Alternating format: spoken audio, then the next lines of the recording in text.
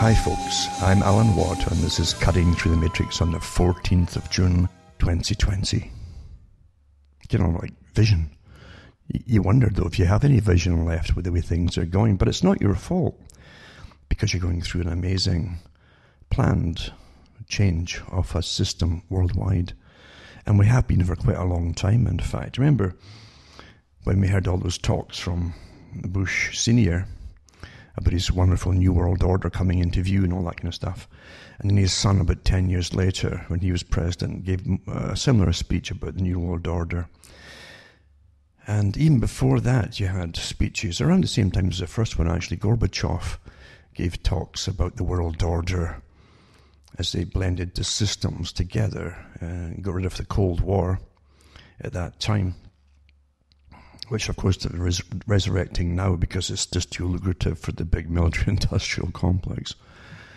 But they're also about New World Orders. You see, Kissinger, in his last talk about April or so, talked about the New World Order again, a new World Order. And lots of new normals all the time and New World Orders and things like that. And you've been going through it, of course, for quite some time. A lot of it was before even this COVID thing came along. And I've been talking about it for years, coming for years and years and years. Back in the 90s, I talked about the schooling of children and what was intended to do in the modern schooling. And it really was blatant social engineering. And I went through the techniques of where they use music to drive home ideas too with each upcoming generation. And they adapt it little by little for each generation's group. If you're stuck, say you're born in the 1999 or something like that, and really 2001 came along and the big change happened then. But before then too, you had the social engineering in school where they were teaching you what Norman Dodd talks about in the Rees Commission was the amalgamation of a Sovietized system or socialized system. Remember, the Soviet system, as Khrushchev said, and Lenin did too, and Stalin especially liked to quip about it, that communism was socialism in a hurry. Socialism is an in-between step to communism or collectivism, run by experts. That's what it's about. And they've been training the children for years and years into this. And then again, through their entertainment, that takes over even when they're out of school or high school or college and so on. And you get updated through movies and lots and lots of talk shows that are on mainstream television and have been on for about 20, 30 years probably.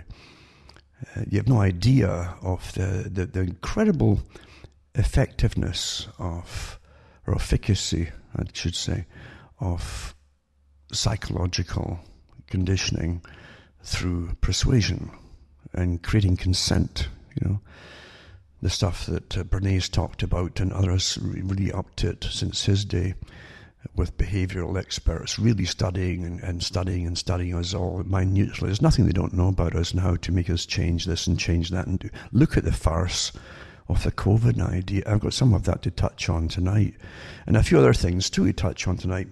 But what's happening with the COVID idea is part of the revolution, and that didn't work for overpopulation. You see, there's too many of you folks there, you see, and I've given so many talks about that too. You've watched about all kind of new definitions of men and women, all that kind of stuff, and even having children or family, etc. And then total indoctrination in children that families are bad now because they consume things and the world can't afford to have all these things consumed because the elite who rule it are really upset. They want their progeny down in the future to have all those things for themselves. And if you're having it all now, they won't have that for their progeny, you see.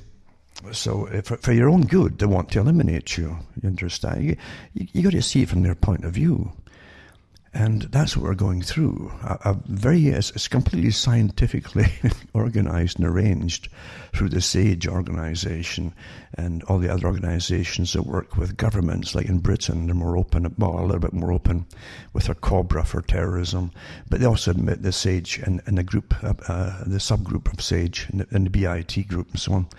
They're managing our minds through this whole coronavirus terror, you see, because it's a terror. It's a war of terror on the public. I've said it so many times since the beginning. When the media went into overdrive, and then you find out, sure enough, the media were given, and I'll put some of this up tonight, they were given an outline by this very group from the British government on how to use, to heighten anxiety amongst the public by giving them terrifying stories and so on, to try to make them all to conform to obedience by the experts.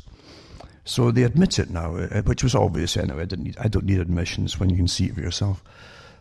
That the media, of course, was complicit. This terrible media, as I say, that had lost so much. Look for years now that they start charging money for folk to look into the newspapers and to see their opinion columns and things like that, because there are no real reporters now. They know how to put a story together, but like everybody else, they sit on their gluteus maximus and they basically get it from the Ethernet, all the information, like everybody else. And they don't go on the spot, but they're just as complicit as they were before that, because newspapers were always on board with government policies, and every newspaper wanted to have prestige. Even the small local ones wanted prestige, and so they get in on the town councils and things like that, and they get little quips and off-the-cuff interviews and so on. And if you're not playing ball with politicians, for instance, eventually you're not allowed in to the meetings. So all the ones who are allowed in are compromised. They're on board and they have the little gestures and winks and all that. And they know how to play the game of deceiving the public. And eventually they actually think they're part of the ruling class that manages the public, because they manage your mind. And they manage your minds, you see. And they've always been doing, even when they'd had real reporters, they were on board with all the wars that came down the pike, basically, when it suited the elite in their own countries to take over the resources of other nations and so on. I know that, I could go on and on about how Britain didn't recover really, but London recovered from World War II by continuing the military-industrial complex in Britain. They had nothing much left, really. It's at a mountain of debt because they borrowed from the US banks all through the war. They were still paying off the loans from World War I. But what they did have at the end of World War II was manufacturing for weaponry and aircraft, and jet aircraft too. They got into the Comet and so on. And they started to realize that you could look at the oil regimes in the Middle East and they got awfully pally with them, especially Saudi Arabia and a few other ones. Other ones just deposed whoever was in and put their own people in for a little while, like they did in Iran. And then they were thrown out eventually. And they've never forgiven Iran for that. But those in London wanted oil, the corporations, and they used generally the military. And then the best thing to do is to start selling the weapons, you see. Still doing it today. And it's awfully lucrative, tremendously lucrative. When you see what, for instance, Saudi Arabia buys from England every year, or London. And I hate using the nations. If you realise when they talk about England's doing this and Britain's doing it, or Canada, it's not at all. It's a clique in your capitals and the cities that are in charge of it all on behalf of those who really own the countries. It's not the people. And sometimes they leave you a little bit more scrapings and breadcrumbs to keep the people happy, but at the same time they resent even that at the very, very top. And they have their great futuristic views of where they're taking the world. I mentioned before the novel, it was called The Stonecutter, a story about medieval, early medieval really in a sense, where a stonemason would carry his son around. A very important, this idea of passing everything on to your son, the true apprentice, you see. And he would carry his little son on his back when he would travel to new towns, when they're building cathedrals or castles or whatever it had to be, or big mansions for the elite and wealthy across Europe. And you get into the story, and you find out that they have enemies, you see, at the lower levels of masons, the stonemasons.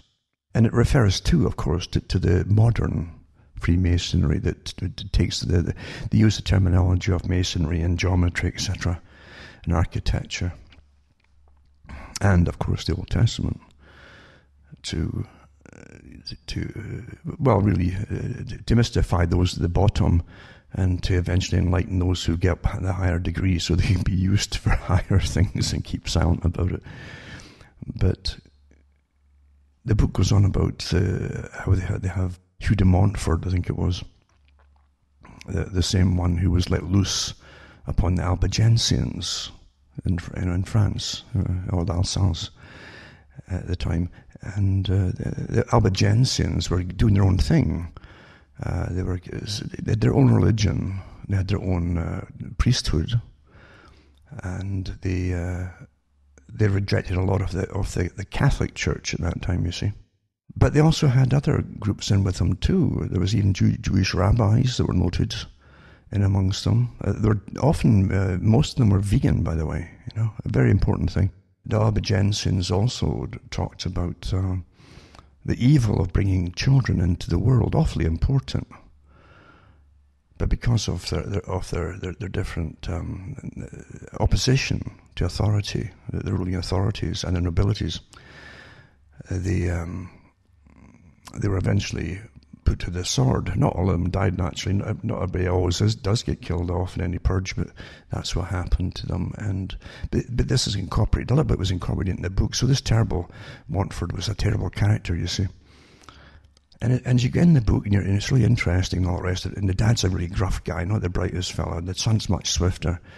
But his son is noticed by the other Masons around him. There's actually like an officer command all the way down to NCOs, and I'm just like Freemasonry in a sense. And they see the son has got these insights into situations, political as well, and they start to almost groom him. He's getting kind of groomed. And eventually they all meet to a big annual gathering on an island of all these different ranks of stonemasons. And you find out that they're all shocked eventually when de Montfort turns up himself, and they're all aghast in horror, because this is like the Antichrist to them, you see. But then they find, don't worry, calm down, he's one of us, you see. And then you realise that the group, with their very secretive, and again they're secretive in a sense, but their display of nature, the Green Man and so on. You'll see in all the different, even churches in Britain and temples and so on, representing nature and the man himself, the man who's part of the world and nature, etc. It's called occultic, but it's very understandable and easy to understand, really. So anyway, the whole idea was that if you don't plan the future will stagnate, the people will stagnate. And stagnation creates unrest and unease amongst the people who are stagnating. You found that in countries in Europe, and Britain was definitely one of them for a good period. After World War II, forget all the hype about the Beatles and stuff like that, all that. This was amazing psychological warfare, as well as being awfully lucrative for those involved in the culture industry, who were also changing culture. But the fact, for the average person, it was awful for them. The scarcity of money. You couldn't get bank loans back then unless you had something to put up as collateral. You couldn't even get a credit card in the UK at that time. But you're supposed to be happy for this fake made-up package deals like the Beatles, you know?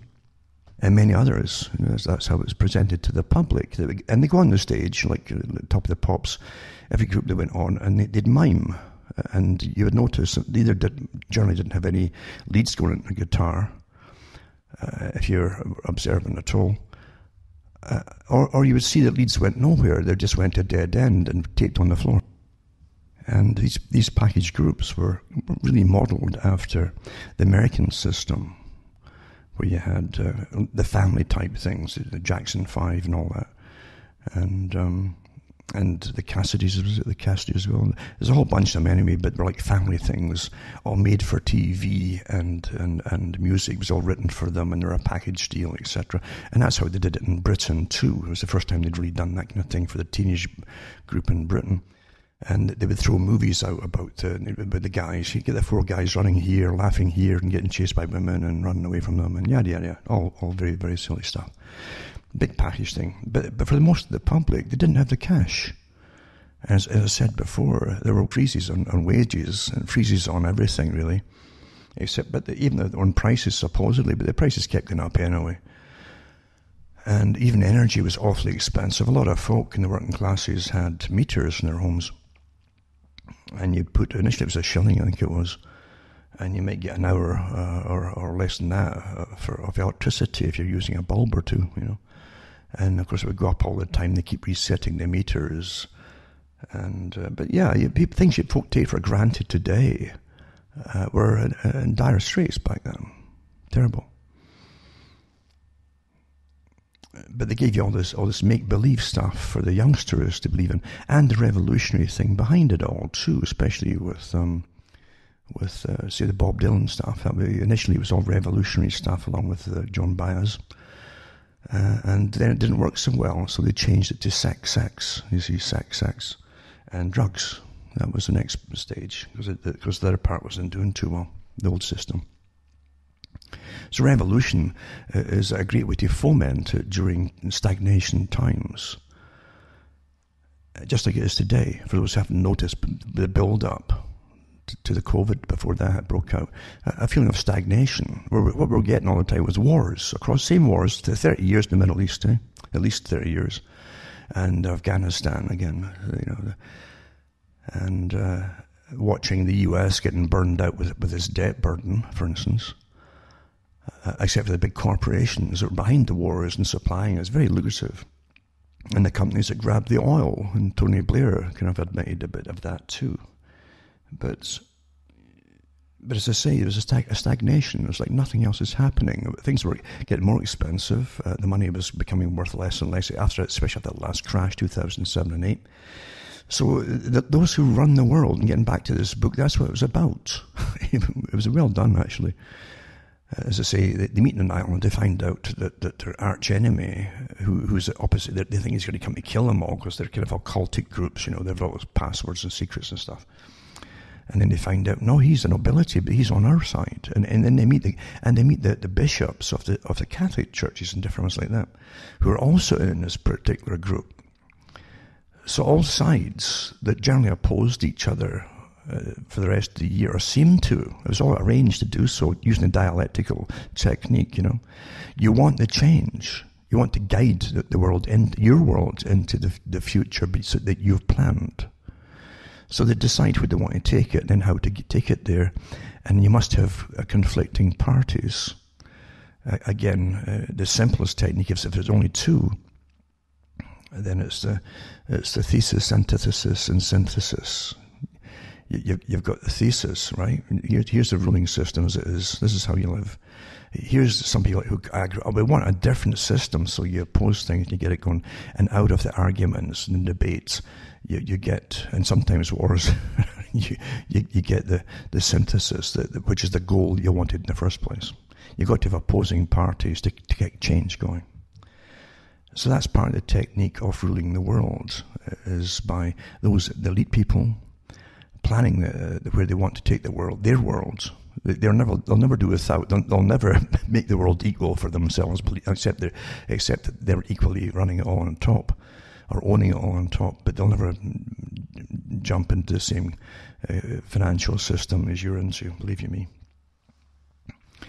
And so yeah, they all met on an island, and they actually groomed the young boy. You see, they call them visionaries. They wanted a visionary. The guy with insight, and it gave him a lot of power initially, but his ego gets carried away with his own ego eventually and screws something up royally, and he's demoted and banished to a little island off Scotland, I think it was, to live in a monastery with a vow of silence. In other words, you can't tell anybody what you're up to, right, or what you've done in the past. You're part of the brotherhood. But it was interesting, the whole concept that's how you rule the world. You create the enemies, and yet they're not enemies at all. Only the general public think they're all enemies, and they'll believe it. They'll even tell their children, "Oh, so and so, they hate us, or they're going to do this to us." Blah. You don't realize the leaders are all on board for the same agenda. You see, and that's what we have today, isn't it? We had the crash in 2007, 2008. All these years, I've lost count to the talks I've given from not just the World Economic Forum, but the different departments of population control that have come out over many, many years. They're on the go before I was born too, talking about, there'd be too many people. The baby boomers, people born after World War II would be called the baby boomers. Like they never had children before, apparently. Yeah? And then they said that there'll be old folk eventually. Those baby boomers will be old eventually. And that's going to be a crisis as well. They never told you why it would be a crisis, because I found out by studying intensely that they've had old folk down through history. I never knew that. Eh? So the baby boomers were going to get old. Eh? And my God, what are you going to do with all these old folk? And they've told us in the last few years they're more open about it. They've got their favourite psychologists coming out and so-called philosophers. And the bioethics, of course, this new science where they know what moral is, but you don't. You need an expert to explain it to you. The same scenario that you had with, and it's an awfully good little quip. I watched it again the other day. I've got it saved on a disc somewhere. It was The Meaning of Life by Monty Python crew, and opens up with John Cleese and one of the guys from Monty Python in white coats chapping on a door. Chapping is a knock, you see, it's a chapping on a door, and a woman opens it up. It's one of the other members of the team, and that's the address, the whole thing, and is your husband, and he mentions the name. That's him, yes, he's through there, and they go through there and literally whip out his liver. You see, he get his liver because he'd put it down that he was going to be a donor if anything happened to him, or got ill or anything like that. And they didn't wait till he died. They just went and got his liver. And the whole scenario, and then they try to talk the wife into giving the liver as well at the end of it by making her realize how small she was in this massive universe with his planets swirling around space and galaxies and so on at thousands of miles an hour, etc. And how small you are in all this great scheme of things. And she, okay, and then you go to work and whip out the liver.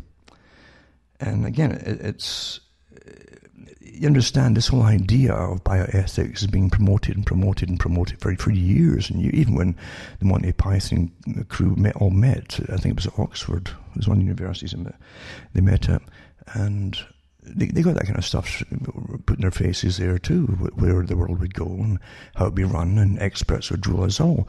Because Britain came out of World War II after opposing National Socialism. They came out as an international socialist country. Be communist if you like. But communism is awfully good to those who rule it, because it means the people have to scrape at the bottom with their wages freezes and price freezes and all that, and the rationing of electricity and poor food, if you can afford the decent stuff at all, you can get access to it. But the elite love it. That's what I'm talking about. It's the same scenario, you see. We're run by the bioethicists who keep telling us there's too many of you, like it's a crime. There's too many of you, eh? And they just know it, and you should feel terrible about existing. And so they went to town by social engineering a whole generation. And I even mentioned that back in the 90s. It says, right now the children's books, because that was all the rage then, there were awfully good exposés on at the time of the grants that were given by our tax money. And the culture industries, they like to call it, from government. Every government's got a department of culture. Everywhere where it's about is to upgrade the beliefs of the upcoming children, you see. And you get paid money. I still do. if you write children's books and incorporate all the new political correct things into it, you know. And the child grows up thinking all these things are quite normal because it's in storybooks. And adults would tell you if it was bad, but they don't, because they themselves feel guilty if they say, oh, maybe the child, may upset them to find out the truth here. Well, all kinds of things are engineered into all these different stories and movies for children as well. And that's how you shape the future, through the culture industry, you see, and through politics, and through all the organised and well-funded and directed, and the leaders are also applied to them. All these different groups that oppose each other, either in politics or the ones in the riots you'll get too, civil disobedience and stuff like that. And I caught onto that myself, as I said, many, many, many years ago, how that part was all run. And you'll find those who organise, who are the real organisers, are well looked after financially. They know what the score is. They know they're using everybody that follows. But they get the non-governmental organisations, they're all the heads of them. I think I mentioned this last week. I mentioned it years when it actually happened, years ago when the globalist meetings were on with the big international global corporations with the governments all meeting in Canada and different countries. And there was massive demonstrations with the students who had legitimate beefs about the thing initially was anti-global, because they didn't want these massive corporations exploiting third world countries for the cheapest labour and getting immense profits because of the cheapness of labour, and then they get paid by your tax money to import it back into our countries. So we would buy this stuff there, and they would keep the prices at the same price as though they were made in Britain or Europe or America or whatever. But the fact that it was a fraction of the cost, so it was massive profits for them, massive greed profits. Hasn't changed. And the politicians looked down. You actually saw them. They had camera crew up there from some TV station, and they allowed that quip out to the public, that little bit, where they looked down and says, well, who are they? What party, what groups are they? And they mentioned some of the names of these different groups that opposed them, the student groups and so on. And they says, well, why don't we just invite some of the leaders to come up here? And they did. And then they put those same leaders on salaries. And that's why they're very selective in what they're told what they protest. Their leaders are all well paid on salaries, living high in the hog, really high in the hog, compared to a lot of the working class people. They're not working class, it seems, and they get all the followers, and they get well trained. By the way, there's all kinds of government agencies that deal with training folk for subversion. That's what your own MI6 in Britain. And you've got CSIS in Canada and many other organizations. And again, the CIA is one of the experts at it now. And they literally are masters at how to create organizations to foment rebellion. I gave the talks on soft power, the creation of soft power, they call it, and how they use it across a good part of Europe. And Soros does it too, because they're all one big club. There are no enemies here, we understand that at the top. And that's why your CIA, your Mossad, your MI6, all the different groups at the very top are all on board with the same agenda. All of them. And you couldn't keep any of them out, could you?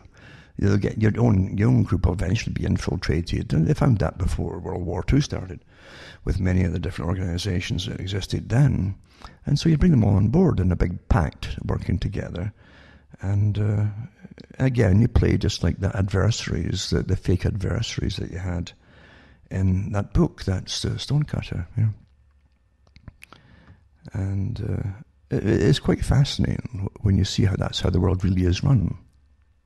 It's like John le Carre, reading some of his books as well.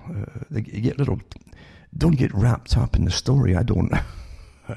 But what's interesting is that the little bits of techniques they'll show you on the way, you see, how everyone is still disposable, except the very ones at the top, the ones who don't go out in the field, so to speak, are more important. They're the ones who play the chess games with using thousands of people, sometimes millions across the world. And that's how the world's really run. we've gone through this whole COVID thing. Oh, the world is going to fall apart and the sky is falling. But initially, they made sure that everybody saw. We all saw the little bits from China. And, horror stories came out of China. Horror stories. And there was no censorship in the West part about the horror stories. And there was no cry from the big tech companies about, that's false, and that's bad, it's not true information. False news. There was none of that, no. They made sure you got your hefty doses of terror, you see. And then, of course, the World Health Organization, and then Fauci too, declared that pandemic, and only had 100-odd cases outside of China at that time. That's impossible. You understand this? We changed the rules for this. They changed the rules on of how to define a pandemic. You didn't need numbers anymore, figures. Which is your first clue. Is a big con going on here. Massive con. Of course there is. Many things have come to light along the way too, but the fact is, the media were calling everybody else, fake news. Look what's happening in China, and you put the links on.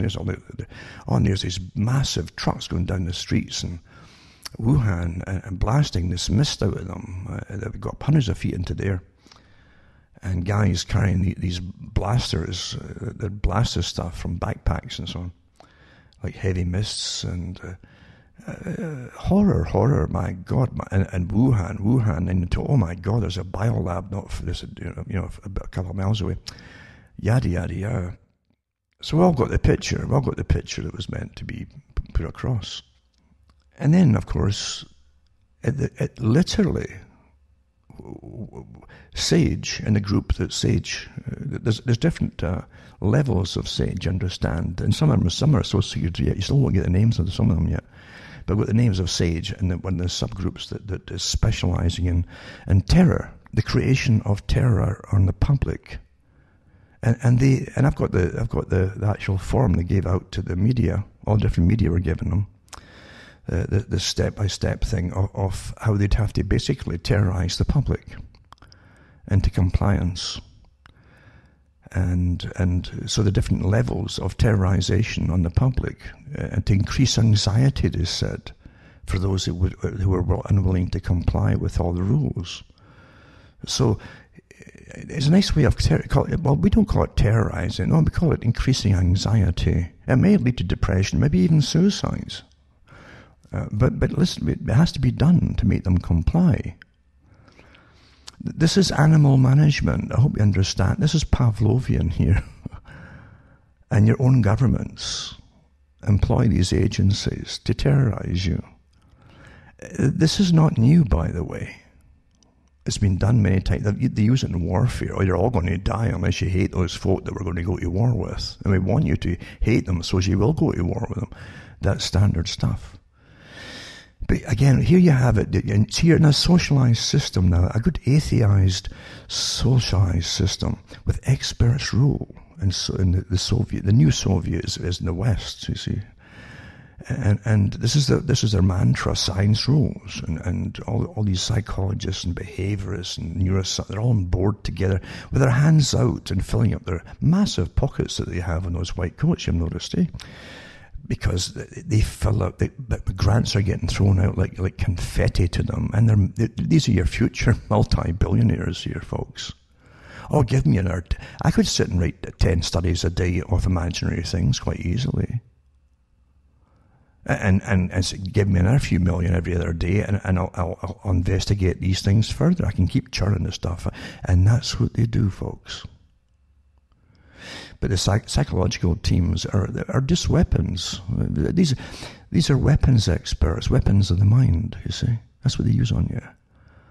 And they understand you and what makes you tick. And they understand how you'll react to scenarios if they present it in the proper way to make you react in absolute fear and terror and panic. And then they'll guide you where they want you to go. I mentioned this even in the 90s. That's what they do when the public are quite happy, because they're natural people, you see. quite happy to be, again, pretty stagnant sometimes in a field or two for grazing away. If it's not too bad, and there's good trash getting churned out on television just to make you kind of fade out when you come back from work, if you've got a job, that is. And you can just fade out in front of the television set, watching trash, really. It's all trash, really. It's been trash for an awful long time. We just churned out trash, just like Orwell talks about in 1984, where machines would churn out the music too, maybe even the novels, the porno novels, maybe in the movie type things. That's what he was getting at. That it'd be so automated. That as long as the main message got out there, they didn't matter about the quality so much. And that's what TV was too. But it also updated you, as I say, with all the new PCs. Oh, I shouldn't think about that like that anymore. I should accept this new normal. And there's another new normal, and I'll accept that too. And then you get, again, more experts that would come out. And you sit and watch that trash you get all the time, buried in experts. Did you know, that blah, blah, blah. There's one I'll put up tonight. I thought it was a joke at first. But again, somebody's got their hand out. Maybe it is still a joke, because it is technically a joke, isn't it? Where literally they said that the strangers having sex during COVID should still wear masks. I thought, there you go, eh? Here's, aren't you, kind of eyes wide shut thing, very kinky. But whether it's real or not, it wouldn't surprise me, because there's all kinds of farces going on with the hands out for as government throws out trillions of your hard-earned cash that's going to devalue your currency forever and ever and ever to these parasites. They're all got their little confetti degrees from university on this, that, and the other to be experts in rubbish, absolute tripe. And the prostitutes, basically, I have no time for these people at all. They're shallow, they're psychopathic, no doubt about it, but they have no guilt on what they're doing to the public, and reaping such incredible benefits of misery. Then they're psychopaths, no doubt about it. And they churn this tripe out constantly, just daily. But you don't realise you've had that your whole life, I can remember years ago in Britain, they showed us some of the TV talk shows. To give us an example of this, they're showing you how it was done in America with talk shows back in maybe the 70s, maybe even before that, but the 70s for sure, 80s. And Phil Donahue was one of the guys they showed you. But they showed you, and this was obvious too, when you saw the ending of one of Donahue's shows, the thing went on unrolled for 10 minutes of the names and organizations, professionals and psychologists and that put all this thing together for that 1 hour show, maybe 40 minutes, really, 45 minutes once you got the ads out of the way. And what they could do was present something with then was the kind of shock value, but done with authority. And Donahue would always speak with command and authority. He knew what he was talking about. And one of them was women, about 4 women on stools, I think, or high chairs. And he says, this is some real professional women to discuss things. But they don't tell you that even then, they had such a great survey done on the public. They knew who was right-wing, left-wing, in the middle, progressive, meaning they're all for all kinds of new kind of ideas, sexually or whatever, yada, yada, yada. And so they knew them, and so they would ask the right audience for each particular topic. That still goes on today for different things. So they had the right ones in, and he says, but these women, he said, as soon as they mentioned their names, they might not be liked by many townsfolk because they're women of the night, they're madams and prostitutes. And there was a big hush, which of course was expected. They gave them, everything was done so perfectly, like they'll probably go now at this and that, and so they give you a pause for that. Everything's prearranged. The audience don't even know it themselves generally, most of them anyway. And so it starts off with that. That's years ago too, when there was still a bit of ideas of right and wrong, because prostitutes and all this kind of stuff can damage family units, which makes towns up and eventually communities up too, and families, which all know that can help destroy them. We know that now. It's been pretty successful. But they had the normal response back then. Oh my God, oh dear, oh. But within the 45 minutes to an hour, and the way it was presented, step by step, pre-managed, you see, it's all worked out and produced before it was produced, if you like. And all these experts and psychologists and psychiatrists working on their scripts with them, they actually had the women crying on behalf of these women, because they had such a hard life to get on, and they're earning money and they're doing the community a service now, you see. And that's back then. And that's how slick it is done. You don't realize it until if you're in any of these talk shows, you look at the longest part of the talk show is when they unroll all the credits at the end and all the different participants and organizations and agencies and they all took part in that to make that 1 hour possible. Very important, you understand? Most folk don't even think of that. They really think it's all spontaneous. There's nothing that comes across TV that's spontaneous. TV is one of the most powerful tools that's ever been invented, and weapons. I think even, what's his name, the producer, the TV producer, or the movie producer, Spielberg mentioned the same thing. It's a great weapon, one of the greatest tools and weapons. Others have said the same thing, of course, and Orwell and different off-the-cuff comments about radio at the time and the coming technologies that would be shown. Movies at that time, of course, they had that. It was tremendous tools and power for managed change. It doesn't mean it's a good change, because those in charge, tyrants, can use it so easily, which obviously they do.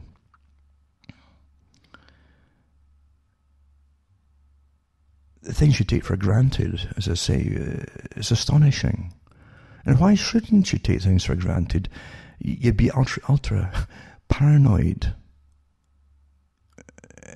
and biting your nails and neurotic at everything if you were brought up with just a basic crash course as a child, a crash course, and how the system really, really works.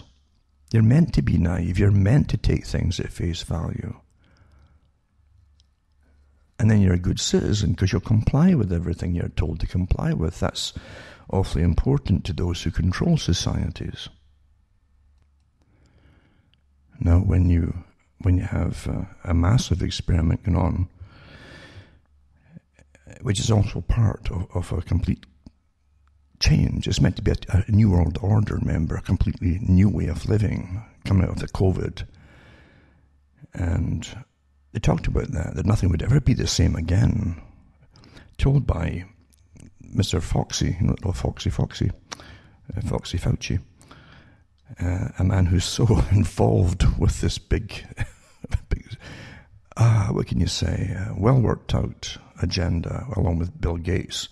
And they've got their fingers on all the pies that's profiting from it would seem to me. And it's not just guessing either. And with the complicity of all parties in all countries, and all agencies of government, remember. You're right back again to the island in the Stonecutter, where they all meet there, all the different supposed opposite, the ones you really truly believe are arch enemies, are ready to kill each other. No, they're pals in a brotherhood as they manage the world and shape it through conflict and public arguments and even repression, even killing people of the peasantry and so on to make changes happen. But it's all planned out ahead of time. Getting back, see, all sides are complicit at the very high levels of government. They could never ever be always at loggerheads with each other. When it's not efficient, don't forget their whole motto is efficiency, technocracy, efficiency. You see? Where experts will run everything. The whole communist system was based on atheism, and science was the new religion. Science. And through science they'd conquer everything, but they'd also rule everything. And that was all kinds of social experts, again, and psychologists and behaviorists. They'd manage the population, and they'd have perfect peace when you're all trained into being zombies, you see. So it really took participation. And even during the Cold War, even as a child, I said, this thing is so fishy, the whole Cold War scenario, because I went to library, and we had good libraries in Scotland. And if you didn't have the right books, and they'd order it for you if you knew what you were looking for and what you wanted. But they had great reference libraries too. And they went through the whole... You had these books on the science of warfare, things like that. And they would go into the Cold War strategy, etc., etc. And you'd have all these specialists announcing that those with the most advanced technologies would win this Cold War, and any kind of war. In fact, that still goes true today. Even one of the top generals that's against Trump, recently, I looked into the one that you know the one he is, who's turned against him. There's a bunch of them turned against him, but there's lots and lots and lots of generals, remember. They make it seem like they're all against him. But you forget, too, a lot of them are also on the payroll of the military-industrial complex. There's an awful lot of rich multimillionaire generals out there. And also belong to the Brotherhood, too, of course. And the Brotherhood is part of the establishment. You see, it is the establishment at the very top. And there's low orders of it and higher orders of it, of course. But you find, as I say, efficiency, for efficiency's sake, you see. Why would you always be at loggerheads with an enemy like Russia during the Cold War? And since science and the top scientists, they're always talking about, they'll steal our scientists, and occasionally you'd have that in the papers, oh my God, if this top scientist leaves Britain, we'll be left as defenseless, he'll work for the Russians, and vice versa and so on. But what you find is that all through the Cold War, all different types of science would have its own meetings with the Soviet systems, annual, sometimes twice a year. So you had the physicists meeting twice a year, and you have the different ones for psychology again, because they're all involved in how to keep your populations placid and obedient, things like that. And other ones would deal with food supplies, agriculture, and they'd either meet at the United Nations or they'd meet in Russia. It was generally Russia they went to meet. It was interesting to me. And the British taxpayer would have to fund it. And I thought, well, why would you be so terrified of them defecting to the Soviet system? But at the same time, your top atomic scientists and biowarfare experts, all this kind of stuff, why would you have them meeting their counterparts in Russia to share what's for advancement of science? No, these folk were all involved in weaponization of different things, but it was allowed, which told me this is not as what they're telling us is, obviously. Really, if the book said it, and they all said it, that was what they were all taught. And again, officers' colleges too would teach the military. Same thing, that science is those with the most advanced science will win and dominate. But here's your best scientists every year going over to meet a counterparts in Russia. It made no sense at all. None at all. Until you realise you're back to that book again, the Stonecutter. And that's what you do, because after all, since it's all based on efficiency, why wouldn't you have agreements with them? Because you all want the same things, don't you? Efficiency. And the Soviet system was to really push for the elimination of religion.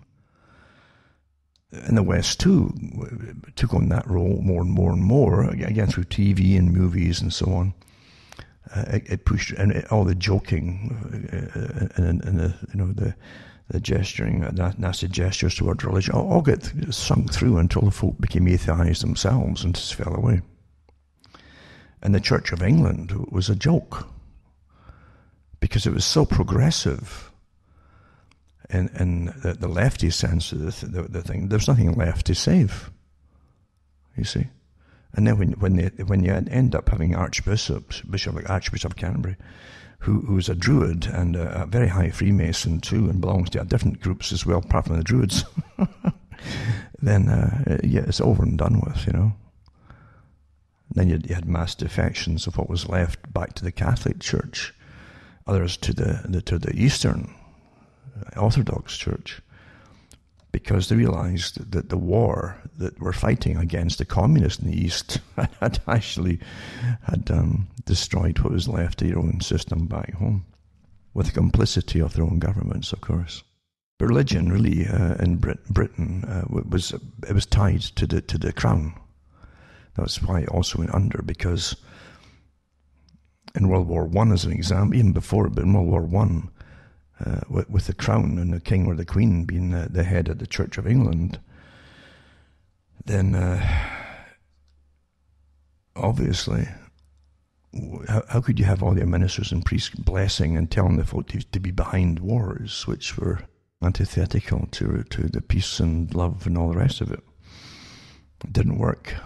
And so with the shock of mass deaths in World War I and the mass depression, financial after it too, and going into World War II, Britain didn't really improve because of the war. You see, war pulls you out of the depression, the financial depression. But Britain didn't, because it was on rationing, and tokens really were used for just as well as money during World War II. But once again, the church tried, it failed really, to promote the war in their churches, but after World War II, there's nothing left really to stand up for. They'd broken everything they stood for, and it faded away. It fell away. You see, sad really, because then you're in to the scientific system running your lives, and you believe in it. And you're taught to believe in it. There's science. You're humanists. There's our term for it too, a secular humanist. It has their own manifesto, and it is a religion as well. The man is a god, really, and the right gods, the right human gods, should rule over the rest of you. It's very Greek in a sense, isn't it? I always thought that when I was young. I thought, the Greek idea of gods, like a hierarchy of gods. And it's wonderful too how they're all based on kind of humans. They kind of look like humans, most of them, although they could change their form and shape shifters, etc. And the Greeks had fantastic stories. The children must have loved it even back then. But the Greeks would talk about, again, degrees of godhood. And the earth itself was the lowest form of existence. And because everyone was base and temporal and temporary for humans and animals and things. We didn't live that long back in those days, sort of thing. And you're at the mercy of the winds and the climate and all the rest of it too. And you're at the mercy of bad food supplies at times, and wars and famines. Things often brought on by people too. So it wasn't the greatest place to be. So you turn to the gods. And what was good about it too, I suppose, you see, as a primitive man, they weren't so primitive, actually, they're pretty intelligent, the Greeks. But they'd have different gods, which is like India. And by the way, they're well aware of India and Hinduism, etc. The Greeks studied all the different religions. But they knew that the public, as they're suffering, it would help to calm them to some extent, but give them hope in tough times, to pray to different gods for different functions. And that became awfully important, and even the church adopted that, and the Catholic Church adopted some of that too, with saints and so on. Different ones for special purposes, special problems. It's very human. It's a human thing, really, when you think about it. Because there's times where nothing scientific is going to satisfy you. That old saying, the world is not enough, can be awfully true at times. If you're going through really terrible, horrible times in your life, and it's true, the world is not enough. There's no book out there or self-help book that's going to help you. They churn these things out of machines too, I think, so fast, it's incredible. But there's a spiritual side of humans that some folk want more than others. They desire it more. It's not a weakness, by the way. Total atheists will try to say it's a complete weakness, but it's not. It's a natural thing. And if you get experiences from it that are beneficial to you, then obviously there's nothing wrong with them. You know? But the Greeks, again, they knew the world was somehow bad, kind of like the Albigensians, later Albigensians. And so the god that was in charge of the world would be the lowest form, the demiurgos, a kind of a bully type god, kind of strict and all the rest of it. Very human in some ways. But there's other gods above them. That's how they kind of tried to work it out to be. And the Greeks also had all the different schools of thought. They call them schools. And only the wealthier classes got education. That's where the word school comes from, schola, for really leisure, you know. So their upper classes had more instruction in philosophies and debate life and the meaning of life, if you like, more than other people's, and at least wrote it down for future generations to see. So you understand that the enemy of basic human, real human feelings and needs, which cannot be supplied all the time by material goods, you know, are spiritual. And the one thing that the left and the humanists have hated, and the technocrats for all this time, is this remnant of either religion. They don't mind New Age spirituality, because the New Agers can be trained very quickly into sustainability through the food that they're eating, what not to eat, what they should avoid. Don't eat meat, be totally vegan, etc. Step by step is like a cult. They're brought into this way of thinking. And it's much easier today, by the way, with, say, the last 20 years of heavy indoctrination through what they call the New Age. I might put up a little a YouTube link to a comedic sketch. And you got to laugh at yourself. I don't care who you are. If you're offended by things all the time, then you really have problems. You're not living. You got to get a life in some way. If you can't laugh at yourself, everybody should laugh at themselves sometimes. And this comedian, this is all skit and spirituality. How do spiritual people, I mean the New Age type, what you call the modern New Age, that came out of the old flower power era and got worse and worse and worse to now. It completely changed his character. How do they argue? You know, it's a little comedy sketch he does, and it's awfully, awfully well done. The guy's really good, and the team who else put together obviously is very professional in some ways.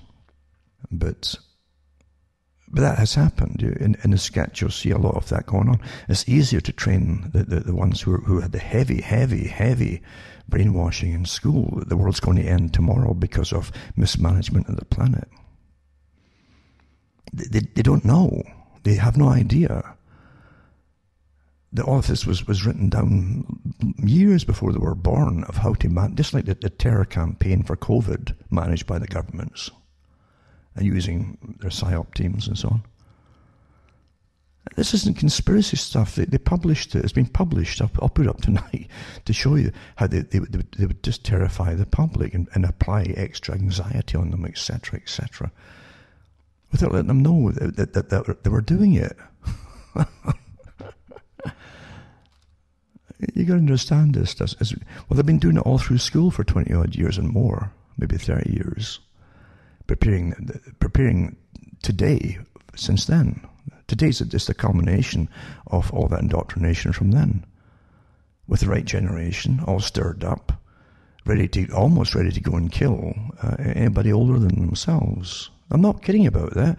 This is the communist technique. The communists are run by them too.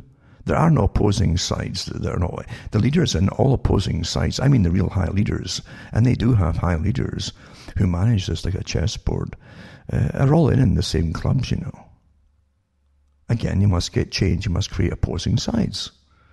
And say, well, let's work this out and get a compromise, which means change, you see. Plan change. So, as I say, the one thing gets in the way is any other, like a set type religion with set values and rules. The New Agey is very simple with its set rules. You know, eventually you work yourself to be an ultra-master enlightened person who becomes utterly vegan eventually.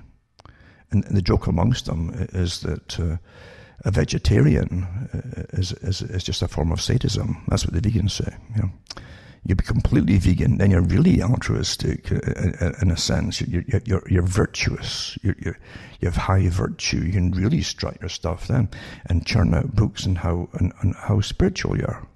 You see, it's become an industry. You've realised it's a complete industry out there, but it's used to control and guide people.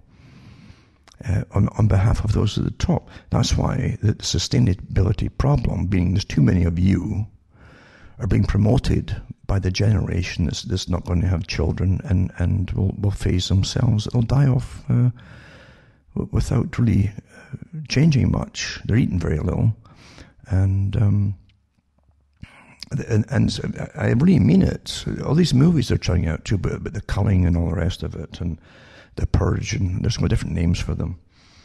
It's all gearing them all towards this whole idea. They tried this, you know, with the communists in the 60s. Yeah, don't trust anybody over 30. I've mentioned that last week and many times before. And then they started lowering the ages of it. And Bob Dylan, you know, with you think he's just a single person that writes, just churned out your stuff and come off it. A machinery system. It's a machine. The whole industry is a machine. You don't become a star. You're made to be. And I know all about who was to manage them. Even a guy in government who was part of the management for creating revolutionaries in the culture industry took him over. I know the whole history of it. And out comes, as I say, gather around people wherever you roam and blah, blah. Admit that the waters around you have grown, etc., etc. The times they are changing, and then it says your mother and fathers, you know, the older folks shouldn't stand in the hallway. Get out the way. In other words, just telling you, get out the way. Your sons and your daughters are out beyond your command. This is all done by the well-organized communist agenda, well-funded, with the participation of specialized government agencies and your big CIA group in the States and so on, making it all happen. Yeah. Do you realize an organization like the CIA that has admitted about, at one time they had so many of their operatives or agents, because they have asses too, stuck in all the newsrooms across the country on television. They still do, by the way. All the big names will be them, man and woman, I don't care who they are, especially on talk shows, are part of it. You see? And they'll guide their particular flock into the big battle, the melee, as I say, but try to steer them through it and come out with the right opinions on the desired opinions on things. That's how it's all managed. Efficiency. This big unwieldy herd, humanity. You must have specialized leaders and agencies managing all the different groups, and they do. They definitely do. And if you want instant rebellious groups, they'll give you one very quickly, because they've got agents that are like chameleons. They'll change so fast and parrot the new lines that are all written out for them by the experts in subversions and stuff like that. This is old stuff. Old stuff. You have little glimpses of it, not much actually, but little glimpses of it in the movie The Good Shepherd, but there's much deeper information on it if you really study the old books. So yeah, governments do work with each other during it all. Why do you think that Richard Nixon, who was the staunchest, supposedly anti-communist, why he was set up pretty well to fail by the deep state that's always there, the ones who really run everything and rule it all and manage all. And remember too, with the whole Vietnam fracas and everything else that was going on, the communists, insurgents down in Latin America and things like that, he had a name for being a real right-winger, you see. Why do you think the communist China when he fell out of favour, supposedly, that's what you think. Everybody thought he was dead. He just disappeared, and they thought he must have died over.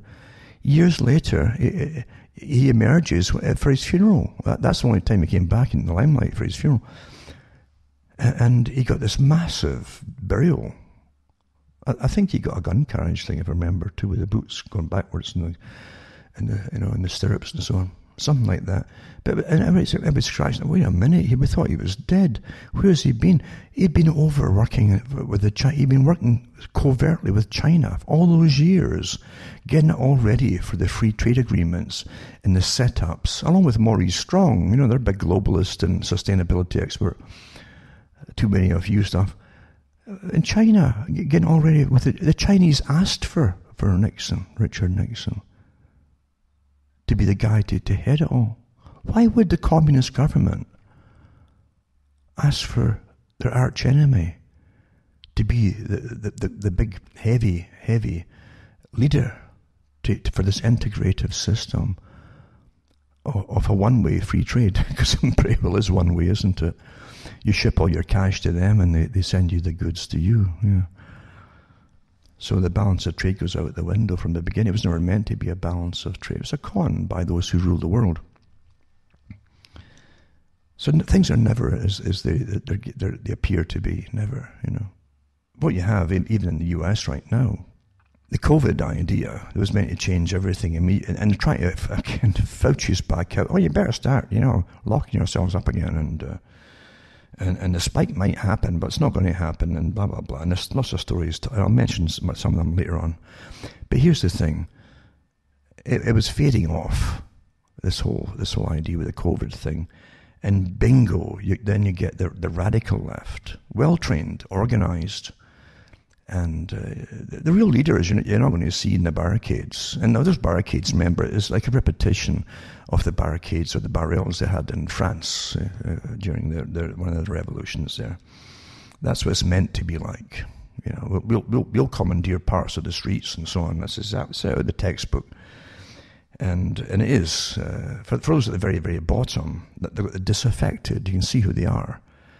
And I won't go into the details of it, because these are volatile topics now. There's a lot of crazy folk out there, and we understand that these are the nihilists and the atheists at the bottom who can do the damage, but they're also the ones that are easily disposed of at the end of it when the usefulness is finished. The ones who really organise it, believe you me, you won't see on camera. Ones who plan it all, ones with the high agencies and so on, that bring in the cash and have their real, expertise in intelligence services and agencies and so on. That's how it is. Do you really think that your governments, and I caught on, as I've said before, I caught on years ago, do you really think your governments, who know all about every one of you daily, it's updated daily on you, do you really believe in this? And they look at the Snowden stuff, all the different stuff has been unloaded on the public from WikiLeaks and so on, and yada yada yada. And the massive, it's like cities now, they collect data on us all. And they admit there's nothing they don't know. But do you really, like even in 9/11, the big cry came up from the top groups. Of course they knew about what was going to happen on 9/11. They said there's nothing can be kept hidden like that in this day and age. And it wasn't hidden. And the head of one of the intelligence agencies in Britain came on the day after 9/11 and says, we warned them this was going to happen. And other agencies did the same thing. It was meant to happen to change a Pearl Harbor event. They needed it to happen, right? And that's how things are really run and worked out, folks. For big changes, you got to get a big scare, just like the COVID thing. And when that doesn't work, then you're going to have, here's part two, the continuation of terror by a different means. Because they're trying to crash what for the public to believe in is the economy. And once this dies down, here's Fauci and the rest of them trying to get you all terrified again. Oh, if a spike could happen, Even though the World Health Organization has lost so much credibility, they come out, well, it probably won't be a spike. It doesn't matter. Facts don't matter. Facts haven't mattered since this whole thing started. It was a massive operation, this. When you see all the countries comply with the same agencies, you know it's a massive deception. And if countries really were all independent, you wouldn't have this cooperation. You'd have all kinds of ideas out there. Let's commit suicide by stopping the whole economy of the planet.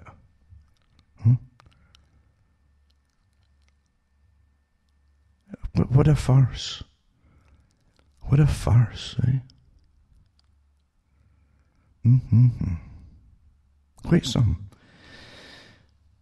I say facts don't matter. Facts really don't matter. But yeah, now they're using again what they call a spike. Antifa talked about that in their training manuals and so on. And other subversive groups are taught by the same people, by the way, at the top, And they've got them all prepared and ready for the spike. A spike could be any incident on the list. And when the word is given, the code words, they jump into action, you see. And they piggyback on anything that gets the emotions going. In this case, it was another guy killed by the police in the States. Incredibly so, too. Televised to the world in a slow death. I mean, that was murder. I don't care if it had a heart attack in the process. You don't keep a guy in his belly like that with a neck for 8.5 minutes anyway. And yes, that is taught by foreign agencies, that technique. Of course it is. We all know that. We all know that. And the fact is too, okay, if the guy was passing off a dud $20 bill, so you kill him for that? You see what this is coming down to. And it has come down that for a long time. That kind of thing. But still, you got this other group that piggybacks on that, on the emotional thing, because they need numbers. It's a communist technique. The communists always used this technique. You would exacerbate whatever wrongs were going on, not because you cared about the wrong, but because if enough people did care about the wrong, you could use those folk for numbers. That's what the communism always did. Exacerbate the problem, and then jump on it, so you can get yourself into some kind of leadership capacity and position. That's how it's done. Always was. It's basic stuff. They don't give a darn but you, right or wrong, or some guy getting killed by the cops. They don't care. Not in the least. Not in the least at the top.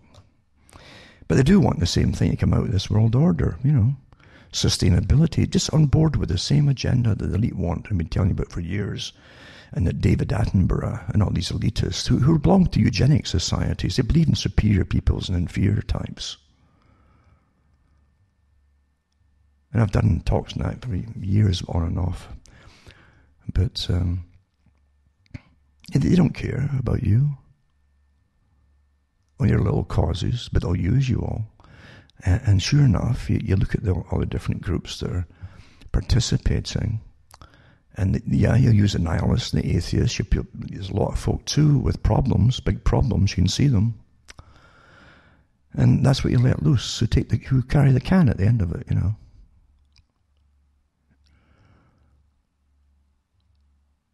to change the world again. Because if they can extend all the chaos into the fall and then claim there's a big spike too, or release another, and this is not an impossibility here, it's been discussed by higher authorities, if they did release something that was more potent. Why do you think they create all these biowarfare things? I mean, come on here, you're not that naive. They admit it, that these biolabs, under the pretense of one day, if this little thing from this bat, this little thing you can't see, decides to jump and evolve a few hundred years in the matter of a month or two, we should do it first so we can be prepared for it. That's the excuse they use for gain of function. What a farce! They create like that Lipsitch said in the States at Harvard. And by the way, he's on the teams in the States, and he was out talking recently. When he talked, I put the link up too. Remember, he was up. I don't know if they pulled it from YouTube, but he was giving a talk to students who are going into this field. And that was the title of his talk to them. Is it right that we are creating potentially deadly pandemic diseases in the laboratory? And because that's what they do, folks. And they've got an incredible arsenal of stuff they could unleash if they wanted to. But don't forget that the goal eventually is a radical depopulation of the world, one way or another. They've got a whole generation petrified, or at least a good segment of. I would be interested to know the percentage of youngsters that truly are neurotic about all of this, with their indoctrination from junior school all the way up. Using the same techniques, by the way, in the school, the SAGE group and the group that works to terrify who admits it, telling the media to basically terrify the public into compliance. It's the same things that have been taught in school, terrify the children into accepting this and believing it all. And when they're in their late teens, let them loose on the public. You got radicalized, terrorized people who are neurotic with fear. I think it was somewhere in, I think it was in the Bible. It said that in the end, the people they'd kill the people, maybe even their parents, and they believe that they were doing God's work. Other holy books have similar things, because similar things have been done in times gone by using youngsters that you radicalize. When it says that the children wouldn't obey parents and would be against their parents, that's all been done in ancient times by different regimes. The US has used it in the States. The CIA have used it in Latin America and elsewhere across the world, creating terrorist organizations to supposedly overthrow enemies. You create terrorist organizations of children, and part of the training was to get them to go and to get induction. They'd have to kill their parents and be seen to kill their parents to be allowed into the new radical group. Do you understand that this is how it really? Do you really think that the CIA goes over the world and persuades folk to see the better side of things? And, do you really believe that? Or the School of the Americas? They bring them up from Latin American countries, train them to be merciless terrorizers of the people that they were going to get sent back down to conquer. And how to torture and everything, just astonishing how naive folk really are. Or is it part of human nature? I often wonder too, is it part of human nature that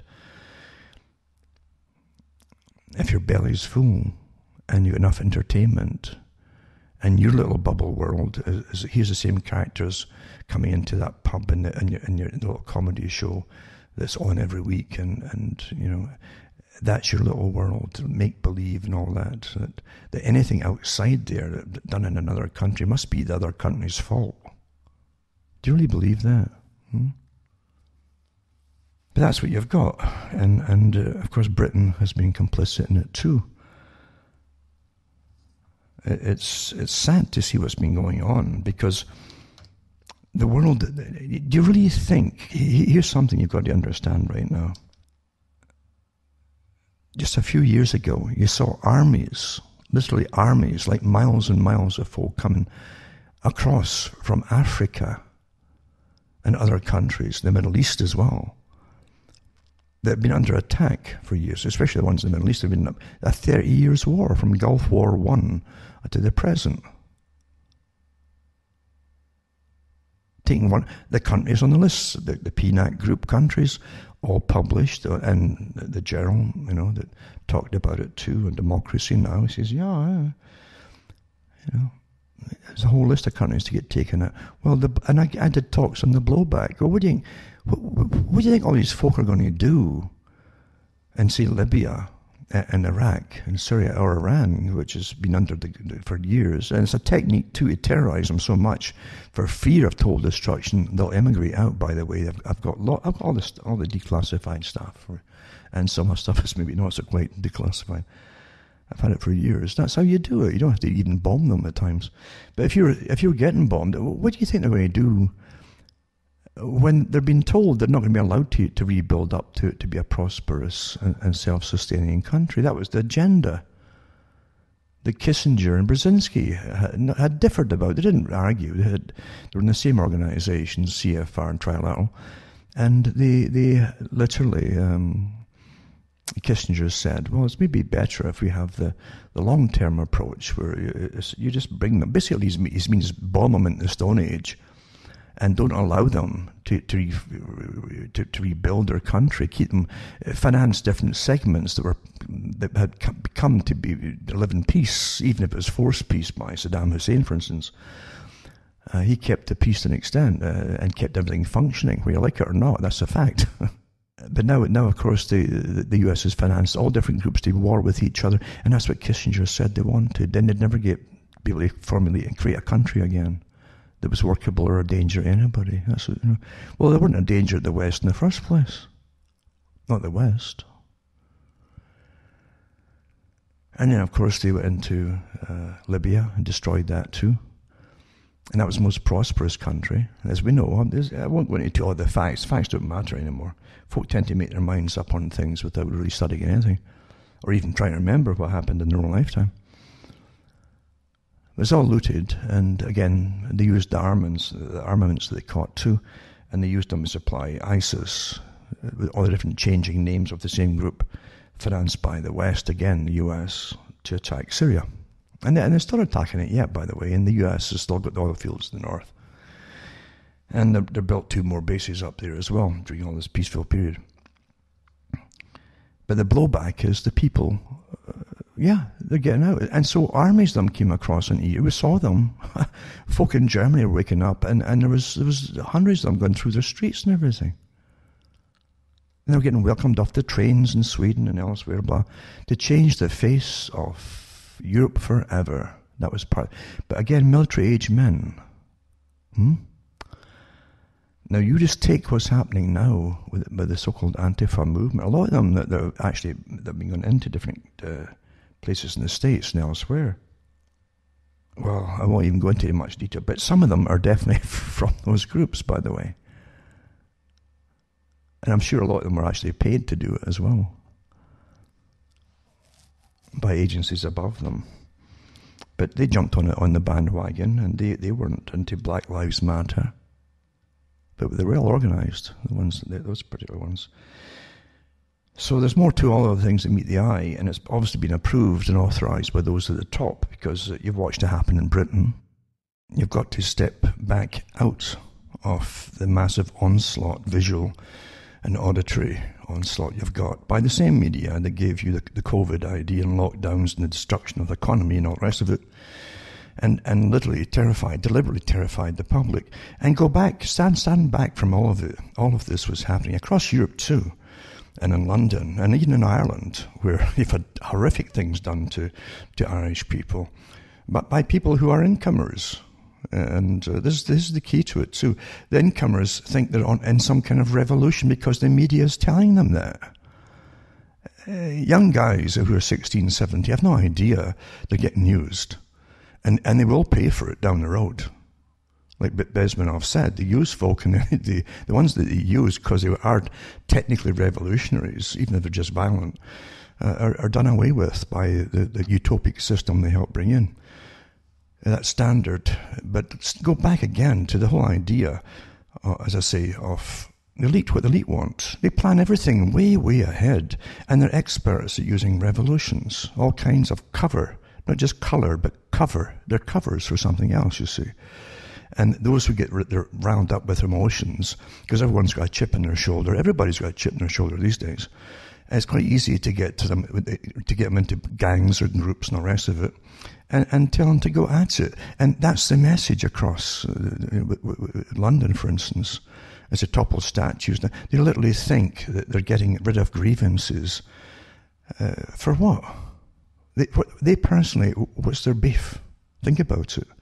See, emotions are not logical when you enter this kind of state of frenzy. and sort of retribution or whatever it happens to be. It's racism. It's just turning the tables.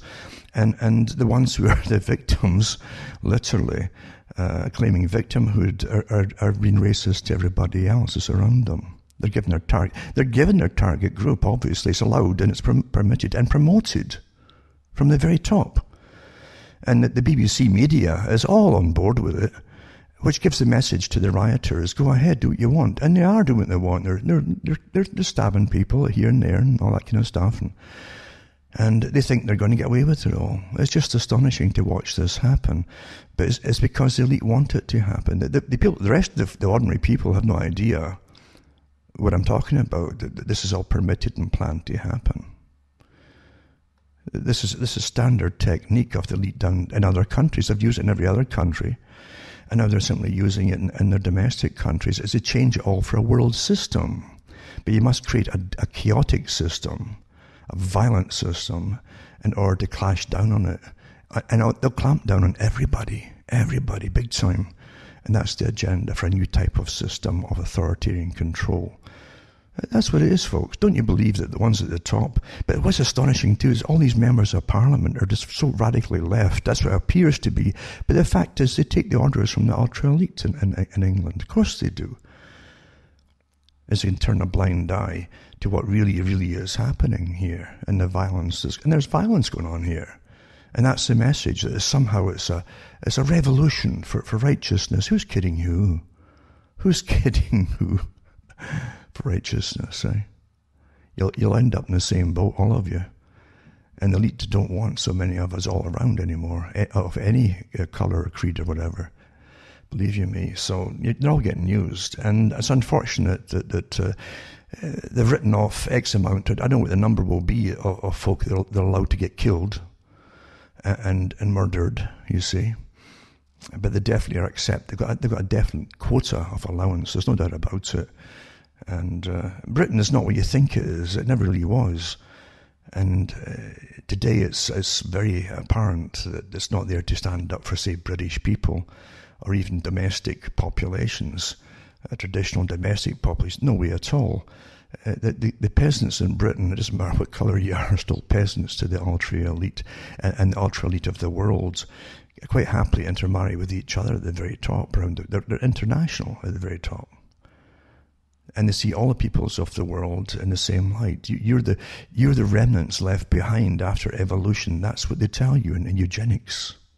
You'll never make it. If you haven't made it by now up to their level, then you never will.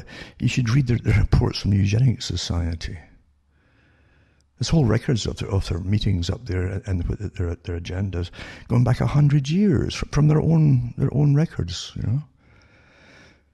So that's what it is. They don't shed a tear. It's no different than sending thousands of troops into battle, and they don't care how many they lose, as long as if a few more than the enemy at the end of it, then you've won. They don't see you as people really at the top, and never really have. It's very appropriate to remember the movie Braveheart, when King Edward uses different, again, ethnic groups against other ethnic groups as warriors, standard technique of British Empire, and tried to use Irish against the Scots, and Welsh against even the English and the Scots at different times. So this is what they've always done. And Edward eventually tells the archer, when there's a hand-to-hand battle going on, he tells his own archers to fire into the crowds that are all combating. He said, but we'll kill our own men. He said, it doesn't matter, we've got more in reserve. That's how it really is, folks. For all you silly folk who literally think you're getting your own back for some reinforced, indoctrinated grievances of the past. It's astonishing. Like, that's going to make a big difference by killing other folk today. Is that what you really think? Do you really think you're going to get away with this and they're not being used? It's just amazing to watch it all happen. And all these prostitutes in government in different countries is pretending they don't know what's going on, even though it's all over YouTube and reality. But you wouldn't know that if you watched the BBC, the Marxist BBC, who really are sworn legions. They'll all get up the ladder and make it OBEs eventually in big bank accounts if they play the game on behalf of their masters. That's how it really works. Just like the planned blowback from the Middle Eastern wars. They didn't say, oh my goodness, we didn't realize that armies of people would leave Africa and different countries and the Middle East and flood through Europe. And of course they knew that. It's just a chess game. What do we get when we do this, this, and this? And this what will happen. It's all planned years ago, sometimes before you're born. That's how things really, really work, you know. And it's never for the benefit of any domestic population. They're just cannon fodder. That's what you are. All of those things that are happening are authorized from the top.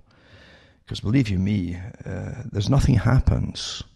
I don't care what scrambled systems are using for communication. Have you seen that the GCHQ in Britain is like the NSA? There's thousands and thousands of folk employed there. All the latest stuff. And experts, blah, blah, blah. They break everything. And I'll tell you another thing too. Anything that they'll use is, it's scrambled for the that they've used them for the groups over in the Middle East when they wanted uprisings in Egypt and so on, all designed by the West to scramble them. It's the same stuff they're using here, the so-called encryptors. It's completely decoded in real time by GCHQ. They know what's going on. They know where folk are going to target and pull down stats, because it's all organized. There's professors and everything involved in the US and in Britain with all this stuff. It's meant to happen because you're going to go into a time after all this of change. This is the century of change. I've talked about it, transition. They talked about in universities in the 20th century. The coming change, the century of change, century of transition. Everything was to transition, literally everything. And your way of thinking, definitely, big time, into sustainability and better management by the authorities to save you all again. Don't forget, it's always the same hype. When they have their meetings on sustainability, and which are completely intertwined with the climate change group, because they used the climate, thought that would fit the bill. The Club of Rome said that. They were given the task to find something that we're all going to die unless we do that. It's going to be a climate, and we're causing it. Man's the enemy, yada yada. So that's what they used for a while. And global warming just fell into the dust. This last few nights here in Canada, Northern Ontario here, I've had freezing temperatures at night. But 2 in the morning, it's just down to 32, 33 degrees. And the highest in the last week has been about 40, I think, at night. So any excuse and terrorise, you're all going to die and fry. The world's going to fry. If you don't reduce the population, you're the problem. And the World Economic Forum, it's ad nauseum, isn't it? The World Economic Forum said at the last meeting last year that humans again were the problem and that weren't taken it all seriously enough, and they were still consuming. You weren't going to go into a post-consumer society, so they'd have to make something happen. Well, bingo, you got it, COVID, now riots. And then you're going to have the fake financial system that can add as many, they can keep putting fake money into their fake accounts if they want to at the top, for as long as they want to. It's all fake, it's all based on nothing, for goodness sake. But they're not going to tell you that. They're going to say, oh my God, your dollar is going to, and your pound in Britain is going to be so devalued by another 30-40% after the last big crash, 2007-8. Then, you're going to get real austerities here. Bingo! They wanted austerity. And they wanted energy taxes. That's what technocracy is all about. Everything is an energy unit.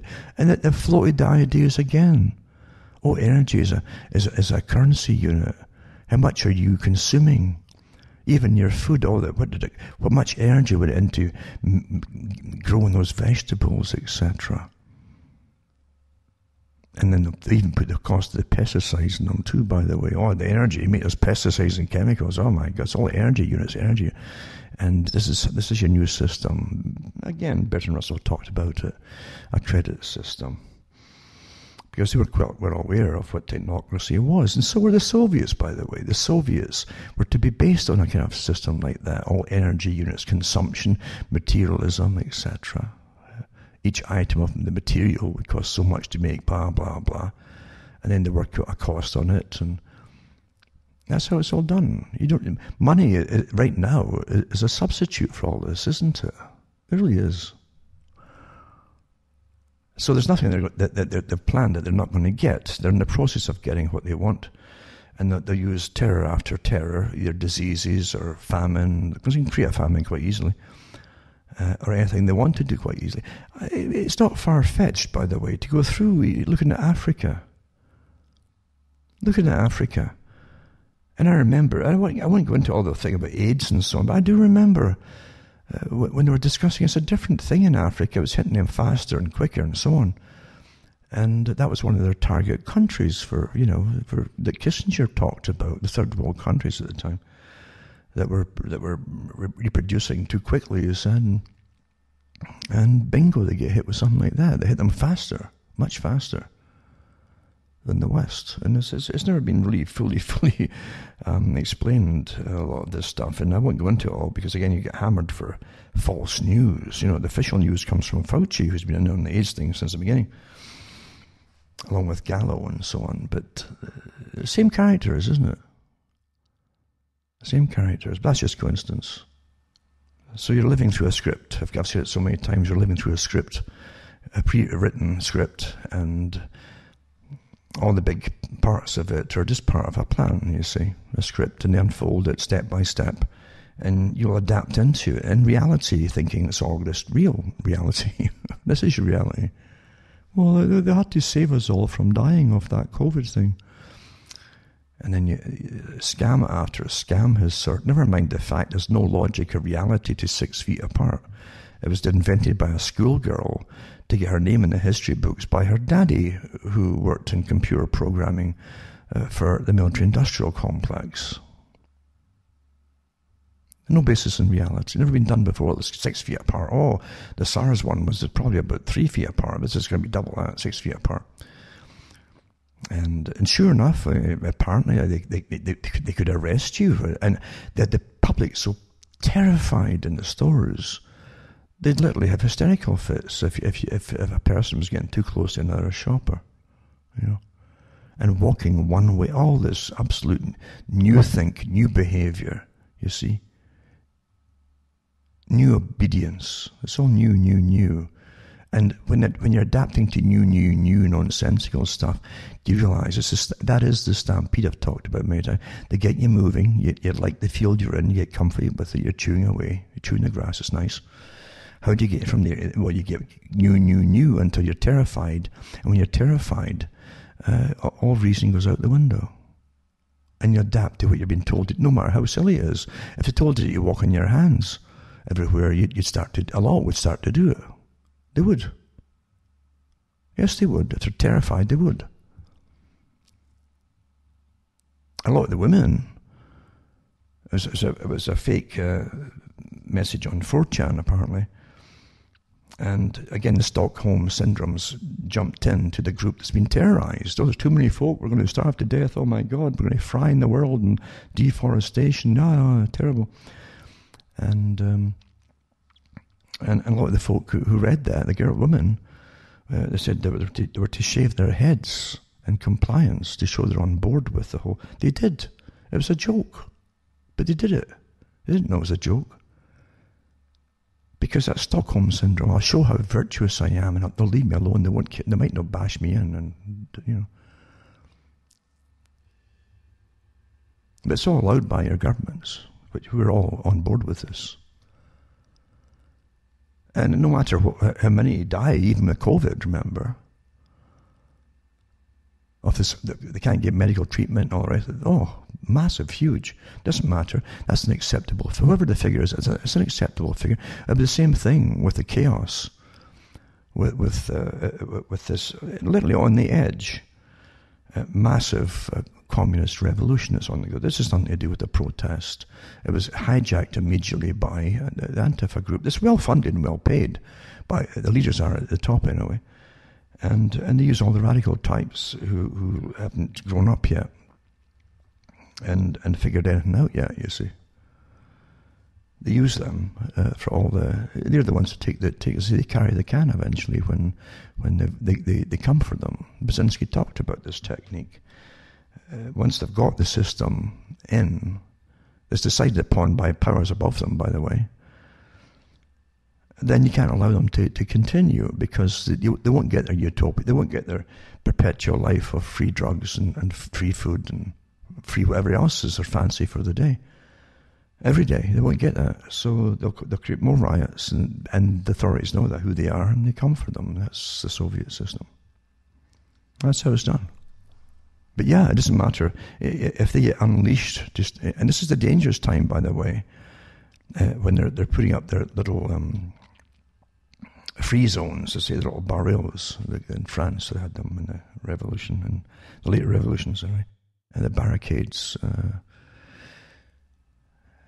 They turn on each other towards the end. That's the standard thing that happens, because the radical folk, they're left there, and nothing can make them happy. The problems inside them. Some of them are mentally ill, for goodness sake, and they start to argue for supremacy. Different groups forming amongst them. It's already happening in the States, of who should rule the little area. You see. They found the same thing with communes that were so well studied by the FBI and CIA, who were behind a lot of it back in the 60s and the 70s, and using the behaviorists to study. Even you find that Manson, one of his main communes that he had there, his group, it was supplied and studied by. They had cameras up by the FBI studying the behavior. So did Jonestown, by the way. Yeah? You always find the same things happening. It's so unbelievable for folk. They don't want to believe it, even when it's admitted by the authorities. It's astonishing. But yeah, they always turn on each other for supremacy, even in the hippie communes that happened.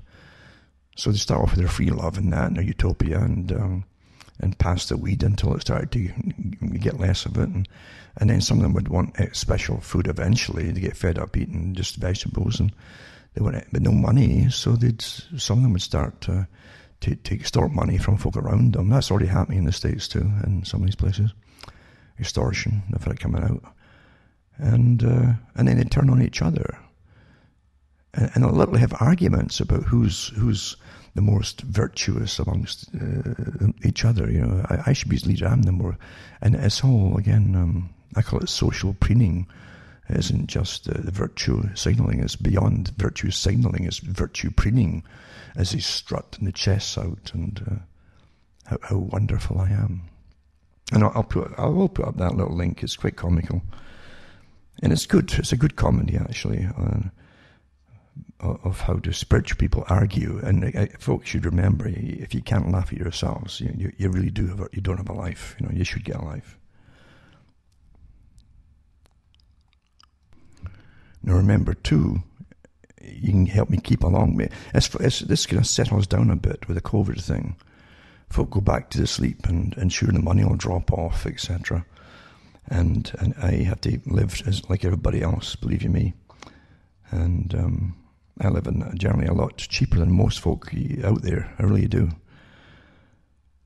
And you can help me tick along and keep my websites going by buying the books and discs at cuttingthroughthematrix.com. And you find out how to pay for it and to donate if you want to.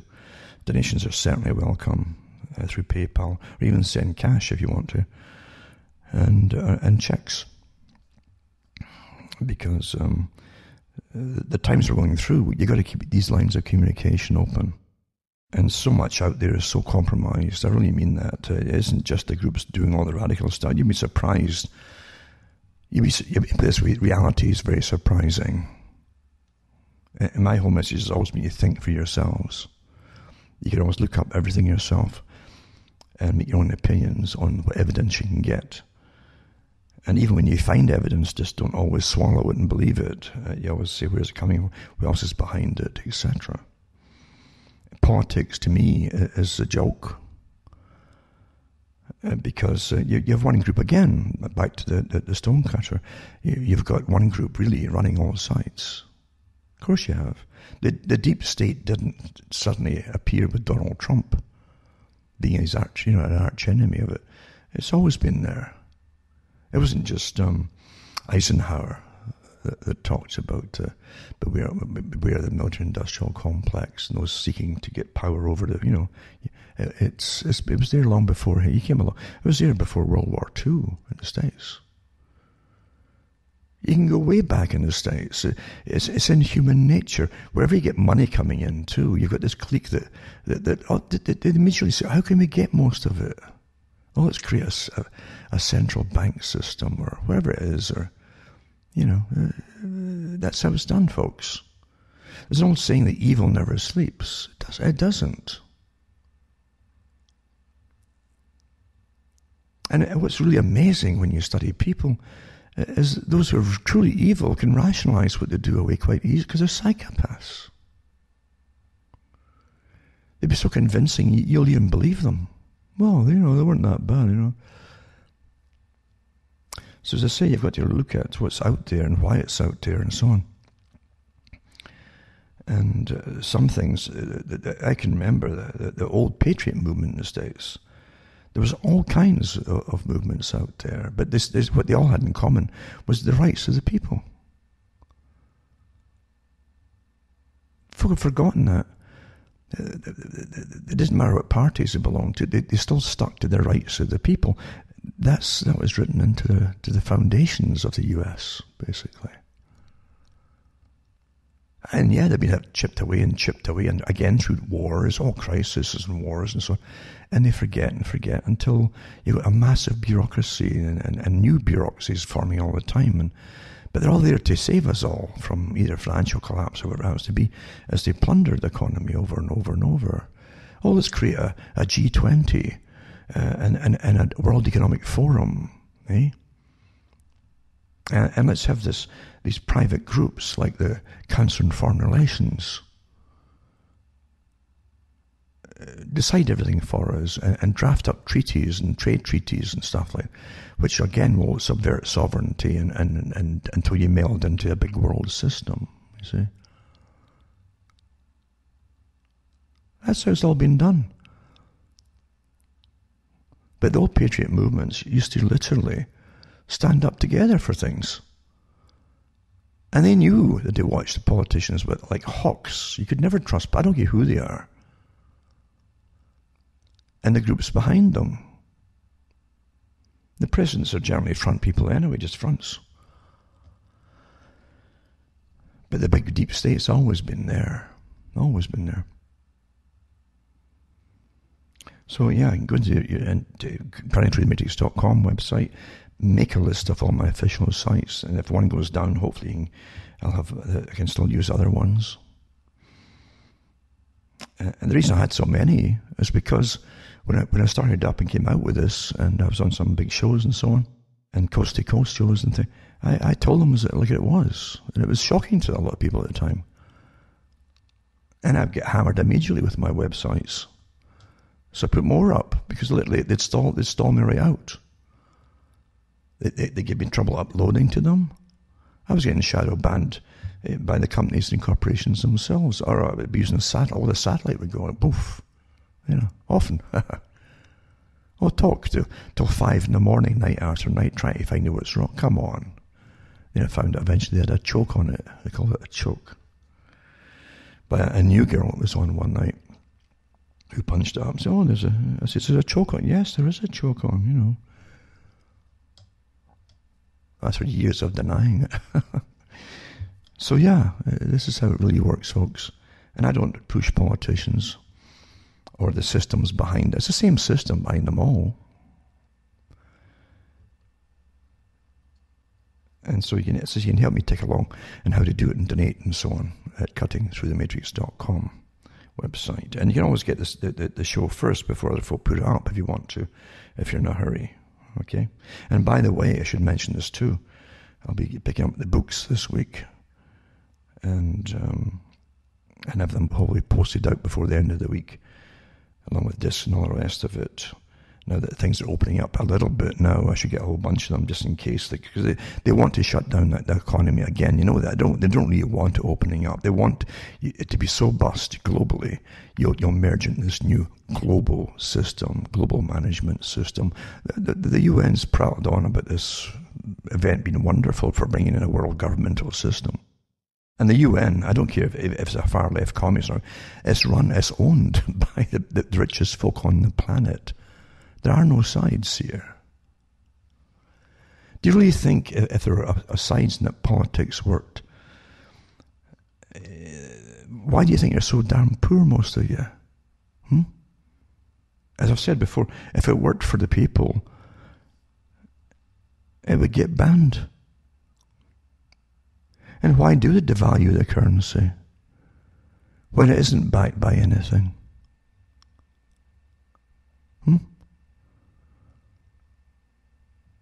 Anyway, that's where we are with it all. So remember, donate to me and help me tick along here. It's awfully important, because you'd be surprised at how many folk really do use. Don't believe that whatever you see on the figures on the sites. Really, you don't believe that at all. They've been doing that for years. And some of the ones that are big out there, by the way, who even use my stuff, you'd be surprised what's behind them. You really will.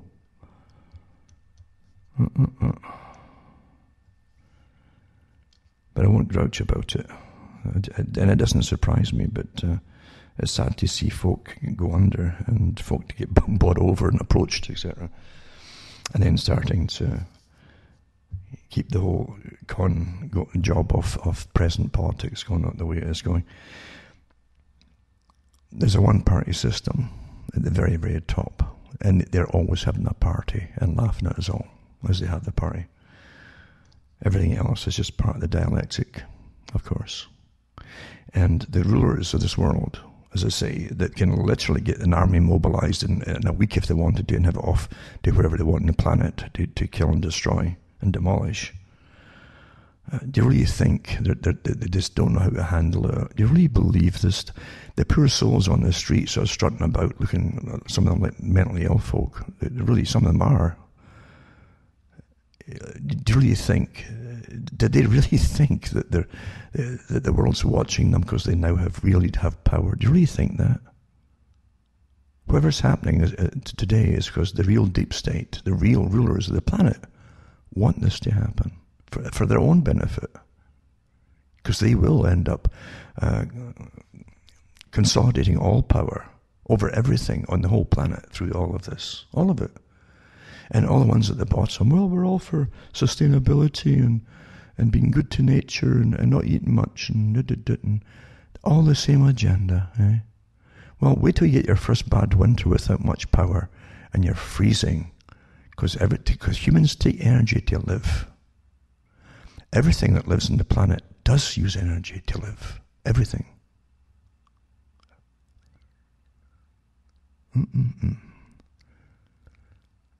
But when you can't heat yourself and the weather's bad and then you get your colds, turns into pneumonia, and your energy is down low, your immune system is shot because you're malnourished, good luck to you.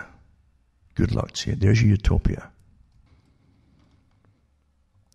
Now what I'm going to do now is go into, and don't yawn, the COVID thing, because even though you've got to understand, you should have a record of all the cons that have gone on up until now. And they're not finished with it yet, don't forget. They're not finished with it yet at all. If they can make it stick again and terrify the public once more using all their psychological terrorist teams, which they employ, and this is a fact, it's not fake news that's come out. And I'll put links up tonight to the different teams, including the ones that work for SAGE and other ones for the government and universities as well. They're well paid, these people who play with your head, mind control. and use terror and fear to coerce you into doing what they say is the right thing. Of course, that's a great thing for psychopaths to say when they rule governments and things like that. But just astonishing that we put up with this nonsense over and over again, actually, not just with diseases. So I'll go through some of these articles now on that first of all, before we get into all the things that have happened that have taken over from it in the interim, as I say, before they bring it all back again with, oh, spite, my goodness, eh? And there you go, right? Now, what we know too, and this is true, there's a couple of 2 or 3 articles up actually. They came out about the awful con. It's an awful joke when they attacked Trump when he came out with the hydroxychloroquine treatment, right? Because and forgetting all the time, of course, that was advised by the doctors at the time for SARS when it broke out in 2003. It was okay for that, but as soon as Trump mentioned it, because don't forget from the beginning, you had this clique that runs the infectious disease departments of the planet, really. You know, you've got Bill Gates, who literally runs the WHO, it would seem, by the financing and so on. And Gates has got his fingers in with the pies of Fauci and his different companies as well. And many other ones as well. It's just it's a small world in a sense. It's a club, you see. And it's true you're not in it, that's for sure, as the comedian once said. But the fact is, they're not finished with it yet. But and I said it from the start. I says, isn't it odd that they said that for the first time in history, your own immune system is going to be no use. They want to give you the vaccination. As soon as they heard that this disease had broken out, you got a vaccination is going to be the only way you're going to get back to work and be allowed out your houses and yada, yada, yada, eh? You've never heard this in history before, where the healthy are quarantined. And even when your immune system kicks in, and most folk they don't even know they've had it or have already got the antibodies to it. Now, your own antibodies aren't good enough for the natural way they've developed. You have to get a vaccination to make your own antibodies work better. What a joke this is, to sell their con games and stuff. I really don't trust them, especially with Bill Gates and so on. I really don't. Because this man is really into population reduction. He's quite open about it. Why would you take vaccinations this guy's pushing? Seriously, any thinking person, for goodness sake. But anyway, from the start, so hydroxychloroquine that the Chinese were using, and other countries used as well, and they claim they have good results with it, yada, yada, yada. And there was a doctor in New York City who was in charge of a big community there, and he used it along with a couple other medications and had tremendous results, according to. But the press immediately, whatever Fauci says is true, that's going to be no use at all, yada yada. Only his stuff and the vaccines when they're made will be any good at all. And he already had it in mind, Fauci, which company was going to get the contracts, like Gilead for the antivirals. It's a small world, as I say. So everything else was bad. So everything was cheap. And that's the key. You see, they don't like anything that's going to be cheap. You make a killing when the blood runs in the streets. That's what Rothschild said when he was asked about when the best time to make money, so when the blood's running in the streets. Folk are terrified. They'll pay anything to survive, right? And hydroxychloroquine is plentiful and cheap. And now, of course, they're put on prescription only, I think, as they corner the market once again, right? But here's the thing, as comical what came out, all the papers partied Fauci and so on, and even the British Medical Journal, the Lancet, broke its lance on this one, because they published the same thing, hydroxychloroquine or chloroquine with or without a macrolide for treatment of COVID-19, a multinational registry analysis. And they took this analysis from Professor Mandeep R. Meera, MD, and all this kind of thing. Turns out that the folk, about 6 of them that did the study, one of them was involved in risky photographs, material or video That was their speciality. And a few, this is incredible stuff, really. Because the money's been thrown out, you see. And no doubt they wanted to defame this stuff, so they got this little group to do it. And the Lancet published it as well. So I'll put up tonight, too, a couple of articles, and one is on their story where they actually parroted this stuff that was done by this little group of whoever, you know. And then they had to retract it eventually and admit they were wrong, because the group had no qualifications at all to do any kind of study, apparently. And I don't think they did it anyway, they just made it up. And so they got egg on their faces on their broken lads. So there you go. I mean, they all parted the same stuff, but that's who they got to do the supposed in-depth study, and it was a complete farce. I'd like to know the money they paid, the taxpayers' money they paid for that to try to make it valid. Eh? So you'd have to take, you must take the Gilead antiviral, you know, it's goodness sakes. So yeah, the Lancet had to retract it and admit it. Not very humbly, though, mind you. They didn't put anything. This retracted, and other articles have got it to who these characters were that did this joke altogether. And I'll put them up tonight, right? Now, there's a stack of stuff. I'm just going to go through some of these articles here to show you the farce of all. This one here, too, is from this team that were put out by the SAGE team, the behavioral sciences, to help fight the coronavirus, and they talk about how to get people to cooperate and do what they're told and obey, basically, you know, and how they'd have to really frighten them and create more, how to create more anxiety amongst them to get and coerce them to accept what you wanted them to do, and so on.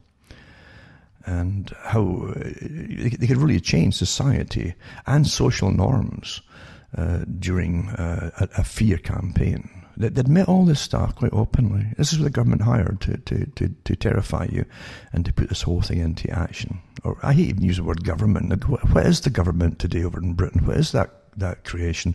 It certainly isn't anything to do with ordinary folk who've been totally destroyed over quite a few years by the actions of the government. But they go into, they mentioned too in the article, that might lead to undesirable action, or else lockdown, such as learning that they might need surgery and so on. People express unwillingness to isolate themselves when they harbour doubts about the chances of infecting others. Yeah, they go through it all, and how they'd have to coerce them and cause more fear, and how to get other folk to turn on them. If they weren't complying exactly, if they weren't feeling the fear, they would get other folk to turn on them. And you saw that in the stores and things, didn't you? Don't, you're not 6 feet apart. Oh, you can only walk in one direction. I said in one of the, I says, walk in a reverse, you know, can I walk backwards a bit? You can't do that. You know, so this is a farce, eh? This is mental illness, folks. They've created by tampering with the mind in a terror campaign. They've created mental illness amongst the public, who literally, I'm surprised they haven't been attacking each other. Maybe they have been. I'm sure there have been instances of that. I'm sure there have been. So yeah, wait and see. But they talk about what they can do and how to terrify them all, and all the side effects of depression, maybe even suicide, yada yada. Now it'll take maybe even years to get over it for some folk with the mental damage that it will do. There's nothing that they didn't know to start with, eh? And I'm sure they were studying us all like little flies in a jar. But yeah, the UK Behavioural Insights team worked with them. This all part of. I mentioned that a few years back ago, how they use the BITs all through the internet systems too, to nudge you all and to punish you too. They work with all the big providers, etc., to punish you and block you and yada yada. They're part of the war on you. And they talk about the behaviour change wheel, centres on a model of behaviour change consisting of 3 essential elements: capability, opportunity, and motivation. Individuals have to be psychologically or physically able to undertake the behaviour. The environment that surrounds them needs to facilitate the behaviour, and their own mental processes need to energise and direct the behaviour. Authors of this approach have issued some material specific to the coronavirus. The EAST, the EAST framework, emphasizes that behavior change is more likely when the behavior is made easy, attractive, social, and timely. But then they go through the different techniques for the folk who are not terrified by it, how to terrify them, basically. Quite amazing, eh? And your tax money paid for all this, for your destruction and for your abuse. You've all been abused. I hope you understand this is real abuse for something really that was really for a lower death rate than the flu normally causes in most of the countries. Again, facts don't matter when there's big plans, because it's to change the world. Oh, it'll never be the same again, remember? And oh my God, there's going to be financial chaos after this. Oh dear. And austerity, all the parts of the agenda that we're pushing. Yep. But they go into it in quite detail too.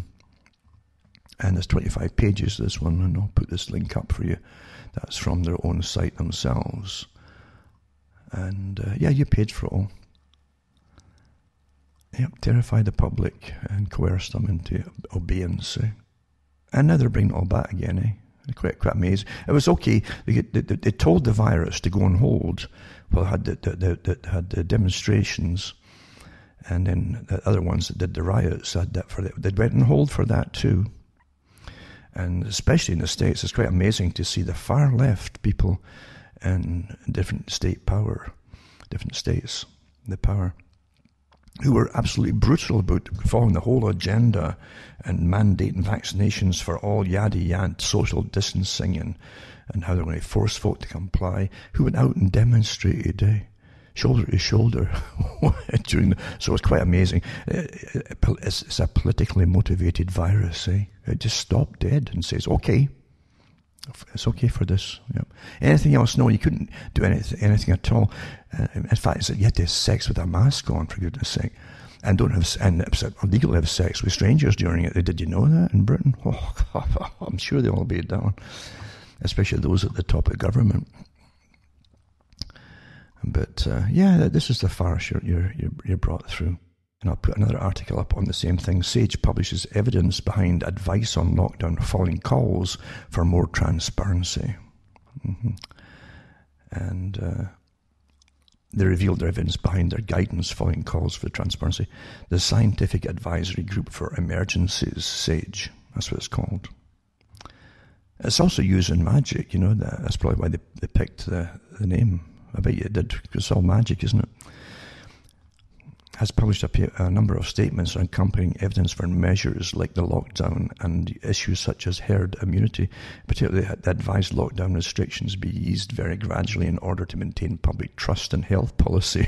They've lost all of that, I think. And it's quite amazing, as I say, what they've done. Especially when they talked about, but look at the evidence. They've killed more old folk by throwing them in with infected people and put them on ventilators. This is murder, folks. And yes, there's nurses coming out talking about it openly. That's what's been happening here. This is murder, and it's getting everybody used to this idea of euthanasia. Yes, it is, absolutely, definitely, absolutely. And then another one, COVID coercion, Boris Johnson's psychological attack. And why would this? He's just a front man too. A good front man isn't in the City of London. No, the City of London, like May was too. Theresa May, she's also in with the City of London, in the real country. Everything else is just to be used, peasantry. And it goes on to they came out with this too, SP1B, this group that's subcontract, as part of the SAGE, SP1B, and how they started off, and at least came out publicly in the swine flu pandemic, received advice from a subgroup called the Scientific Pandemic Influenza Group on Behaviour and Communications. The group was reconvened on 13th February this year. This time its remit was limited to behaviour, and it was renamed the Scientific Pandemic Influenza Group on Behaviour.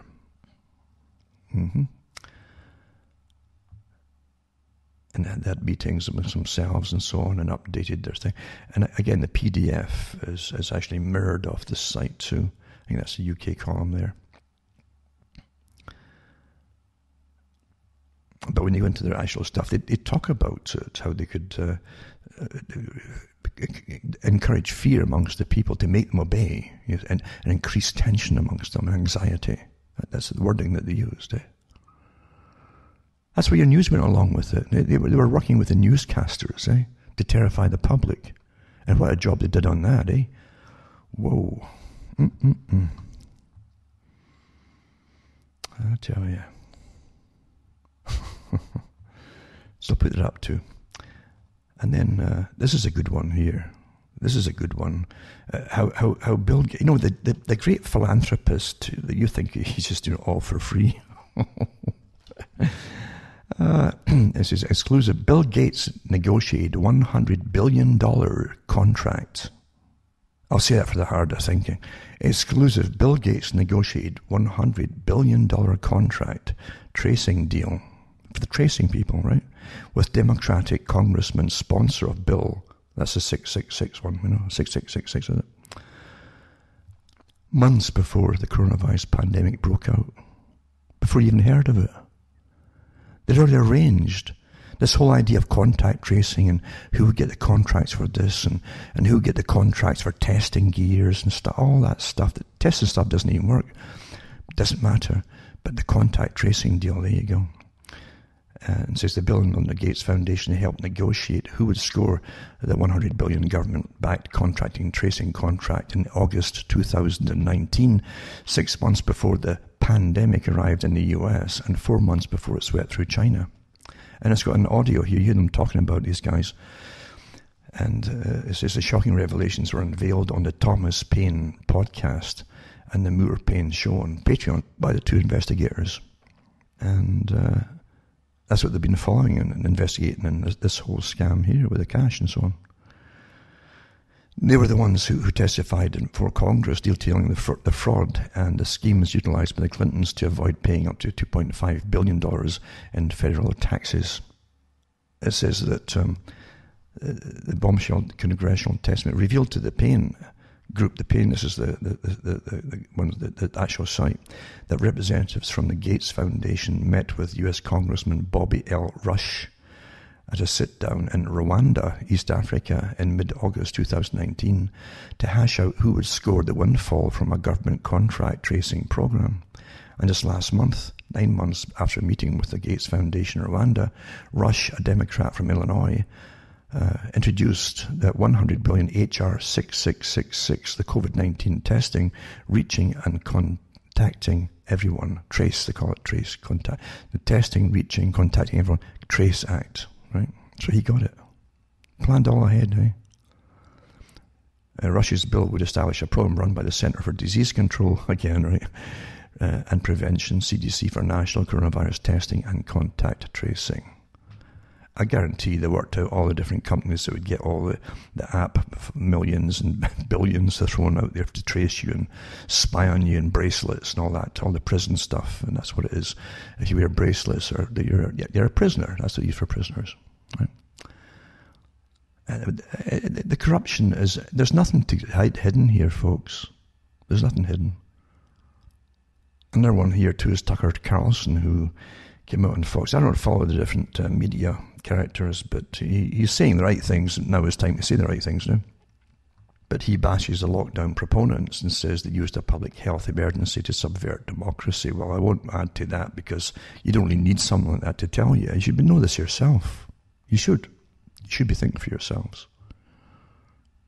You're giving the folk to parrot and to follow, Think for yourselves. Another one here too is the trouble with British immunity passports. This is all the stuff from this tracing and all the rest of it. We're going to lock you down forever until you take vaccinations and get an immunity passport. I gave these talks in the late 1990s. What would come? That eventually you wouldn't get into a store or a supermarket.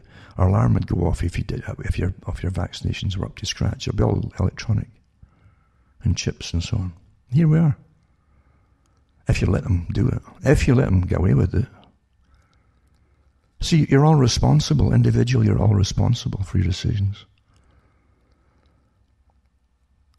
And if they can get away with this, there's nothing they're not going to stop. They're going to stop with this. They won't stop with this, folks. This whole idea is even completely post-constitution for the US and Bill of Rights. That's what it's about. And other countries had this vague thing of democracy. There's way beyond that. No. That's the old system. Remember the Club of Rome said that democracy doesn't work. We can't get things done quickly. And Bill Gates said the same thing. He said they admired China. You had Justin Trudeau saying the same thing on video about China, how he admired it and how, because their system, meaning a totalitarian system, right? They could get they could deal with problems very quickly without boring about what the public thought. This is it, folks. It's all here if you allow it to happen, right? So creating any system that dishes out a biological status is going to create a series of ethical quandaries. No kidding. Could we see immunity passports in Britain? It's all been prearranged, folks, just the same as the last one, but the Gates and the rest of them. Ministers this is politicians, they call them ministers. I don't know why they call them ministers. They used to call ministers Protestant ministers that were religious ministers. And I don't know who they minister to, Maybe to their bank managers, I don't know. And they're all lobbyists anyway, are reportedly discussing them as a route out of lockdown. Come on, eh? According to Friday's Guardian, UK tech firm OnFido is in discussion with the ministers about creating a digital. That means they're in a payoff deal. They'll be giving them offers if they lobby the higher ups there, about creating a digital certificate. We don't need the digital certificates for something that's nonsense anyway.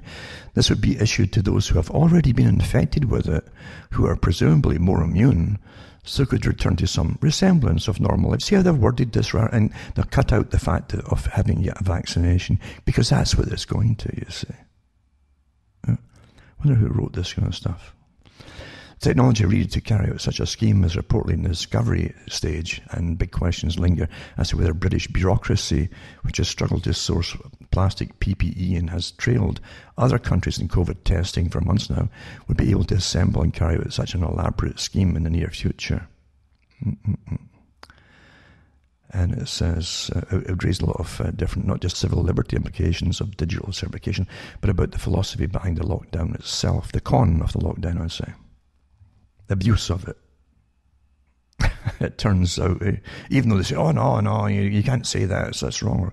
It turns out, as earlier research indicates, that some groups are inherently more susceptible to COVID-19 than others. How long would their genetic makeup be a determining factor in what parts of society they can rejoin, etc.? It's okay for the big boys to point out the ethnic differences and possibly more prone to getting the disease, because we're all groups are so well they know exactly, even the Scots, they know exactly what they're prone to physically, problems, and what they're not. Doesn't mean you become immune from anything, but at one time, for instance, the Scottish never had any cancer of the intestines, and the bowels didn't have it, because they had a high fibre diet and oatmeal and stuff like that.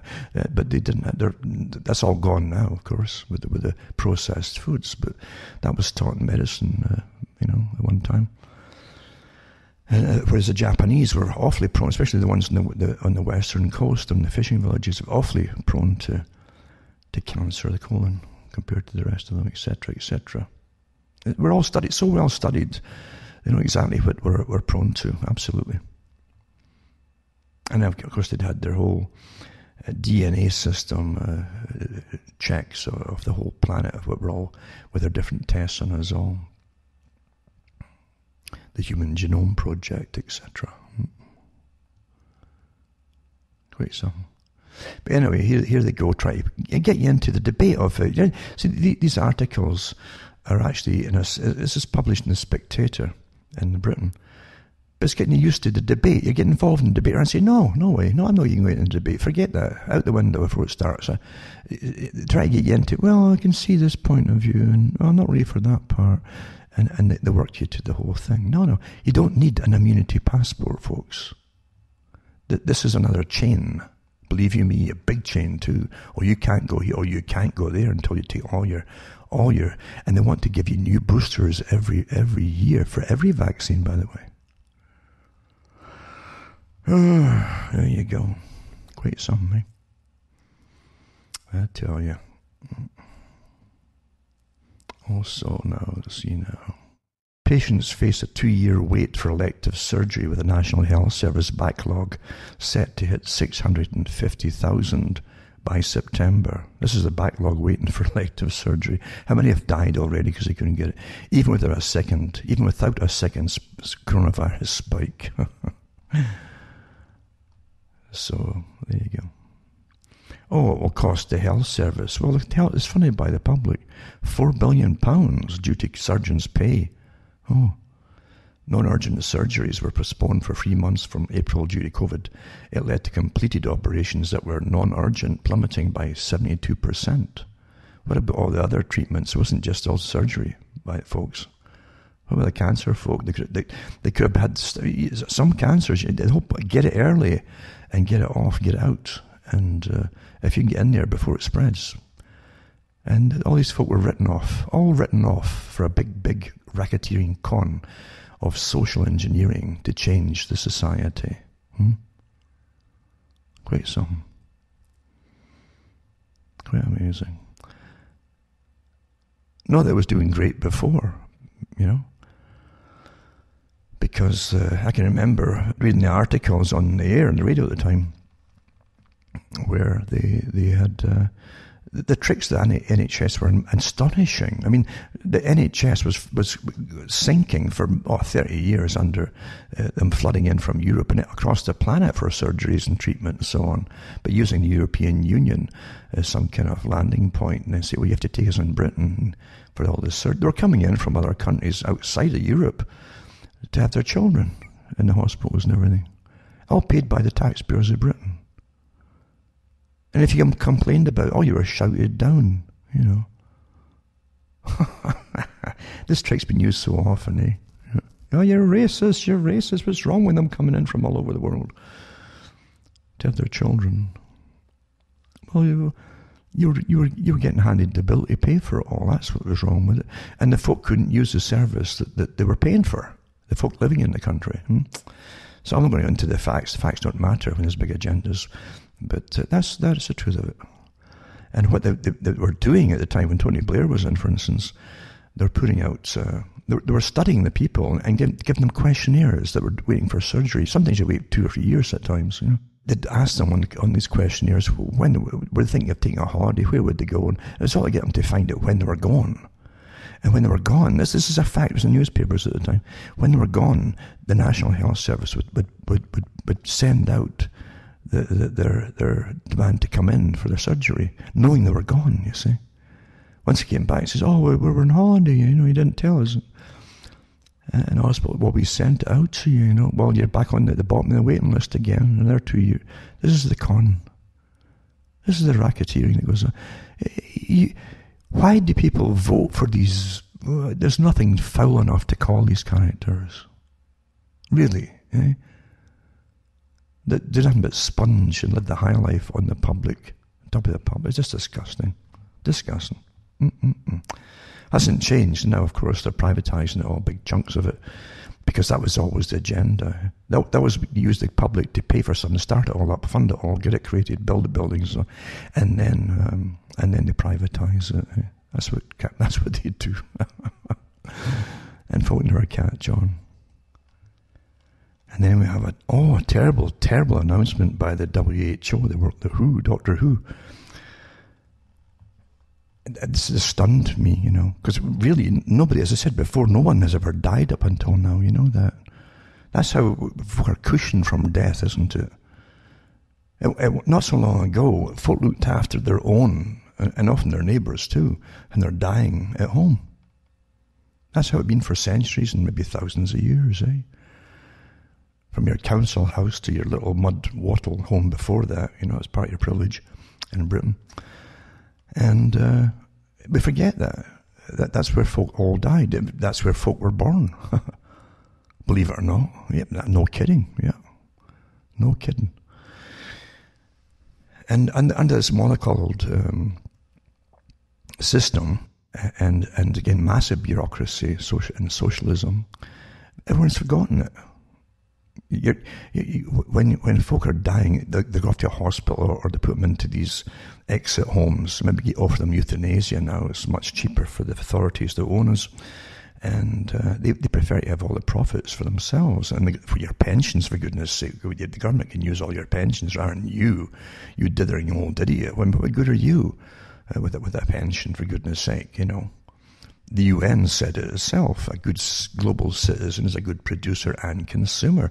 And if you're a pensioner, well, you're just consuming. And they've taught all the children to hate you, You've destroyed the planet where you're consuming and eating and awful things like that. Clothing yourself, for goodness, heating yourself. How foul, eh? And that's what that's how it is, you see. Think of things as they really are. Don't fall into their little debates as they con you to give up your liver like Monty Python did in The Meaning of Life, eh? You feel rather small now, do you? Insignificant. Can I have your liver? Oh, yeah, okay. That's how it's done, right? So here you have it. So the World Health Organization, they said it at the WHO. What an amazing up to 650,000 people die of respiratory diseases linked to seasonal flu each year. Oh, I would never have guessed at that. 650,000 people. So the annual associated with respiratory disease from seasonal flu, that's the causes. According to new estimates by the United States Centers for Disease Control and Prevention and the CDC and the WHO and global health partners. This marks an increase on the previous global estimate of 250,000 to 500,000, which dates from over 10 years ago and covered all influenza-related deaths, including cardiovascular diseases or diabetes. See, they put that all down, you see, as the flu. The new figures of 290,000 to 650,000 deaths are based on more recent data from a larger, more diverse group of countries, including lower middle-income countries, and exclude deaths from non-respiratory diseases. So this is, I'm trying to tell you how they keep changing it, how they do it, eh? They keep changing it all the time. And it says the estimates take into account findings from recent flu respiratory mortality studies, including a study conducted by the United States Centers for Disease Control and Prevention, published in The Lancet on Thursday. Well, The Lancet, as I say, is a broken lance now. I tell you, it's... I don't know. It says, according to the US CDC, most deaths occur amongst people aged over 75 years, and in the world's poorest regions. Sub-Saharan Africa accounts for the world's greatest flu mortality risk, followed closely by the Eastern Mediterranean and Southeast Asia. It's much the same as happened this time. Eh? So yeah, it's just astonishing how they pulled this one off, this latest thing off. I'll put that one up tonight as well with the rest. Then there's an article here. Surgisphere is called. Governments and WHO changed COVID-19 policy based on suspect data. This is the one I mentioned, by the way. It's not 2 or 3 articles. I think Ron Paul's also got one. I'll put that one up too. But it says from a tiny US company. Right?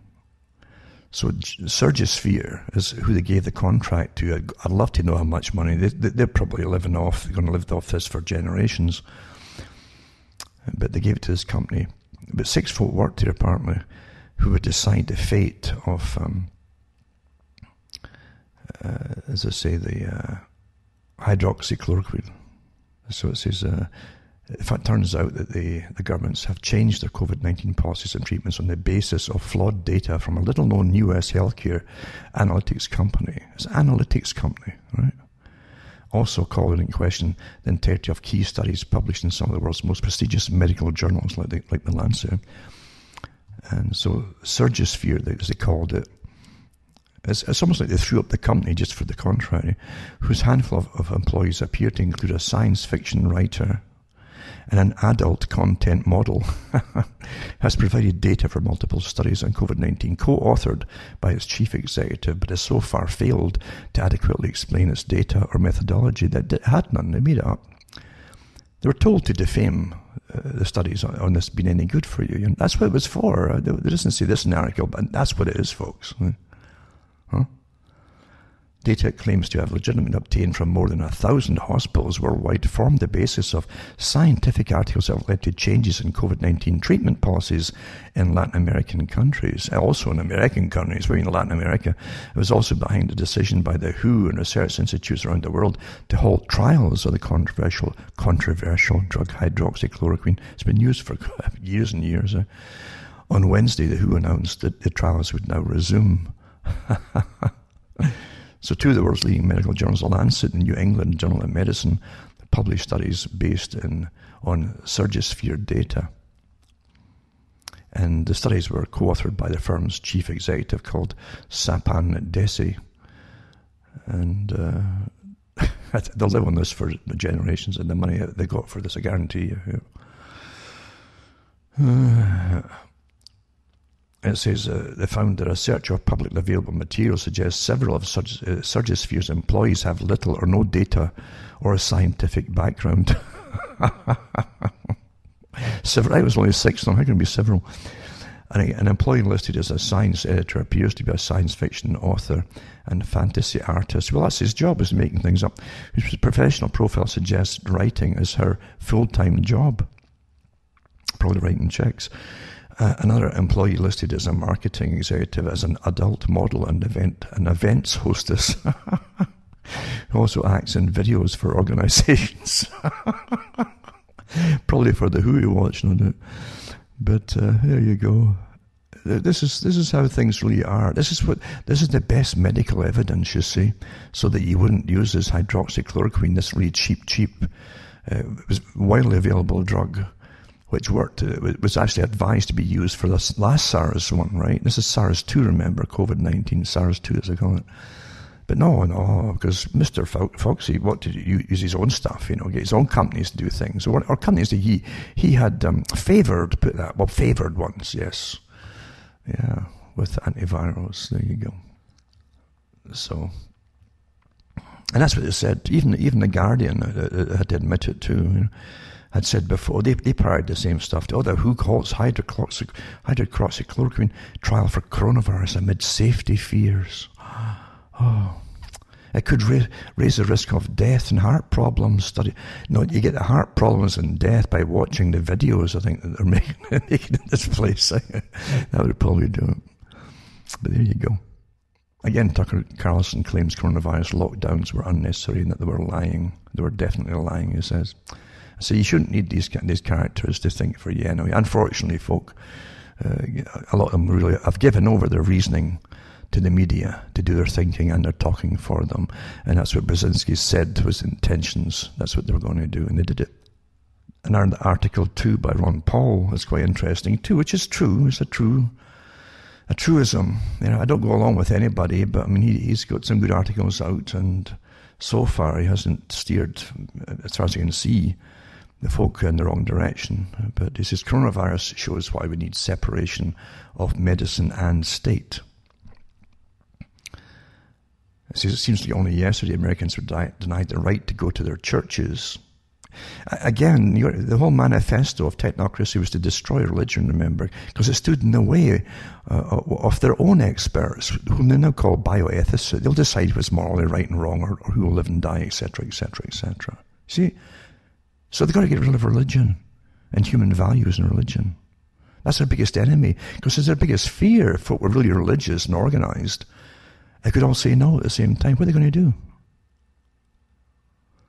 They pick every group up one by one until they've got no opposition. And then you want to see scientific tyranny, like Bertrand Russell said. That's what he wanted, scientific tyranny. That's what he wished for, he says. He'd hope it would be scientific tyranny, if there was going to be any tyranny at all. Anyway, it says here, the folk who attend their churches were denied the right to visit their loved ones in the hospital, and they were. They were denied the right to open their businesses and go to work to provide for themselves and their families.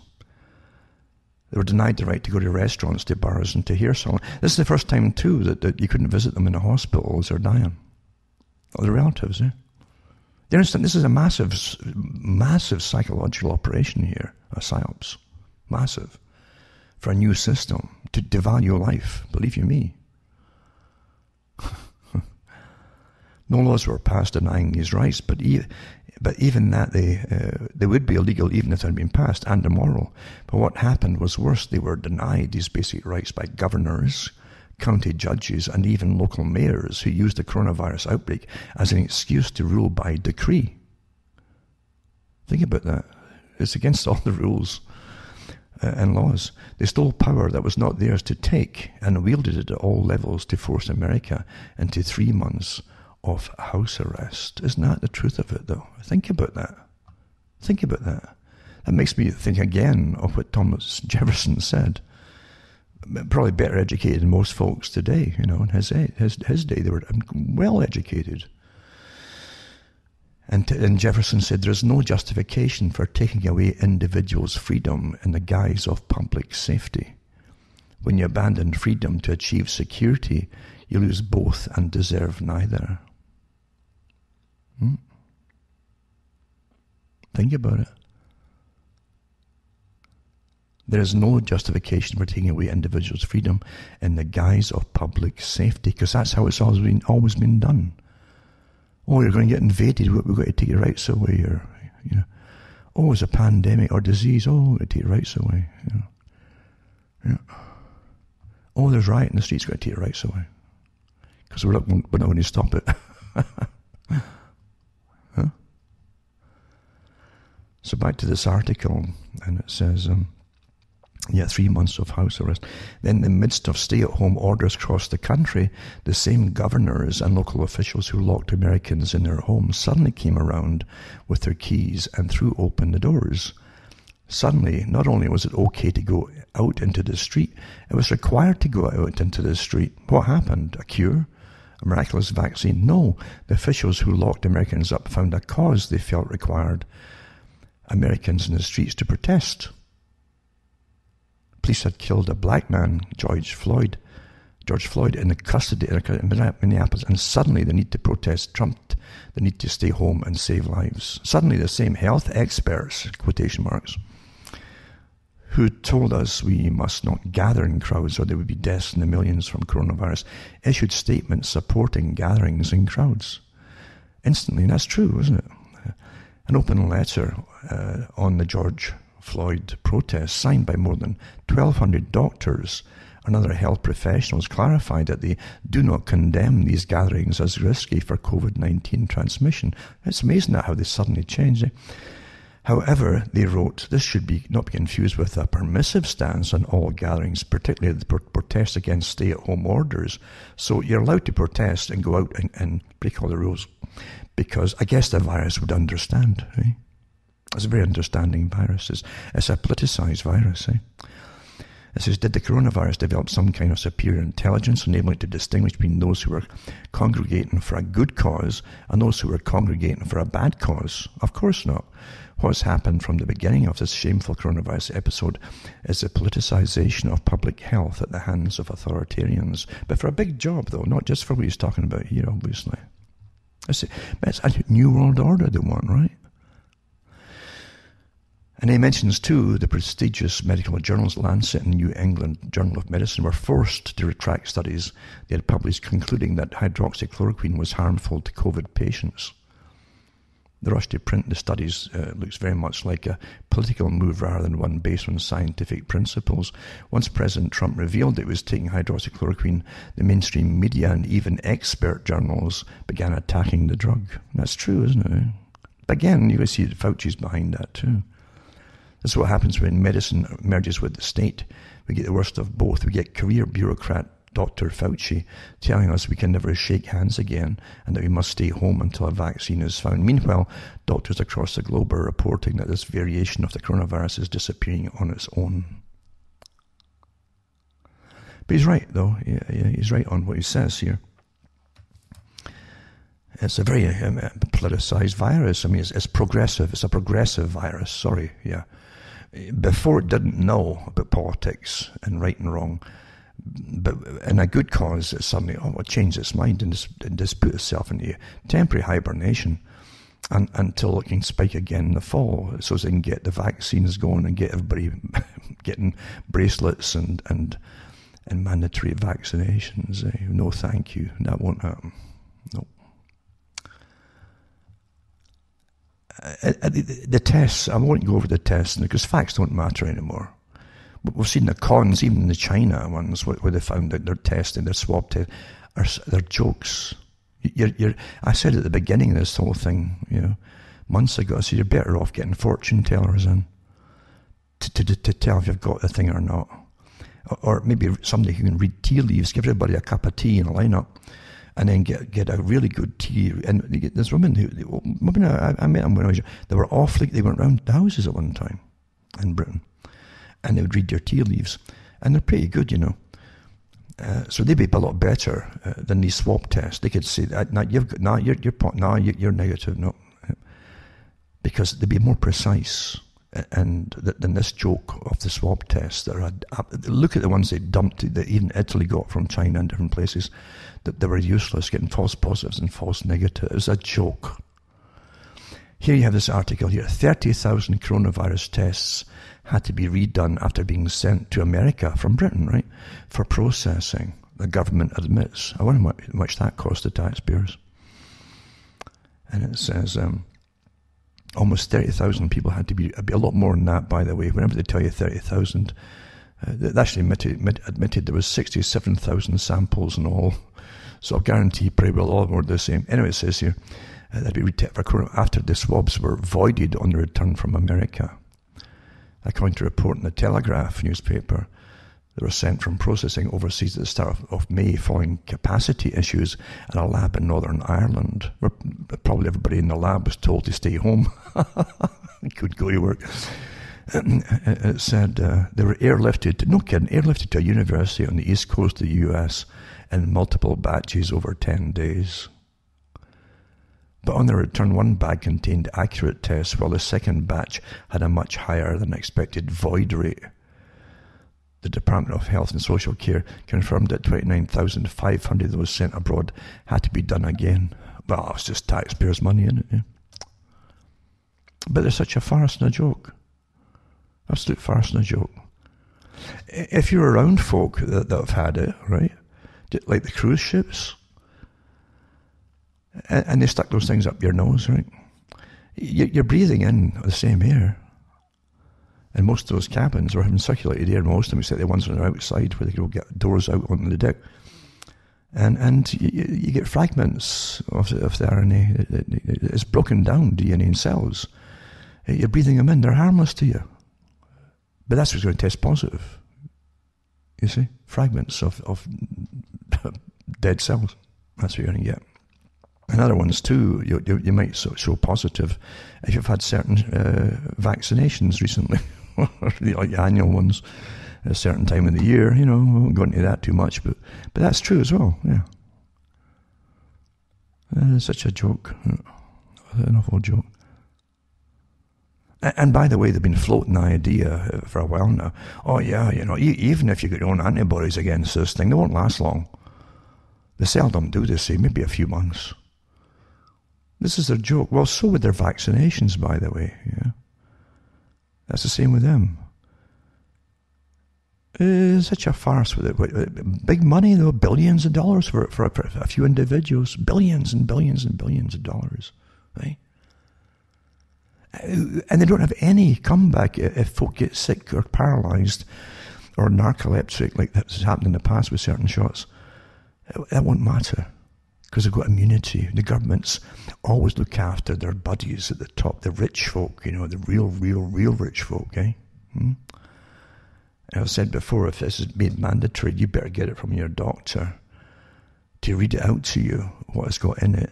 And thoroughly, it's supposed to get informed consent, inform you of the dangers of it. Like in detail, right? And then agree that you can sue them if you get sick with it. After them telling you it's okay. And you should all be petitioning your governments to toss out this immunity from prosecution that all these corporations have got. and go for them. And your prime ministers in certain countries that are mandating it to make sure they accept they're going to get sued by the public for permitting this to happen. This is incredible what's happening here. Incredible.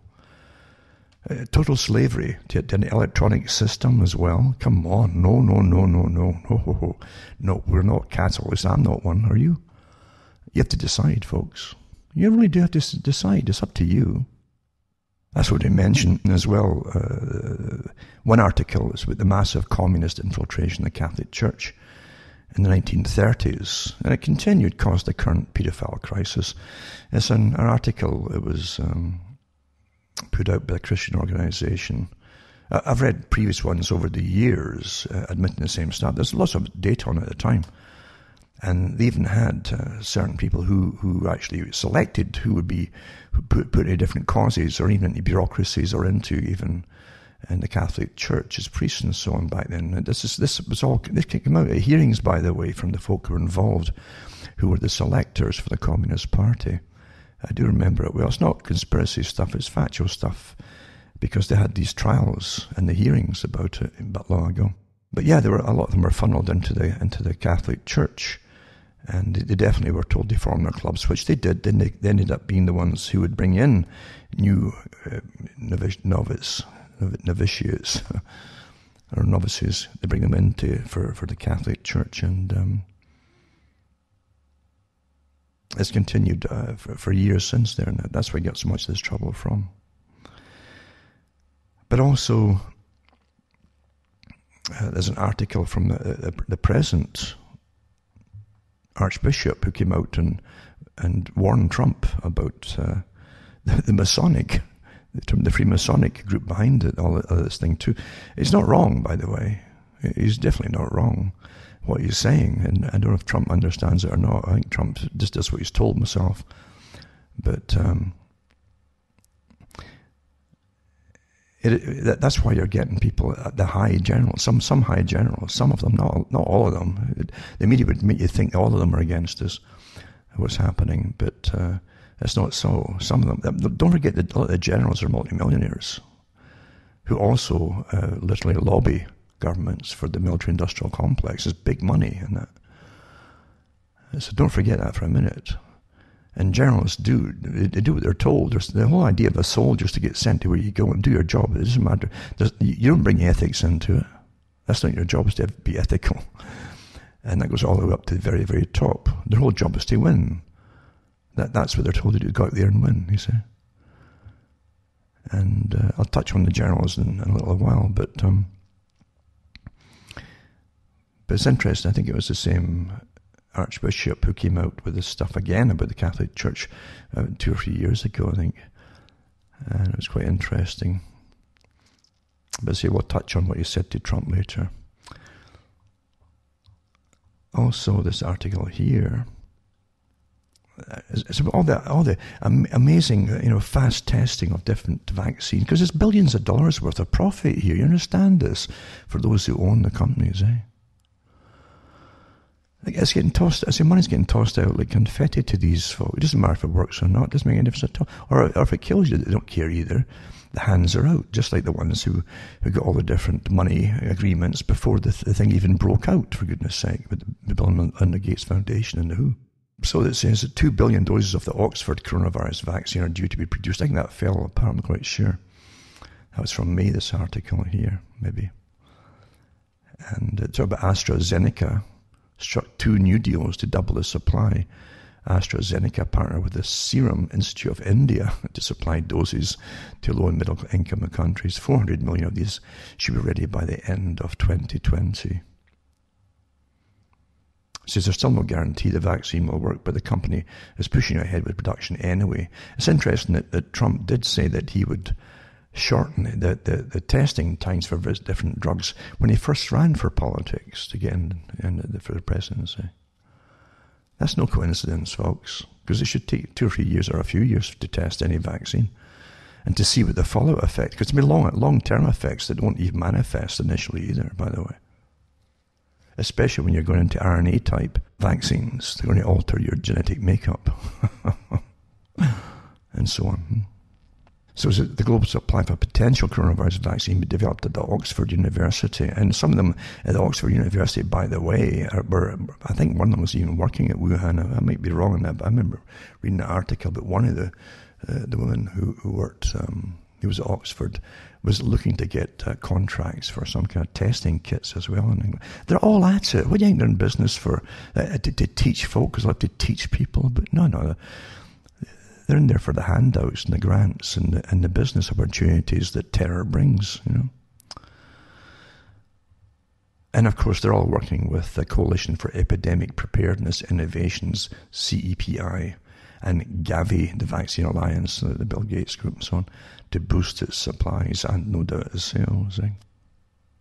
And of course, they're coming out with it again now. You see, now that things might die down after all the protests and different, things that's going on, Britain's beaches could feel second coronavirus wave and may have to be locked down, members of Parliament's warn. No kidding. Right? I hope the folk just ignore all this stuff. Matt Hancock again. Oh, my goodness. Raised the prospect of localised restrictions yesterday, hinting that areas hit harder by coronavirus could face tougher measures than others. And he says that politicians from multiple parties have now warned beaches could be those forced to lock down due to the influx of visitors. My goodness. Meanwhile, more folk die with the flu every year. Yeah.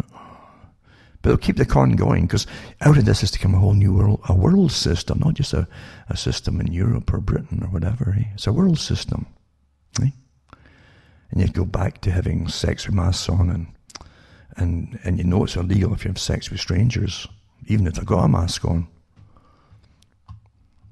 You might get a fright if you notice it's your spouse and you didn't know at the beginning. And so will they. There you go. Couples should wear masks. It must be a joke, surely. But it's no COVID world. Experts advise. I wonder how much money they get for advising. As I say, I could sit and make up these things all day long. I should have my hands out and put a shingle outside the door, you see. I could do better stuff and give you better results and give long-winded explanations why you should do this or that or not do this or that, you see. And I could always say a further grant would help me study it even deeper. That's how you get along in these businesses, you see.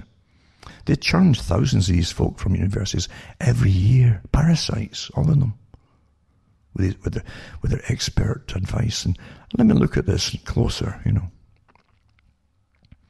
Drinking red wine every night, 1 glass, is good for your heart.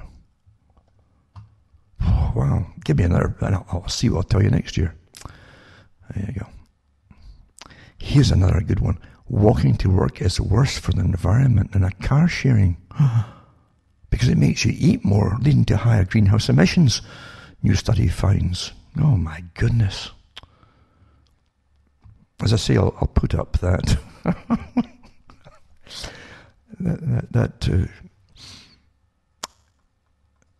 comedian who's awfully good, good skits he does, and it's about how it's not the really virtuous type, at the top, but the ones who are really spiritual in the new way, the new spirituality, the ones that preen themselves in front of everybody, but how they argue. It's often about food too, and they use all the modern pseudo-psychological chatter. Because they get it all from these books that they consume like you wouldn't believe. They're always buying books to tell them how to behave, what to think, what to do, and what to eat, and what makes them more enlightened than other people. So there you go. Walking is worse for because you're eating more. Who would have thought? I'm glad an expert must have noticed that. And it says, it may have many health benefits, including cutting the risk of catching coronavirus. Well, why would it cut the risk? But walking to work could produce more greenhouse gas than driving. The carbon footprint of producing the extra food a walker needs as fuel for the journey would be more than that of a car travelling the same distance. Wow. I've never tried feeding lettuce into my car. I don't know if it will work or not.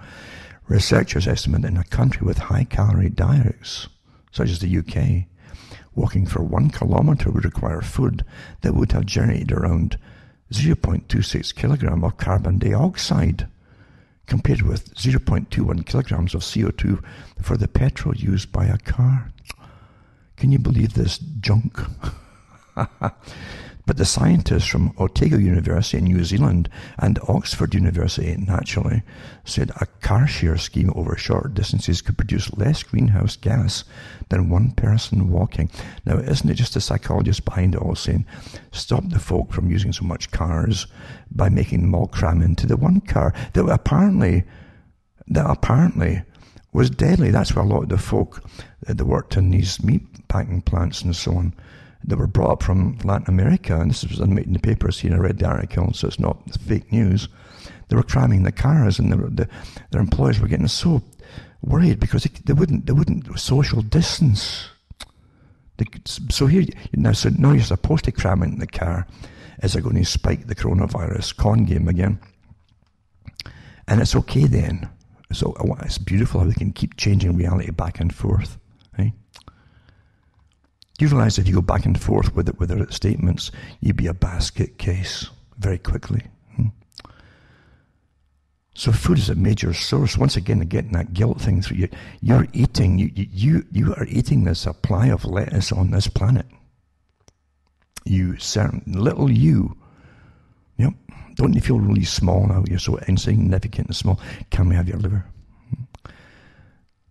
So there you go, some con game article. This is how they do this stuff. Remember, too, the agenda at the top from the population control group, right? And the WEF said that they only really want, coming out of this New World Order and COVID nonsense, etc., that what they're going to do is only authorize businesses that are green and are sustainable to open up, and other ones to be banned. Like permanently. Are you getting the message here, folks? This is this is nothing to do with the virus. This is the excuse, just like the Club of Rome came up with the excuse of blaming climate change on humans, and that would be the excuse for changing us all and reducing our intake of food and everything else that we need to live. Huh? Are you starting to get the message here? This isn't the virus is the excuse that was eventually showed that the climate change wasn't panning out the way they wanted to. As I say, this last week or so, I'm getting freezing temperatures, right on the freezing in Fahrenheit, like 32, 33 degrees, 40 at the most per night. This is June. This is the middle of June. So the global warming isn't panning out, you see. So along comes COVID. Boom. Oh, you can't live like we used to live. Oh, COVID, sustainability and you've got to reduce our caloric intake and because food rationing, yada, yada, yada. You're starting to get the picture here. Right?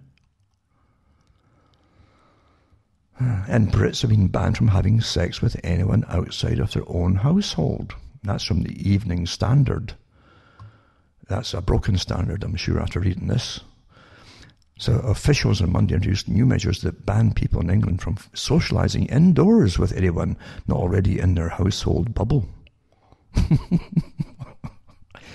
That's a new name for bursting your bubble. Up until Monday, the person visiting another's house would have been the one in breach of lockdown rules, but now both people could be prosecuted under the new amendment to the Health Protection Coronavirus Restrictions Regulations 2020 bill. I had to look it up and see if it's really true. But the amendment to the bill now makes clear that only those with reasonable excuses will be allowed to meet indoors with sex not featuring on the list of exemptions. No person may, without reasonable excuse, stay overnight at any place other than the place where they are living, it says, except politicians, I guess, and folk working, like Neil Ferguson, did, he had no problem with, and other politicians too, by the way, But again, the virus is very politicized, and it will allow special folk who are much superior to everybody else to do these things. This is for the ordinary folk, you understand, the peasantry.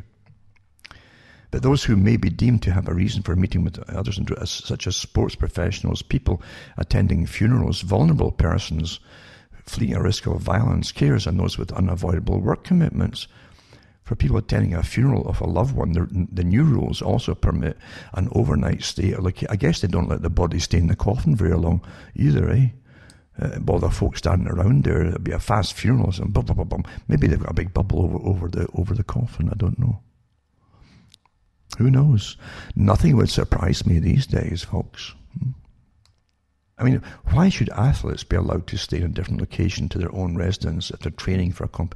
Do you know how much food they're eating and carbon dioxide they're putting off when they're training? Do you understand what's going on here? Huh? Telling you.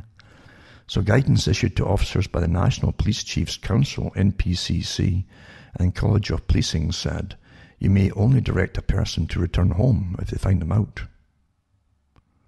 There are no powers in the regulations to remove someone or use force. Really? Well, they've been arresting folk in Britain. And they're fixed penalty notices. And arrest still up. Oh, so they're still going to arrest you and give you fines. I don't know. I just don't know. Yep. Another article put up too is shielding support, they call it, and contacts for, this is for Scotland, this one here. COVID-19. It says the document is part of a collection. I guess you would spend your whole life reading all their stuff now, eh? And it's from the government. And if you require urgent support with food, please call your local authority. You can do this directly or via the free national helpline given weekly grocery packs. If you buy online or have someone else or who's able to get the food and household items, you should carry on getting things in this way. You need your government to tell you this. Eh? And so if you're not able to get these things, we can send you weekly grocery packs. The basic food boxes are free and there's no delivery charge. And they tell you what's in it, pasta, the usual stuff, pasta. Actually, the more stuff than I've got. Tea bags, bread, cereal, baked beans, pasta. All free. Fruit 1 and 2. Shower gel. I don't know what shower gel is. I don't do any kinky stuff in the shower. Semi-skilled UHT milk, cooking sauce, pre-potato or whole washed, tinned meat, tuna, vegetables, peas probably, chopped tomatoes, tinned fruit, and toilet roll.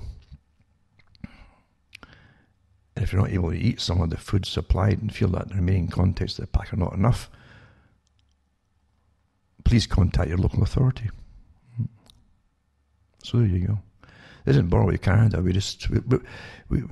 Canada, mind you, won't have the problems with the rioting or mass demonstrations that turn into burning places down like the States, because Canada's already communist. I don't want it to go through that.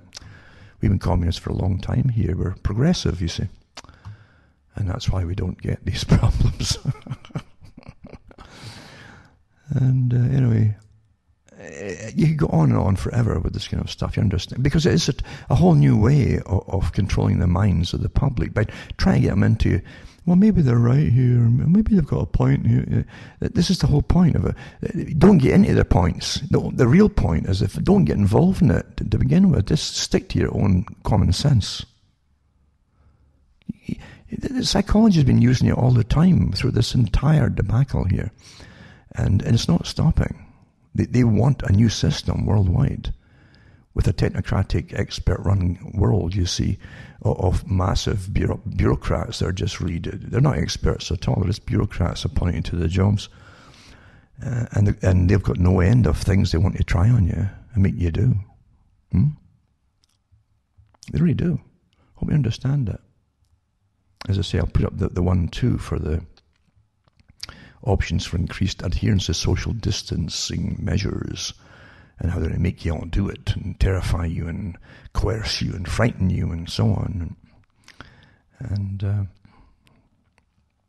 different types of, they've got different categories of behaviour all fathomed out, different kinds of people, and what kind of pressure they'll apply to the different groups, you see. Some people are more terrified than others, and others are not. And how they use social approval and disapproval. Oh, you're a good boy, or you're bad boy. Yeah. And little gold stars, and give you publicity for having a gold star. Yeah. It's just astonishing, eh? And more legislation, like masses of legislation that they keep coming up with, eh? Consideration should be given to the use of social disapproval, but with a strong caveat around unwanted negative consequences. A new form of social infrastructure be mobilized quickly too, it says here.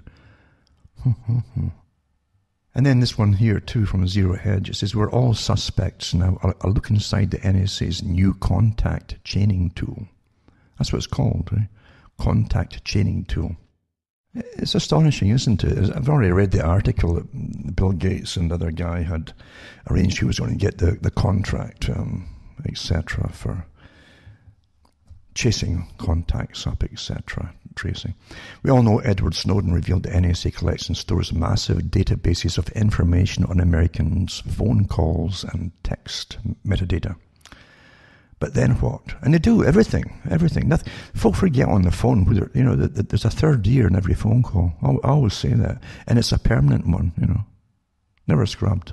But what then is most people think it sits on ice until and unless an alphabet agency like the FBI, CIA, or DHS wants to dig through it.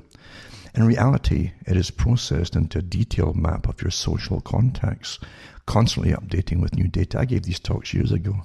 Same thing. Every time you get a phone call, send a text, a new piece of data enters the government's hands, and they update the map of your social contacts. And I think they've been listening to me, but it says, a new book explores the contact chaining tool, which is an essential second piece of collection and storage of mass metadata. And it says that this tool allows the NSA to play 6 degrees of separation, it's called, to connect you to almost anyone. And this contact chaining determines who you're linked to. They know better than us who is in our inner circle, who our casual contacts are, and who is a friend of a friend. They call them clusters. I actually gave you talks years ago. And it says it's so much broader than the government seeing when you send a text. They can map out your entire social life. And as coronavirus contact tracing comes into effect, be wise to remember just how dangerous it is for the government to have such detailed information. Everyone is being investigated before they're ever suspected of committing a crime. We're all suspects now. Anyway, Ohio judge blocks state from enforcing lockdowns against gyms. I'll put the article up for those who want to read it. And a judge also rules that the FBI can't even look at your phone's lock screen without a warrant. When police arrest a suspect, their inventory personal items like a cell phone, that's what they take an inventory of. During the process of powering down a phone, it's reasonable for law enforcement to see the phone screen. That had already happened in this case, a particular case here. So an FBI agent really did this without asking for a warrant from a judge. That made it an illegal search under the Fourth Amendment protections against unreasonable search and seizure, according to a judge. And the evidence was therefore thrown out. What it means is when we're so used to government doing whatever it wants and not facing any consequences, little victories like these are encouraging. There's a reason the Constitution attempted to restrict law enforcement and government powers when it came to the rights of the accused. Otherwise, it's far too easy for the government to go digging around for a crime without ever suspecting one in the first place. That's what they do at fishing expeditions, that's what they call them. And with a number of petty laws and victimless crimes out there, we're all guilty of something, it says. But the first article is, as it's mentioned, there's a book out now, Contact Chaining Tool. But I gave these talks years ago how every day that you put stuff up in all the different social media and your phone calls, it's all collected into, and the Pentagon even had articles about virtual U's. They got set up for everybody. You got a virtual U, like a game thing, and they add your personality updates to it. And they do little games on it, and with your personality and your behavior in it, and give it little tasks and little situations where to see how it will react in the computer model. And they say it's pretty accurate to how you would probably behave in real life, faced with similar things. This is how you have no idea how far. And these characters say we have no idea about who's terrorist and who's not terrorist, or what they're going to do. Oh, come on here, eh?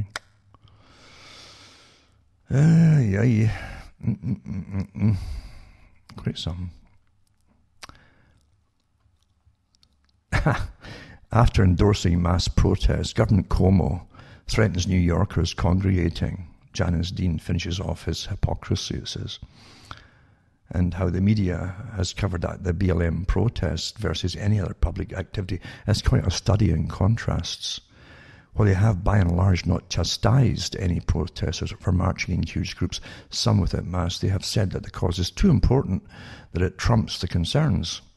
By contrast, the lockdowns, other constitutional rights, your jobs and feeding your families were not important or deemed essential or something the state was going to allow you to do. Here's Governor Andrew Cuomo demonstrating that very dynamic. He's a real politician. He's a consummate liar, though.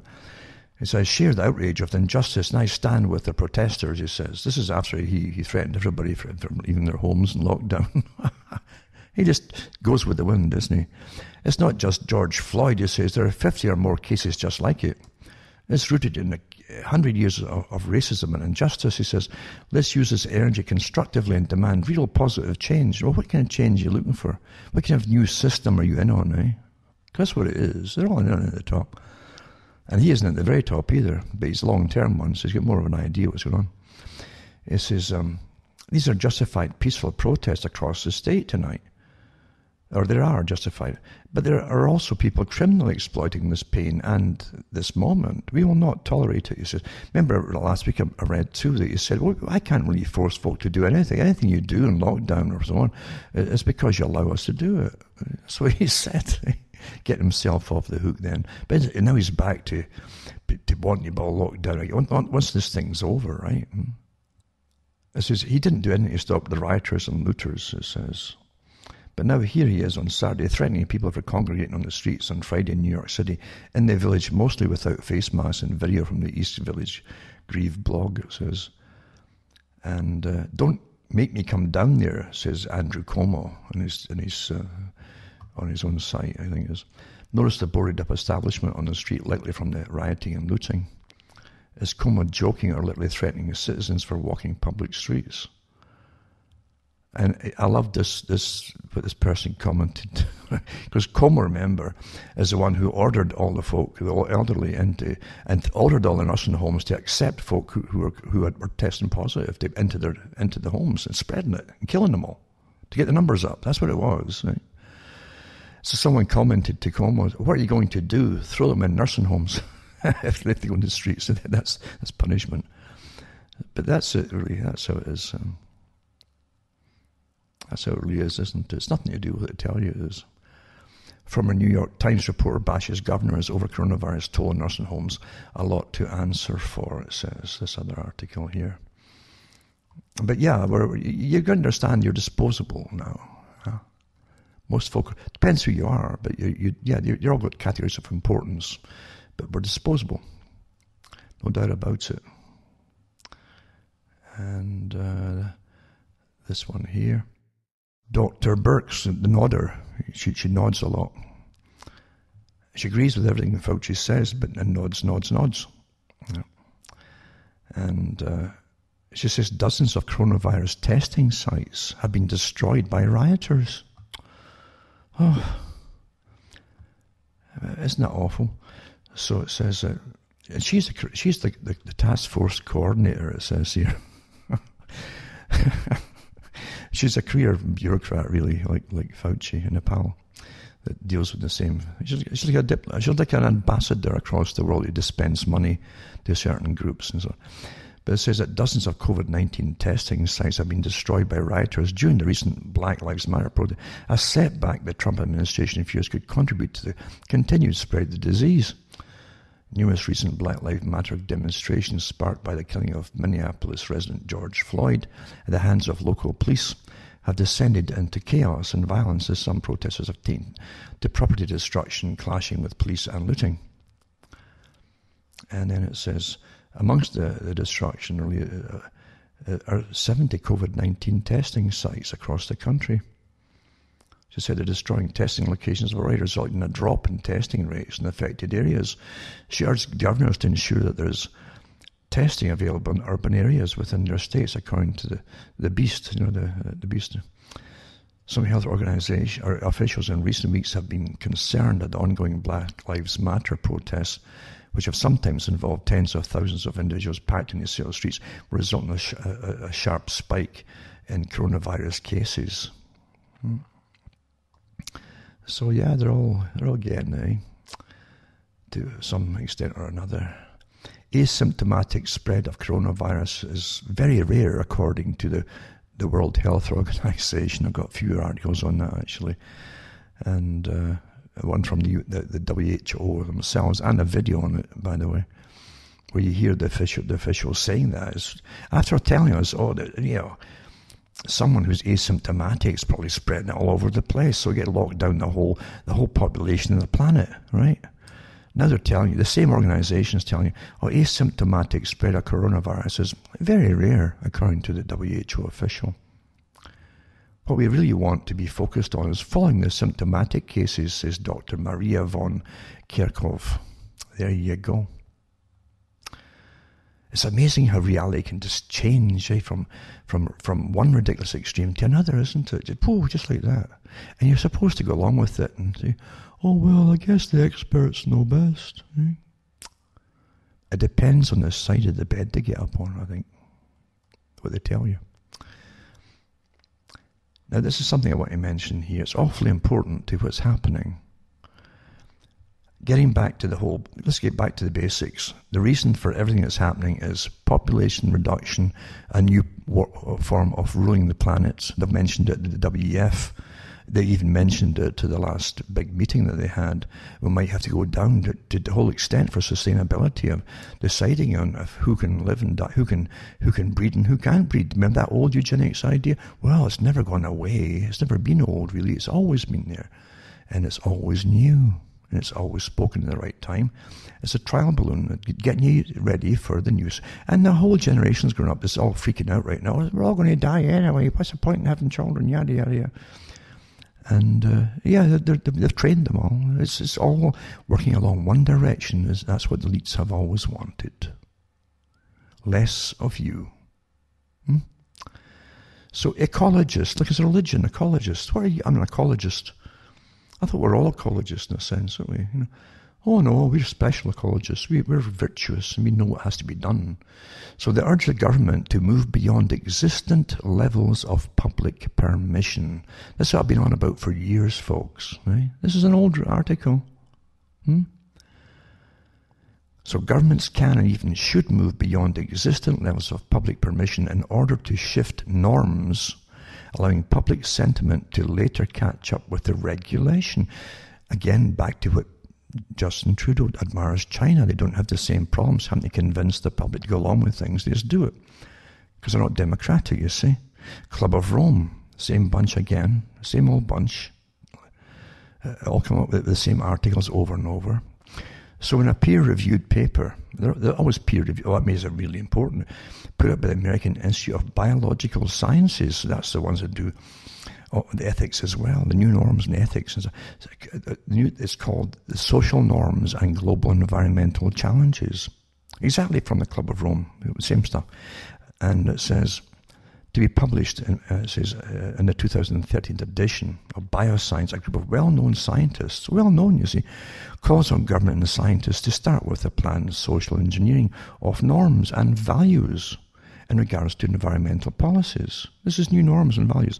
The objective, according to the authors, is that these engineered norms must work their way into existing ones, so finally environmental policies will be accepted without reserve, meaning you get forced to accept it. A sustained campaign, in other words, with government and scientists working together. Is that just what they just did with this whole con of COVID, And their SAGE organization? But here, let's work with scientists and government to create new norms, Isn't that wonderful? It'll gradually create changes in behavior, so environmental policies will be more easily accepted over the course of some time. There you go.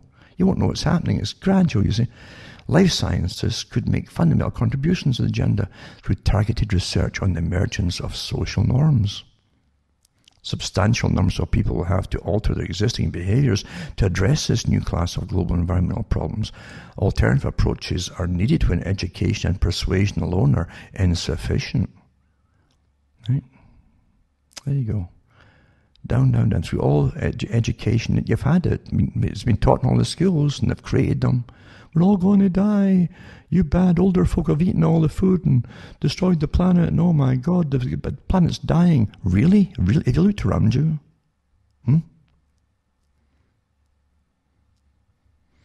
I tell you. The scientists expressed confidence that their recommendations can be carried out in a way that abides by the principles of representative democracy, even though they're going beyond all that, and using psychology and science to persuade you to do what they want you to do, right? Psyops again. And this is what they do. I've read articles too for over many years. To me, this is all old stuff, and this is an old article. But this is what they're doing right now, by the way. Move beyond existent levels of public permission. Just do it. Go on with the Club of Rome came out with that with their books years ago. Limits to growth and all that, and the first global revolution. Right? You'll hear other guys parting this next week. By the way, they'd never give me. I think and they use my archives for their talks. Otherwise, they just talk politics and who you vote for. And that's the articles I'm going to use for the COVID thing right now, by the way. Now I'll get into some of the other stuff, and to do with the overthrow of everything, the big overthrow that's going on, or the appearance of the overthrow, you understand, right? And how it's been allowed to go on by the establishment. It's quite amazing, isn't it? And I'll continue with some more of these articles because they all tie in together. You think things are separate, but they're not separate at all. Everything I've mentioned here tonight, and things still to mention, they're even a few years old. They're all connected, completely connected with one agenda. And you find out, if you ponder things, don't get tied up in the minutiae of things. It's like looking at signs and symptoms of a disease. You can always tell. That's how you come to a conclusion and the diagnosis of what the disease is, you see. And when you see all things working, it's like Bill Gates, who also came out with reimagining education, and his system for a lockdown society, like a permanently locked down society, all doing it from home in the computers, using his system and his curriculum. And what a power over the planet that would be, to give a common culture. That would be UNESCO on steroids, eh? And that's what they want, folks. Then you got George Soros, who wanted, a few years ago, came out with he wanted a nationalized police force for America, centralized, like centralization. That's totalitarianism, folks. Think about it. And remember, too, before I forget again, to go into cuttingthroughthematrix.com and donate a few bucks my direction.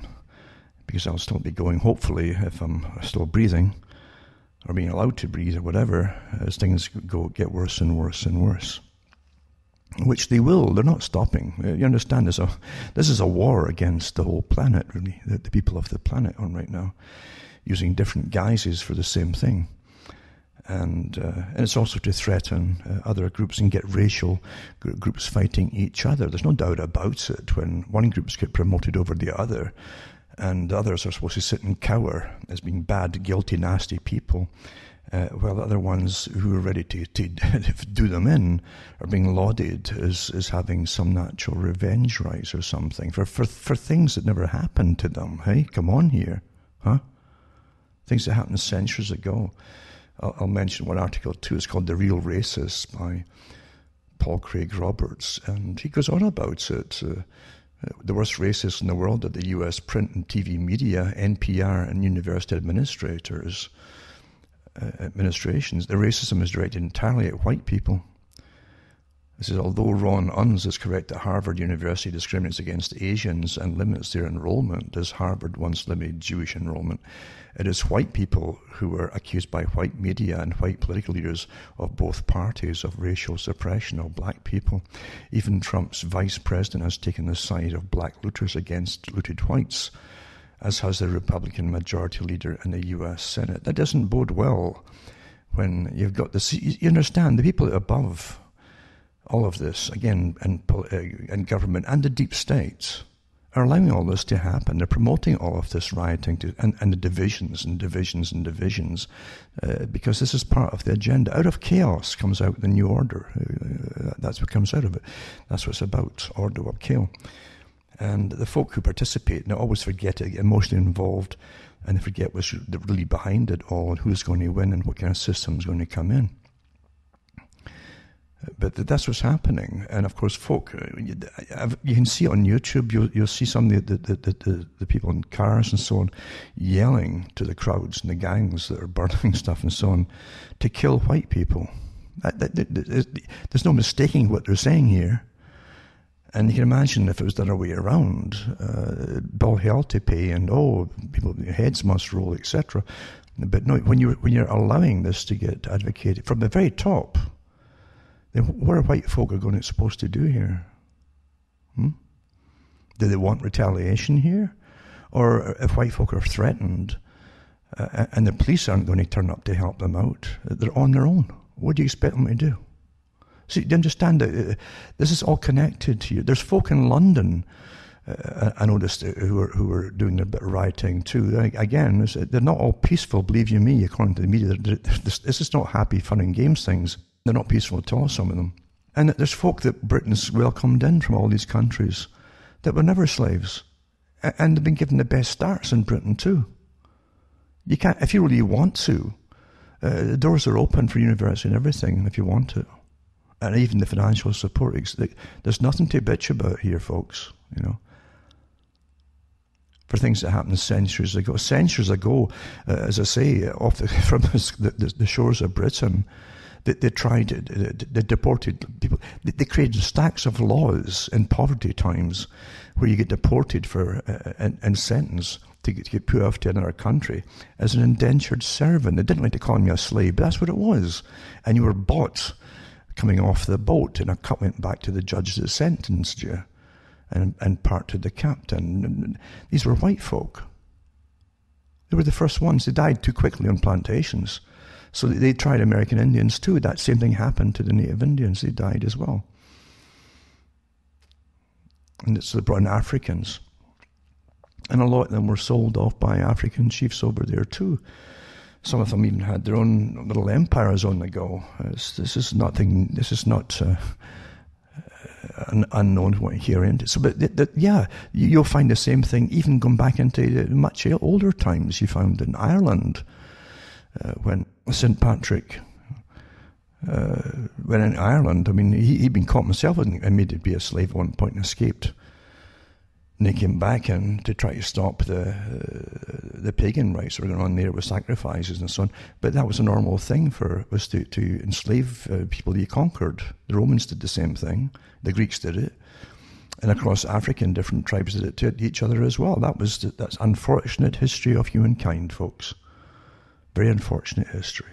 Really terrible.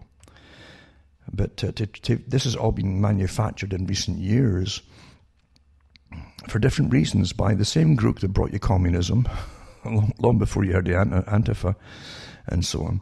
And it's on the go. It's working well because there's much higher powers behind all of this. As I say, send me a few bucks my way. Hopefully I can keep ticking along as we go through the chaos, because it's not going to end with this. This is just part of it. The COVID was another part before it. And they've mentioned that they want a whole new world order. What do you think that means? Huh? It means you give you a different TV station. No, this is a whole new order of doing things, accepting what you're told to do by experts from birth to death, and how much you're going to eat, not eat, how much you're going to pay for the privilege of being alive and consuming and all that, and carbon tax. This is a whole thing, folks, right down to who will breed and who will not breed. That's what's to come out of all of this chaos, you see. All of it. And you can't go having racial wars along the way too. There's no doubt about it. What one police chief, I put the article up too, and he mentioned that they should be looking into, and they will be looking into, the relationship between George Floyd and this policeman who was on his neck for 8.5 minutes, because who they knew each other, and they'd butted heads, it says, before in the club that they worked at and so on, some nightclub or whatever. or dance club. I'm not sure what it was, but anyway, they knew each other, and there's definitely some kind of animosity there, regardless. On top of it all, because the guy, what were they doing that particular neck movement, which is not used except in advanced martial arts, really. But I know it's used by another country that teaches America. This is true.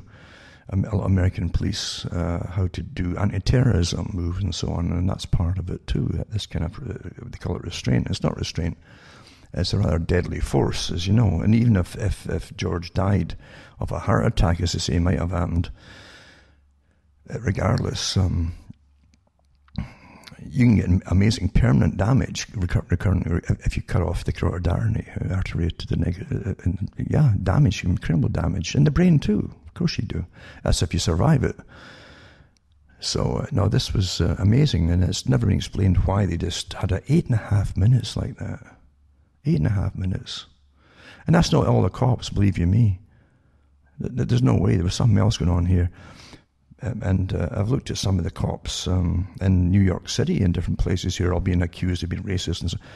And in modern society, they've got to be almost, it's beyond social work, believe you me, what they have to put up with too, and still not go overboard in today's society with drugs and alcohol and drugs, and drugs they have now too, my goodness, and the domestic squabbles that are going on, gang fights. The society is in a mess. I mean, it is in an awful, awful mess, isn't it? It truly is.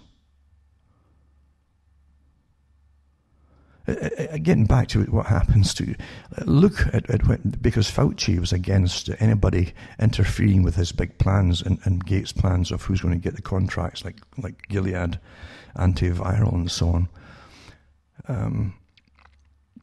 They can immediately pretty well ban hydroxychloroquine across the country and buy up all the stocks, by the way. I think the US government bought it all off. That's what we're told anyway, until the folk can't get it. The ordinary folk just can't get it, right? They can do that instantly, right? But they can't stop drugs flowing into the country from all over the planet, and China with the fentanyl. That's where most of it's coming from, apparently. They just can't stop that. Who's kidding who? Come on here. But then you know the governments are in the CIA especially, with cocaine and heroin and all the rest of it. And that was the first thing, going back, because we lived through it, and I did the talks at the time of George Bush, Junior Bush. The first law that he passed when they invaded Afghanistan was that, now the Taliban, they could start growing poppy again. The poppy was banned, the Greek for the opium, right? The poppy was banned, poppy growing, by the Taliban when they were in charge of it. They banned it. And that's bad for business when you're flogging the eventual substitutes of the stuff that comes out of opium, like the heroin. And the CIA is so involved in using its black budgets, heroin across the US. We've lived through the drugs for guns and all these kind of things before, and yada, yada, yada. Do you really think your government is... Do you have any faith at all in justice anymore? When there's so much corruption going on, so much, it's incredible corruption going on. In Latin America, every intelligence agency on the planet has got its, even helicopters down there, in the drug trade, ferrying the stuff back and forth and so on. Astonishing stuff going on. And here they are stirring up, as I said, the race war. Right? Everything directed at white folk who just calmly take it. I don't think they're so calm. I mean, they're getting a lot of nervous people now, right? But this article here goes on about both parties of racial suppression, black peoples and so on. Even Trump's vice president has taken the side of the black looters against looted whites. an extraordinary destruction of white and Asian businesses in many instances, wiping out families' lifetime work and the looting of national businesses. And he gets really emotional here and calls it a dumb excretion, I guess you call it an excretion. Dumb CEOs support the looters, the merciless gang beatings of whites and Asians who attempted to defend their persons and their property. Yeah. This is dangerous stuff going on here. And the egging on of the violence by politicians in both parties and by the entirety, I guess it's entirety, it means, of the media, including many alternative media websites, shows a country undergoing collapse. This is why it's not shown in national media. Some local media show an indication of the violent destruction in their community, but it's not accumulated and presented to a national audience. Consequently, Americans think looting and destruction is only a local occurrence. He just checked the CNN and the BBC, and there's nothing about the extraordinary economic destruction and massive thefts. Instead, I learned from CNN that NASCAR, a southern institution, has banned Confederate flags. This is, are southern people so stupid that they will still attend NASCAR races? Yes, they are. I learned from the BBC that HBO has removed Gone with the Wind from its offerings, and it gives you the link to it too from the BBC. The famous movie is not about racism, it's about the South in the aftermath of Lincoln's War. But the South is racist, so they're branded forever. And so HBO removed the movie. Are Southern people so stupid that they will still use HBO? Yes, they are. Some years ago I read that a movie theatre somewhere in the South, it may have been in Louisiana or Mississippi, had always shown Gone with the Wind on an anniversary, had ceased to permit the movie to be shown. Did Southerners protest and burn down the movie theatre? No. The U.S. Congress demonstrated its unconcern with America's unraveling by having the brother of the often convicted criminal George Floyd speak to them. The U.S. Congress is more interested in grandstanding over a convicted felon's death than the unfolding death of our country. How do these facts boil down to white supremacy? The only person in U.S. TV media speaking truthfully about what's going on is Tucker Carlson at Fox News, whose firing, indeed murder, is demanded by the white is evil multitude. How long can Fox News hold on? This is happening right now, by the way. And so anyway, it's just, there's no doubt that whites have accepted their demise. Whites acknowledge their subservience to blacks by serving as majority enforcers for punishment of whites. It's so commonplace that it goes unnoticed. NASCAR's driver, Kyle Larson, has been fired for using the N-word, it says here. Before the white NASCAR representatives of Black Power will give Kyle Larson his livelihood back, he has to grovel in complete sensitivity training. So it's not a matter of being right, wrong, or whatever here. What he's getting at really is, I mean, he's obviously getting really ticked off with it. But this is what you're getting for news now. And it's so whitewashed, I guess the word for whitewashed. And I saw some of the CNN clips, and my goodness me, I mean, you'd think it was just a summer of love they were having, you know, in these little barricade areas, the barriers. It really is, isn't it? This is what I try to promote you. But yeah, it's finished really. It's pretty well finished, I would say. Now here's some of the articles here. But there's no guessing here. This is what I'm trying to get at. There's no guessing that everybody at the top is promoting this, obviously. It's one thing to get a culprit who killed someone, but it's another thing to allow, which is obviously a pre-planned thing, is to say Antifa jump on the spike. They wait for a spike occurrence and jump on the back of it. They don't care what it is, but it's got to be emotional, and they jump on the back of it, because they're communists technically. But the ones at the very top of Antifa, they know who they're working for, and they know what they want to get out of it, obviously. They do. In that article 2, it says, Army Esper reverses plan to send active duty troops home. And it's true, the ones at the top there have really come out publicly against Trump. It's interesting to watch this. I just stand back and watch it all, because there's bigger things going on, obviously, than what they're telling you. And a lot of a lot of the generals are against it are actually retired and on the take from the military-industrial complex, who really want the wars resumed in full force across the Middle East. I hope you understand that. They want to get on to the total destruction of Syria. It's still going on, by the way, and a few other places as well. And they want to get rid of Iran and everything that they've signed on to, because technically there's no problem working for even foreign powers, because they're lobbyists, you understand. A lot of these generals are lobbyists. And they're all on board with this New World Order idea, no doubt about it.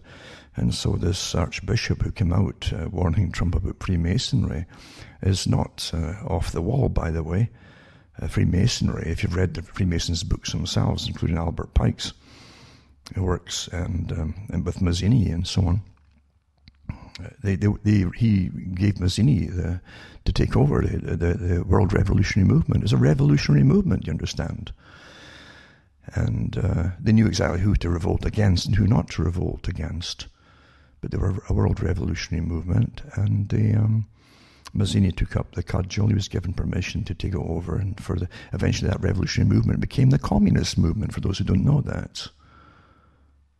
And they stemmed out from Britain. That was one of the headquarters of London, of course. Before that, they'd been attacking Holland and other countries too, and trying to get rid of Catholicism across Europe to take over, because Protestantism was a good cover, actually, for Freemasonry, for those who haven't figured it out yet. I can remember reading articles that were in the mainstream papers years ago, where so many of the pastors in the Baptist churches in the States were high Freemasons. They were quite openly high Freemasons, and folk never really quite figured it out. But when you saw the turn on Trump when he did that PR stunt with the Bible and outside St. John's Church, St. John the Divine's Church in Washington, D.C., that was a turning point again, because the high Masons suddenly were in public view doing something that Masons aren't supposed to do. You understand? It's a Christian church, and you're not supposed to have any mention of Christianity in a Masonic lodge. So you're all sworn against Christianity. I hope you understand that. But you can quote the Old Testament. There's no problem with that, and little bits and pieces from it. But the Christian church is anathema to it, really. So the ones who followed Trump and ended up with their faces plastered across the planet, who were in the military, who were his advisors, and they really became furious when they realized what they'd done and how it'd been used, that little joint. And they really turned like crazy against them. Amazing, isn't it? Amazing. And then you get, of course, everybody else jumping on the bandwagon. Oh my goodness me, do you know that they worship Lucifer? And Pike mentioned that himself, and so did Blavatsky, who was given the right to create a kind of female version before the Eastern Star version of it, and for theosophy and so on. It's so interesting. It's a whole area there. It's very, very interesting. I won't go into all about her what she worked towards and what others worked towards too. But yeah, Mazzini was put in charge of the revolutionary movement for the world for a while, and he wrote about it, and Pike wrote about it as well. And there's no guesswork here. But Pike also did pretty well say that that Lucifer, of course, is a god. You see. And so definitely Blavatsky did, no doubt about it, make no doubt that Lucifer is God. And this is the whole thing of the dualism of life, And he's also said a strange name to give the morning star, Lucifer, because Jesus was also given references in bright morning star. So this is the idea of dualism all through everything. And the dualism through nature and human nature, and the control factor of the world, getting back to what I mentioned earlier about the stonecutter, and the tesserated floor, of course, of black and white. You move in between the black and the white, that which is visible to the public and not so visible by them, but the occultists see what they're also doing, and what you're hearing. You can hear the same things and get totally different messages from it if you know how to decipher what you're hearing, and so on, and seeing. But again, this Masonry idea was always for a world order, always for a new world order. And they believe, because they're all working for the big boys that are way above them, believe you me, that they'll be well rewarded, but they're still working for the big boys way above them, that plan it all and really mightily, benefit financially, etc., from their big power moves at the very, very top. But it is interesting to watch it happening. Freemasonry under Pike, was really dedicated to the destruction of existing religions.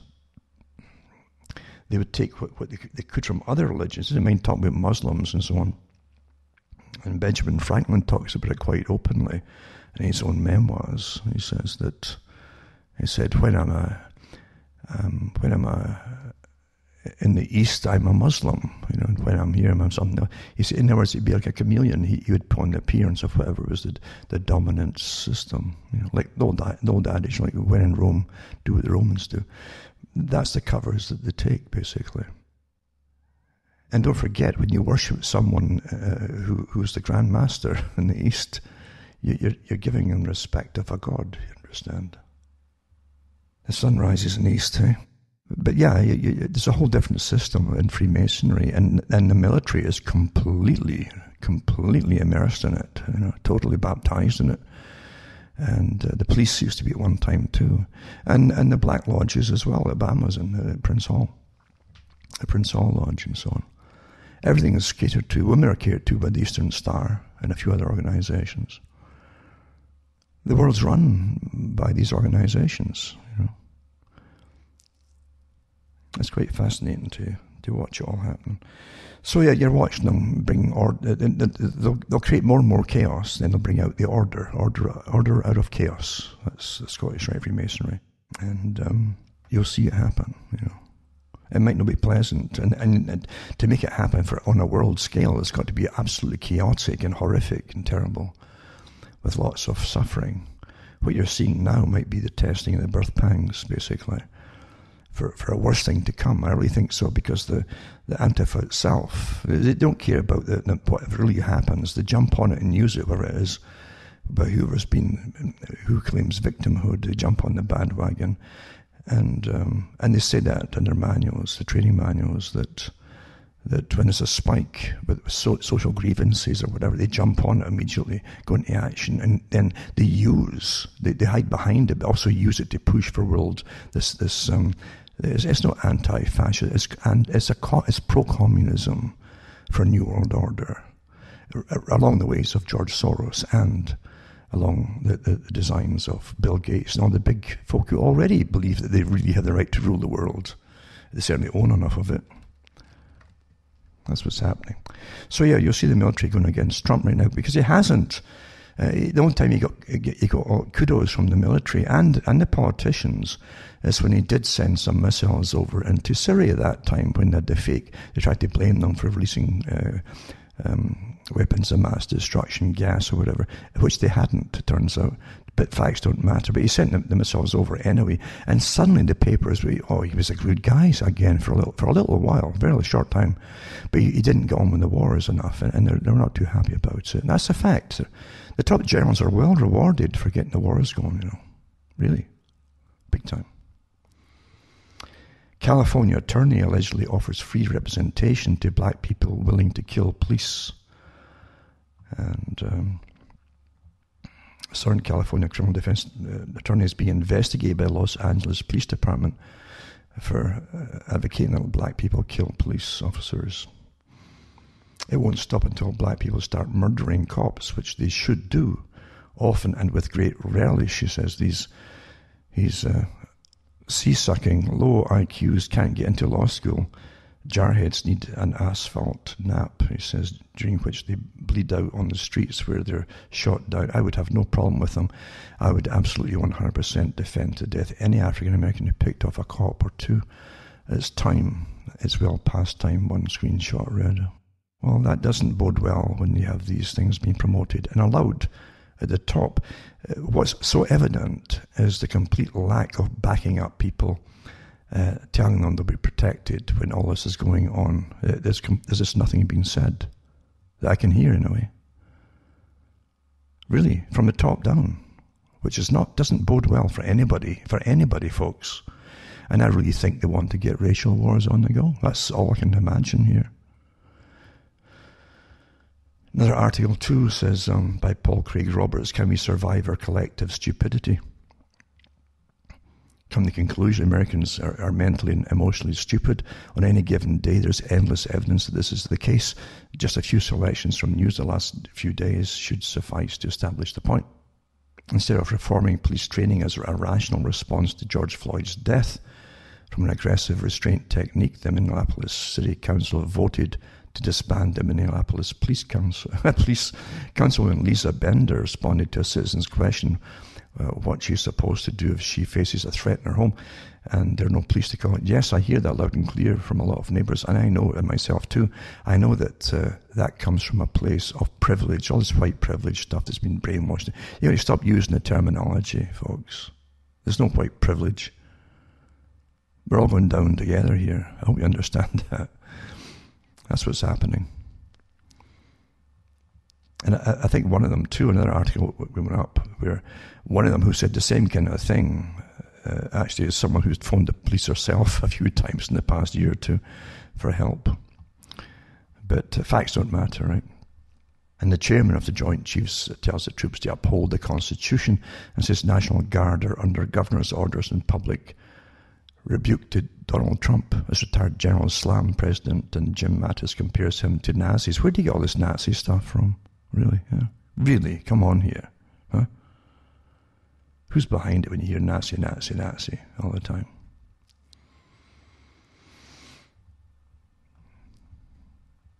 And it says here, former Defense Secretary James Mattis and retired Force General John Allen both bashed Donald Trump in Wednesday op-eds for his response to the unrest. They specifically called out police clearing Lafayette Park with tear gas and rubber bullets so Trump could visit a church across the street for a photo op. Well, they were burning down places. No one trying to burn the church. For goodness sake here. Come on here. Let's get the rest of this stuff into this article, Daily Mail. As it may well signal the beginning of the end of the American experiment. That's a Masonic statement right there. Because that's what it was called by the Masons, the American experiment. The system, Allen said of the church visit where Trump held up his Bible, I don't know if it was his Bible or not, for photos. Mattis chastising Trump was a break from his previous silence on the actions of his former employer. So he's the first president that doesn't try to unite the American people. He doesn't even pretend to try, he wrote. The thing is that none of these guys are happy that the wars aren't, they're getting pressure put on them, by the way, from outside forces to get the wars finished. Why do you think America's been over there for 30 years? Why do you think, Who benefits? Never mind the money that's gone back and forth all over the place to these guys who literally are lobbyists for the military-industrial complex. Big money. I read some of them last month too, I think. Who are getting millions. Like every contract, their cut was in the millions for every contract they got from certain manufacturers of equipment. So, it's very lucrative. But he has to get on with it. See, Trump hasn't they want the boots on the ground. American troops, they want them all over Syria and across Iran. Get on with it. That's what they want. And a few other places. Big agenda, on the go. Big agenda. No one's going to win here. All the rioters or whatever, they're not going to win. No one is going to win out of this. You get a complete system they'll never recognize. No one of any particular creed or ethnic group is going to recognize it. It's not going to be pleasant for anybody. And then Chicago Mayor Lori Lightfoot, who was all for the lockdowns and stuff, and had their woman Minister of Health, or what they call them down there, in charge of health, dictating you're all going to get the vaccine when it came out and all that kind of stuff. She's all for the total lockdown until they had the vaccine ready and all that, and then your passport, immunity pass. Anyway, Chicago Mayor Lori Lightfoot briefed the city's 50 aldermen during an online conference on May 31st about the civil unrest in the city. It says, in the audio, some aldermen are heard breaking down in tears, while others voiced outrage that their communities have become the wild, wild west. Alderman Ed Burke said he had not seen such chaos since the Chicago riots of 1968, sparked by the murders of Martin Luther King Jr. and leaving 11 people dead. Alderman Susan Sadlowski Garza broke down in tears as she said she was scared her ward had become, I guess that's is that a spit show, or what could it be? I don't know. With riot, I'm not used to officials talking. Rioters shooting at the police, she says. Rioters shooting at the police. Lightfoot admitted that people are just, I guess she means feeling this something, lawless right now. Others warn vulnerable residents will lose access to food and medicine as local businesses are destroyed. And the fraught call came the same day that Chicago recorded its most violent day in 60 years, with 18 fatally shot in the city. That's them shooting each other, by the way. That's the way it goes, folks. And some of them, literally in some of these areas, had spent years building up their own areas and their own shopkeepers and grocery stores, and now they're all burnt down. And one of them said that they'll probably never get the stores to come back in again. Is that what's called winning, really? I don't think so.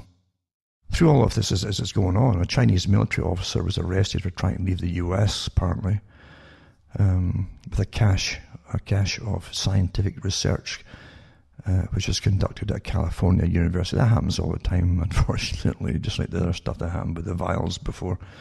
But they belong to their officers, remember, a lot of them, in the Chinese military. And the guy, what they're claiming is the fellow didn't mention he was still associated with the military. Well, when he actually still is part of the People's Liberation Army, it says here.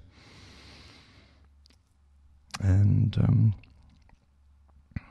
he was still getting paid by the Chinese military while he was over in the States, you see, getting the stuff. Anyway, they're taking all this stuff from, I don't know what they're working on from the California universities, but doesn't tell you here, I don't think. And also a council member in the States that used a key to allow the protesters and rioters into Seattle City Hall. So Suwant was calling on Mayor Jenny Durkin to resign over violence and brutality by police in the city's response to the overwhelmingly peaceful riots.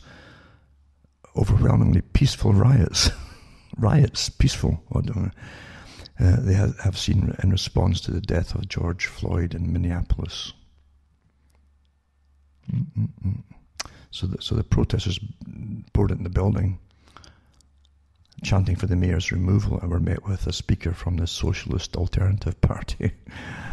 There you go. Despite their mayor being beyond progressive, that's really far, they're demanding she resigns and she won't defund the police. This is a new normal in big cities of America, it says here. So yeah, worse is still to come. And if there's more, and I'm telling you, with the Antifa will ride these people, the protesters, they'll ride on their backs like they're a mule. They will. That's what Antifa does. That's what communism does. They're agitators, and they'll get it going big time. And if another spike happens, another killing will happen, or they'll jump on that too if they can get it going. They want this to be total warfare across the country, and understand that. I mean, that's the whole point of it.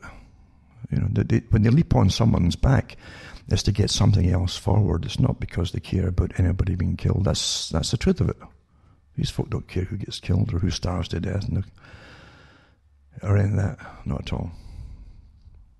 This is old communist techniques, well written about, and there's nothing. A lot of them will tell you that openly. You know, these people they're all for it. They don't see past revolution. They don't see past revolution into hunger and starvation, and they don't see past any of this stuff. You know, they never do.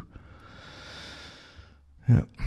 An article was mentioned about that some of the African slave countries in Africa that ran a lot of slavery.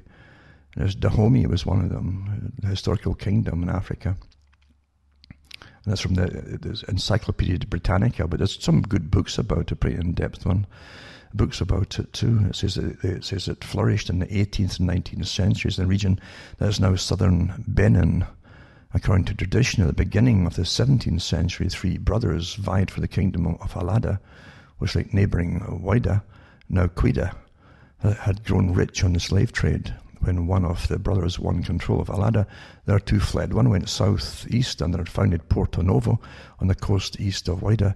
The other, Do Aklan, went north and found the kingdom of Abami, core of the future Dahomey. They all paid tribute to the powerful Yoruba kingdom of Oyo to the east. And they go on about, they would buy arms from European traders and lots of other things too. And it was a thriving system of selling slaves to Europeans. They conquered other tribes that were about them and so on. It's no one, believe me, into history. I always say that history is a horror show. Get out of all that. Of course, there's nice things happening in between for individuals. If you have a sense of humour and a laugh once in a while, that's all you had. Really, often that's all you had. But history generally, under power structures, is a horror show. It truly is. It's a horror show in every country. Department of Justice reveals striking details of riot arrests, including helicopter laser strikes and precinct arson. Education is offensive and racist, and so is America. This again, Paul Craig Roberts. He's really on a roll with. It's really upsetting what's happening to him. And Esper catches White House off guard with opposition to military use of Trump and blah blah blah. And let's see what else here. There's so much you could put here, and you could talk all night on it. And Fauci's back with more coronavirus scare stories, trying to get the spike going, for the fall. And telling us that coronavirus is his worst nightmare again. Oh my goodness, I guess he must get nightmares about getting drowned and buried under mountains of money, floating down on him. I guess that's what he's saying. That's what I imagine, anyway. And what you're seeing is not pleasant, was being hiked up here. Billionaire George Soros spent $33 million bankrolling the Ferguson demonstrators to create echo chamber and drive national protests. That was from 2015. How can you understand, how can any group or people live in safety and peace? I don't care who you are. When you have characters like Soros behind it, with professional agitators, getting funded with things like $33 million, just like it's nothing, it's spending money. Huh? And they bust in protesters from New York and DC to take over campaigning, and different cash recipients would repeat each other's messages, etc. Oh, that's astonishing, really, eh? And then George Soros and Tom Steyer invest in the left wing of the Democratic Party. Did they own it? I wonder if they actually own it now. 2018, that one. They're at it again, apparently. I tell you. Another article too, which is interesting because it's obvious what is happening here. When the government abandons all the peoples, right? This is how to destroy civilization, thanks to tenured radicals. And they are tenured. I mean, the radicals that are not what people at the bottom of the working class, believe me, who are organizing this. We're witnessing the retribalization of the world. And isn't that the truth of it? And they give you examples of what's happened in the past, the same kind of things, and it's like repetition. Yeah, a lot of it is repetitive too.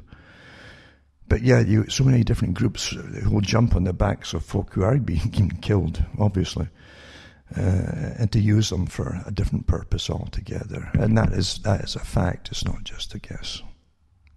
And I put up these articles too on Next Gen America, founded in 2013. Initially, again, they're all combined. You see, Next Generation Climate for climate action and so on. Then it changed its name in 2017 2018 to better reflect that it was not only concerned about the environment, but also would be a leader in opposing President Donald Trump. That's what it turned its whole activities to. The founder was Tom Steyer, a left-wing billionaire activist who spent $123 million during the 2018 campaign promoting Democratic candidates and advocating first for impeaching President Donald Trump. Amazing, isn't it? So combat climate or global warming, you don't have to come up here, I'm telling you, and you don't have to combat anything. You'd be looking for blankets to keep yourself warm and helping it to elect Democrats and so on.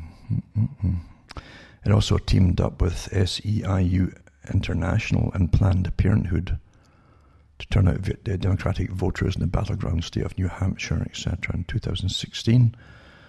And it partnered with Hollywood liberal actors to produce ads pushing millennials to get out and vote for candidates promising to fight global warming. There you go.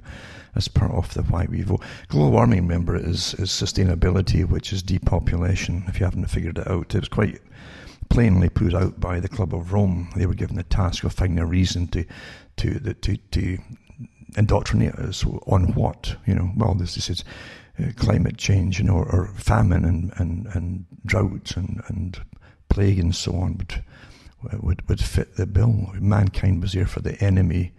Man was the enemy of the planet, basically, the environment. So that would fit the bill to train the kids into that very thing.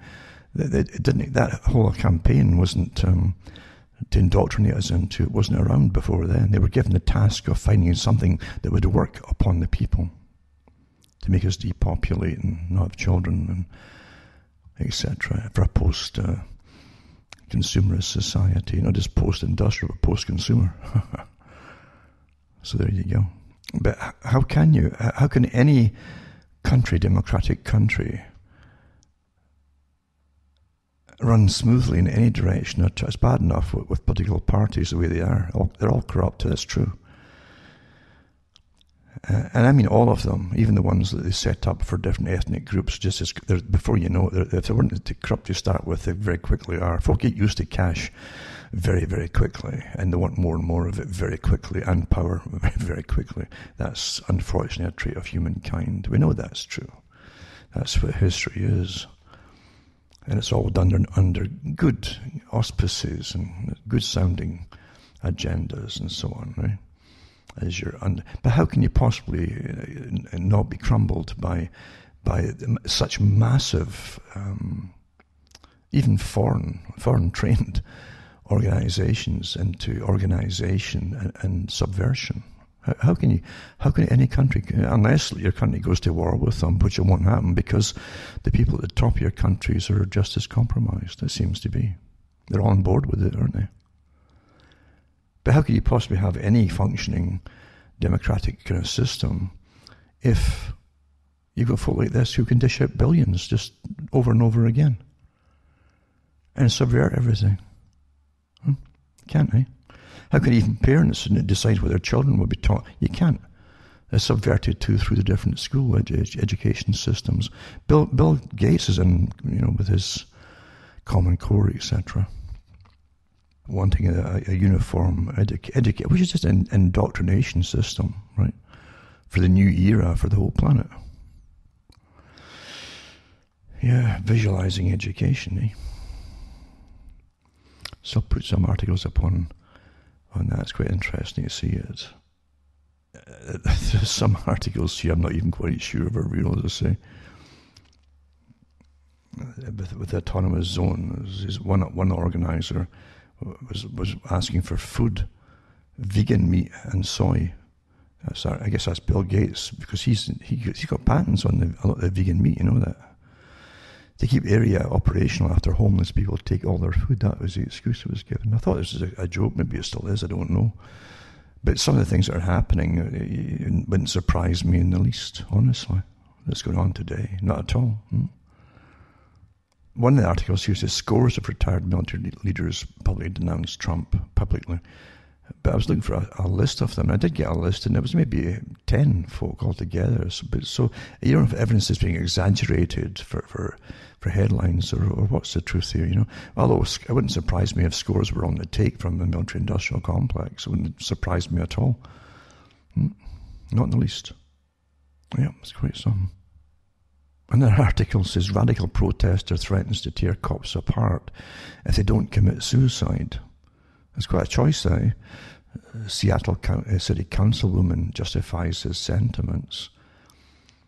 So the councilwoman, Teresa Mosqueda, posted a live video on Facebook knowing it contained vicious anti-Seattle Police Department excrement, including a threat from a piece of filth in the crowd, bellowing through a bullhorn at cops protecting their precinct. He vomited, "SPD, I need you to do me a favor. Take your guns, put them onto your chins, and pull the trigger," the man yelled. "I need you to kill yourselves.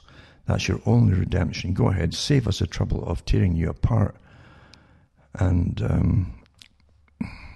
having you kill yourselves." And he says it a few times over.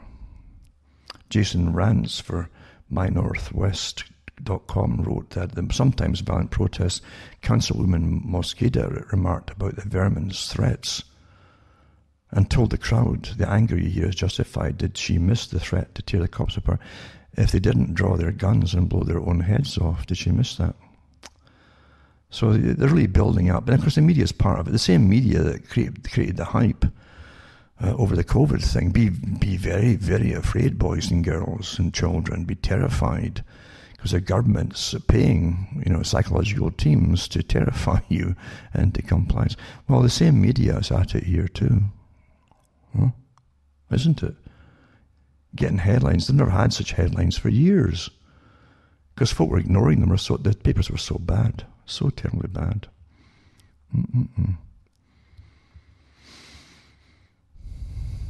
But again, I put the article with George Soros. Soros exposed plotting to nationalize American police.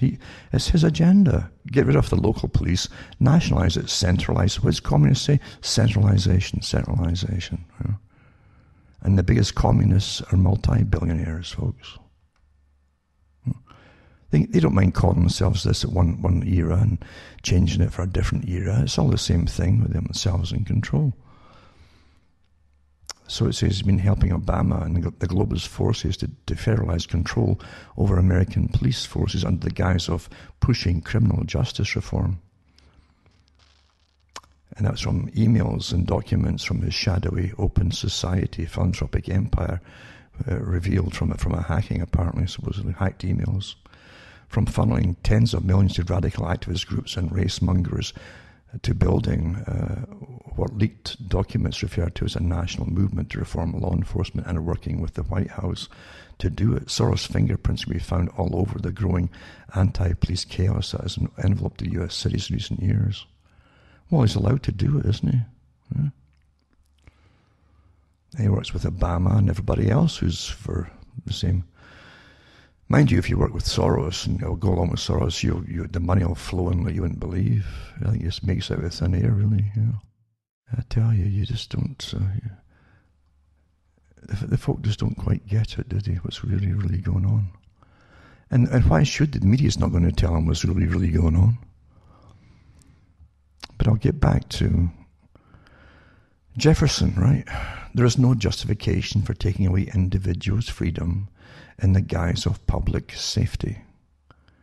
When you abandon freedom to achieve security, you lose both and deserve neither. The issue today is the same as it has been throughout all history, whether man shall be allowed to govern himself or be ruled by a small elite. And that's so true. Is it so true? And he also said that I think myself that we have more machinery of government than is necessary. Too many parasites living on the labour of the industrious. Take everything you have, it says. Government big enough to supply everything you need, this is interesting too, is big enough to take everything you have. The course of history shows that as a government grows, liberty decreases. And that's so true. That was taught in the US for a long time, up and through the 20th century. The reason that it took off so well, and people it was mainly small businesses. I mean, that all over the place. All kinds in manufacturing. People with very small businesses, even machining business and things like that really took off because of the lack of bureaucracy and rules. That's what did it. Now you couldn't open up your little place in your back garage and start machining stuff. Oh no, you need a license for this and industrial safety, even though it's only yourself working there, etc., etc. That's how it is now, you see. So he says, the course of history shows that as government grows and liberty decreases, the two enemies of the people are criminals and government. So let us tie the second down, right, government, with the chains of the Constitution, so the second will not become the legalized version of the first, where it's just the criminals running it. The end of democracy and the defeat of the American Revolution will occur when government falls into the hands of lending institutions and money and corporations. Oh, look at the billions that Soros and others can throw around, eh?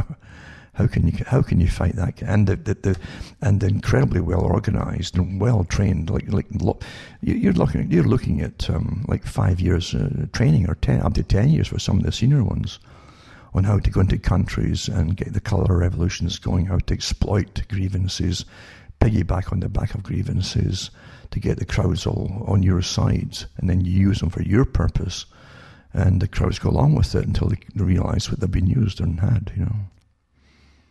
But how can you compete with this kind of thing when you already have, as I say, members of the military all on board with it, and members of the political parties all on board with it? Where do they all getting their what grand lodge should they get their orders from at the top, folks? Think about that. Come on here. Come on. They're all sworn to protect a system and a constitution. They're not sworn to bring in the end of the American experiment, as that general said. Think about that. They're all sworn to protect the existing system. With all of its problems and flaws, it's a lot better than a totalitarian system run by socialism and experts. That's just communism on steroids, you know. Way ahead of what the Soviets ever had, when it really, really, really gets going. Right down to divisions and ethnic groups and so on. And down to divisions as well. And again, re-education camps and yada, yada, yada, never end. And then execution for those that they say can't be rehabilitated from wrong thinking. I mean, that's a mental illness in the Soviet Union, was when you had wrong think, basically. You had inflexibility of opinion. That's what they called it. If you criticised the government, you criticised utopia, which proves you're insane. That was the verdict right there. I'm not kidding you. This is a legal verdict in the Soviet Union. You'll see it here too. Inflexibility of opinion on whatever you're told to now believe. You're supposed to believe it and jump. And you say, that's not what I see. That's not what I think. No. That's not good enough. No, that's it. It's all coming, and that's what's behind it all. And they're definitely the ones who are financing this are experts in it. They know what they're doing. They know what they're doing, folks. They really do. There's a much bigger superstructure above all of this for them all to be in abeyance from all the way down through chains of command. Has to be. And the only folk who are not let in on the big secret of the management of it all and the control are the general population of any persuasion. They're kept out of. All they see is little emotional things they're told to get stirred up. They don't see the big picture of what's controlling all of them. They don't see it. They can't imagine that something's controlling something so big, a whole nation, and in fact all the nations, all on board with the same, with a total lockdown idea, you know. Be very terrified of a disease that's going to kill millions a year, in every country, millions. Right? Didn't matter. They're at it again. Hey, it's quite amazing what's really, really going on here. As I say, I don't take politics seriously because everything's so compromised and corrupt anyway. And it's always there to serve the existing elite. And if the existing elite obviously want what's happening with it, including the riots right now, then that's the way it's going to be, because they're obviously behind it. They want it. It's been okayed from the guardian class at the top that guards their own system. That's obvious. but they're not telling the general public any truth at all, as they get emotionally riled up amongst all the fear and the hype and their possible rioting that will escalate if they can get more and more spikes from further police killings. There was one that happened, I think, I just caught a bit the headline, I'm not certain on this thing, but someone they'd found a guy in a car in some fast food place, a drive-through, who'd fallen asleep, and I don't know why the cops came, but the cops tested him for alcohol, I think it was. I might be wrong in that, but they tested him for something, and they tried to arrest him. And he tried to run away, and they pulled out a taser gun, and he snatched it and ran away with it. I guess he was trying to get away from them. But it says that he was shot by a policeman. And I don't know the whole thing about it. It's hard I shouldn't even talk about it because I'm not certain about what the circumstances were. But if that's the case too, I mean, it's like Floyd himself. Why was he killed? I don't care what the eventual cause of death was, heart attack or whatever. I think a lot of folk would have a heart attack that was happening to you. And if he's on drugs too, which apparently he was, high in fentanyl and so on. But the fact is, you don't kill folk for trying to, even if he did or didn't have an alleged $20 fake bill he was trying to pass. That's not a death sentence. There's more to this meets the eye here with the guy involved and him, obviously. But again, the other groups, the radical groups that are well trained and sitting chomping at the bit, waiting for the word to go, would just wait for something to happen, which they call the spike. Different from the spike of the coronavirus, but the spike in situations that are emotionally charged, and they jump on it immediately and get it going. Yeah. And so it'll be interesting to see if they really push this to its extreme and let it burn itself out. Because I say the people at the bottom level are not the guys who organise it. They're the ones who are left to carry the can for all the damage that's been caused, etc. That's standard stuff, and they always turn on each other to that standard again, as they vie for different groups. Eventually rise up and vie for power, and one guy will stand up and say, "Support me," and some will and some won't. Some will break over. So then they fight amongst themselves. Yeah, that's what generally happens. But the ones at the top that are managing it all, if they can drag this on and get it worse until you're into deep fall into just prior to the winter, then they spike the corona. That's what they'll claim. And then a total lockdown again, and folk will simmer over the winter months. Anything's possible. I know that they want to do it that way at the top. It seems to be that way with Fauci back out again. Everybody else, even the WHO, has said that they don't expect that to spike again into any foreseeable problem coming out of it. So they're against it too. They're saying it probably won't do it. They have to get some credence, because they lost all credence, the WHO, with the whole farce of it to start with. So they're coming out with that too. Yeah, it probably won't spike, and asymptomatic carriers are very unlikely to spread anything. Well, it's this amazing change, isn't it? After locking down half of the planet and destroying economies by design, into sustainability and post-consumerist society, all the things we talked about, all falls in line with it.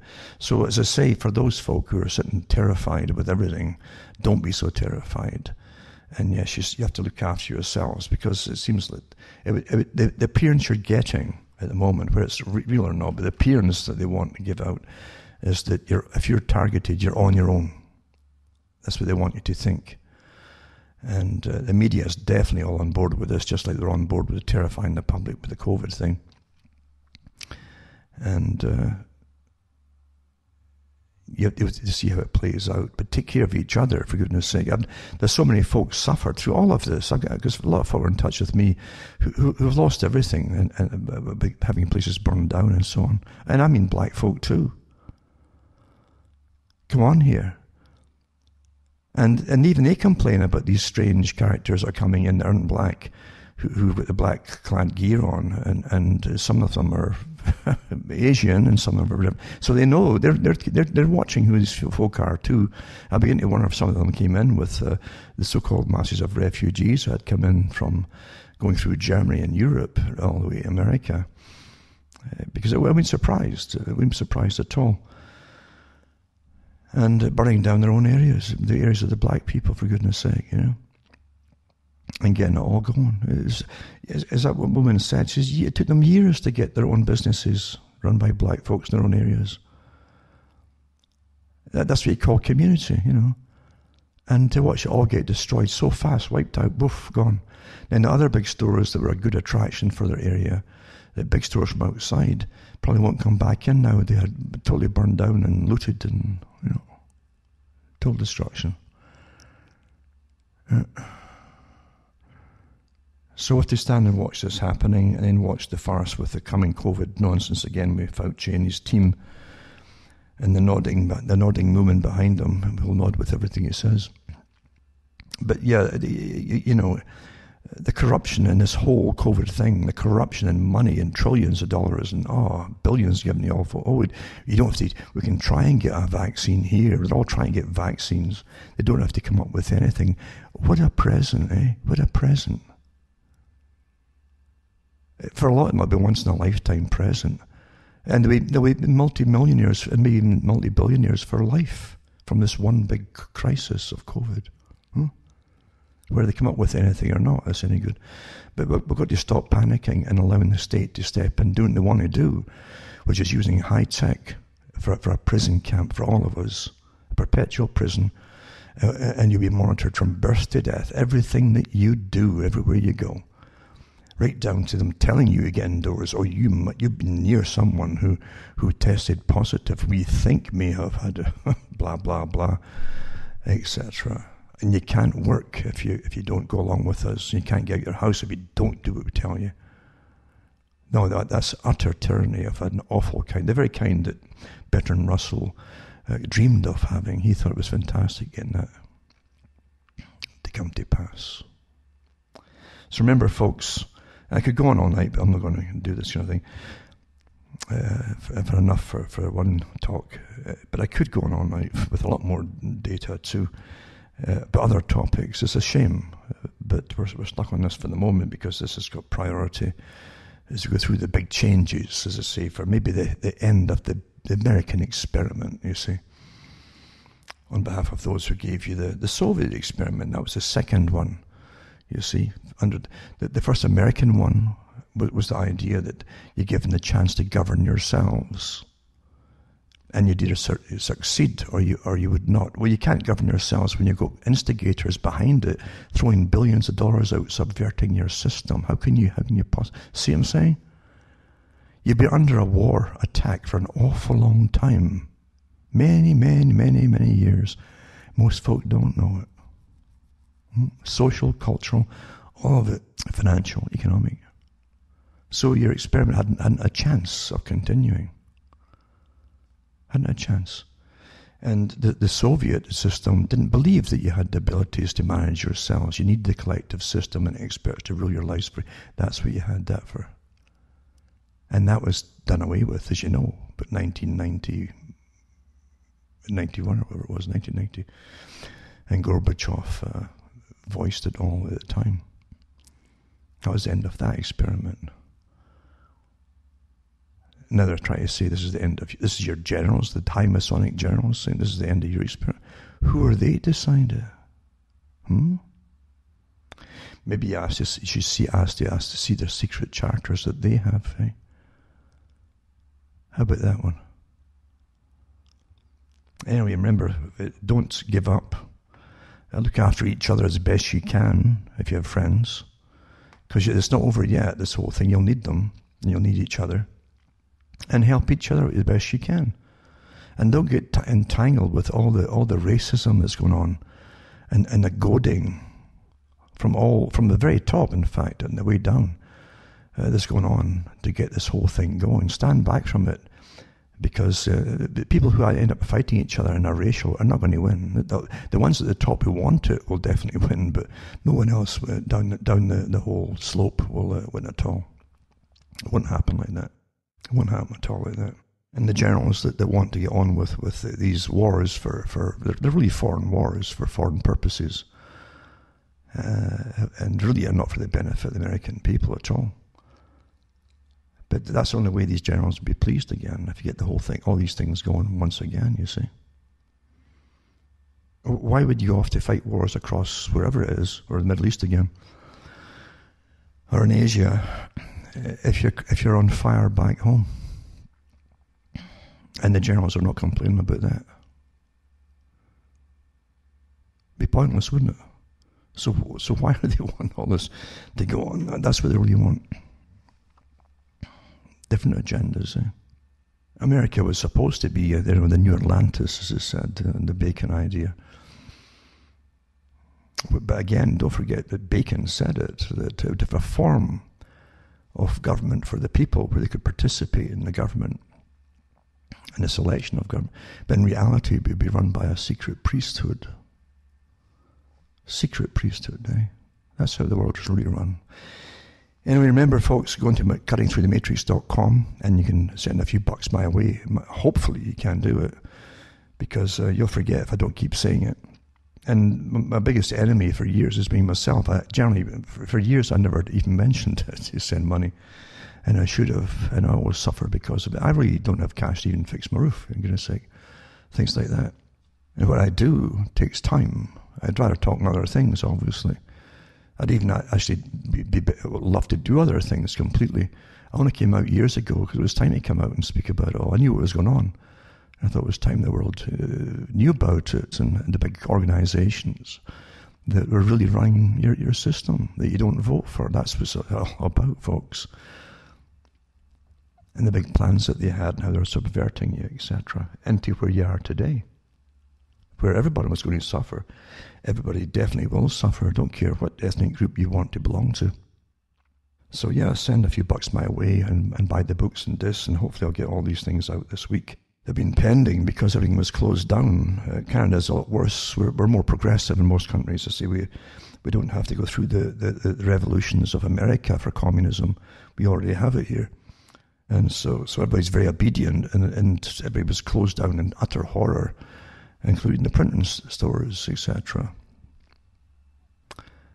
And now we're left with a massive debt, which I don't know where, if Canada's is going to print it up or what they're going to do. We don't have the same ingenuity of the States. We're dependent on the States for manufacturing cash, the Federal Reserve System. So the dollar is going to plummet again, which falls in again perfectly with the agenda for post-consumerist society. Just like coming out of a war situation, that's what they want, where you're shell-shocked and you put up with really bad food, little food, and all the rest of it, because you think we've been through a real war. That's what they're doing right now. Send a few bucks my way, cuttingthroughthematrix.com. You'll see how you do it there. Cash is good, PayPal is good, and checks are fine too. And for myself, Alan Watt from Ontario, Canada, where literally I had the heating on. I've had it on for a week now, in the middle of June, because the temperature literally at night, come about 8 and 9 at night, has been hitting 32, 33 degrees Fahrenheit. And 32, of course, Fahrenheit is about 0 centigrade. Night after night after night, because of global warming, of course, you see. And it's all your fault for that. So for myself, Alan Watt from Ontario, Canada, it's good night. And may your God or your gods go with you.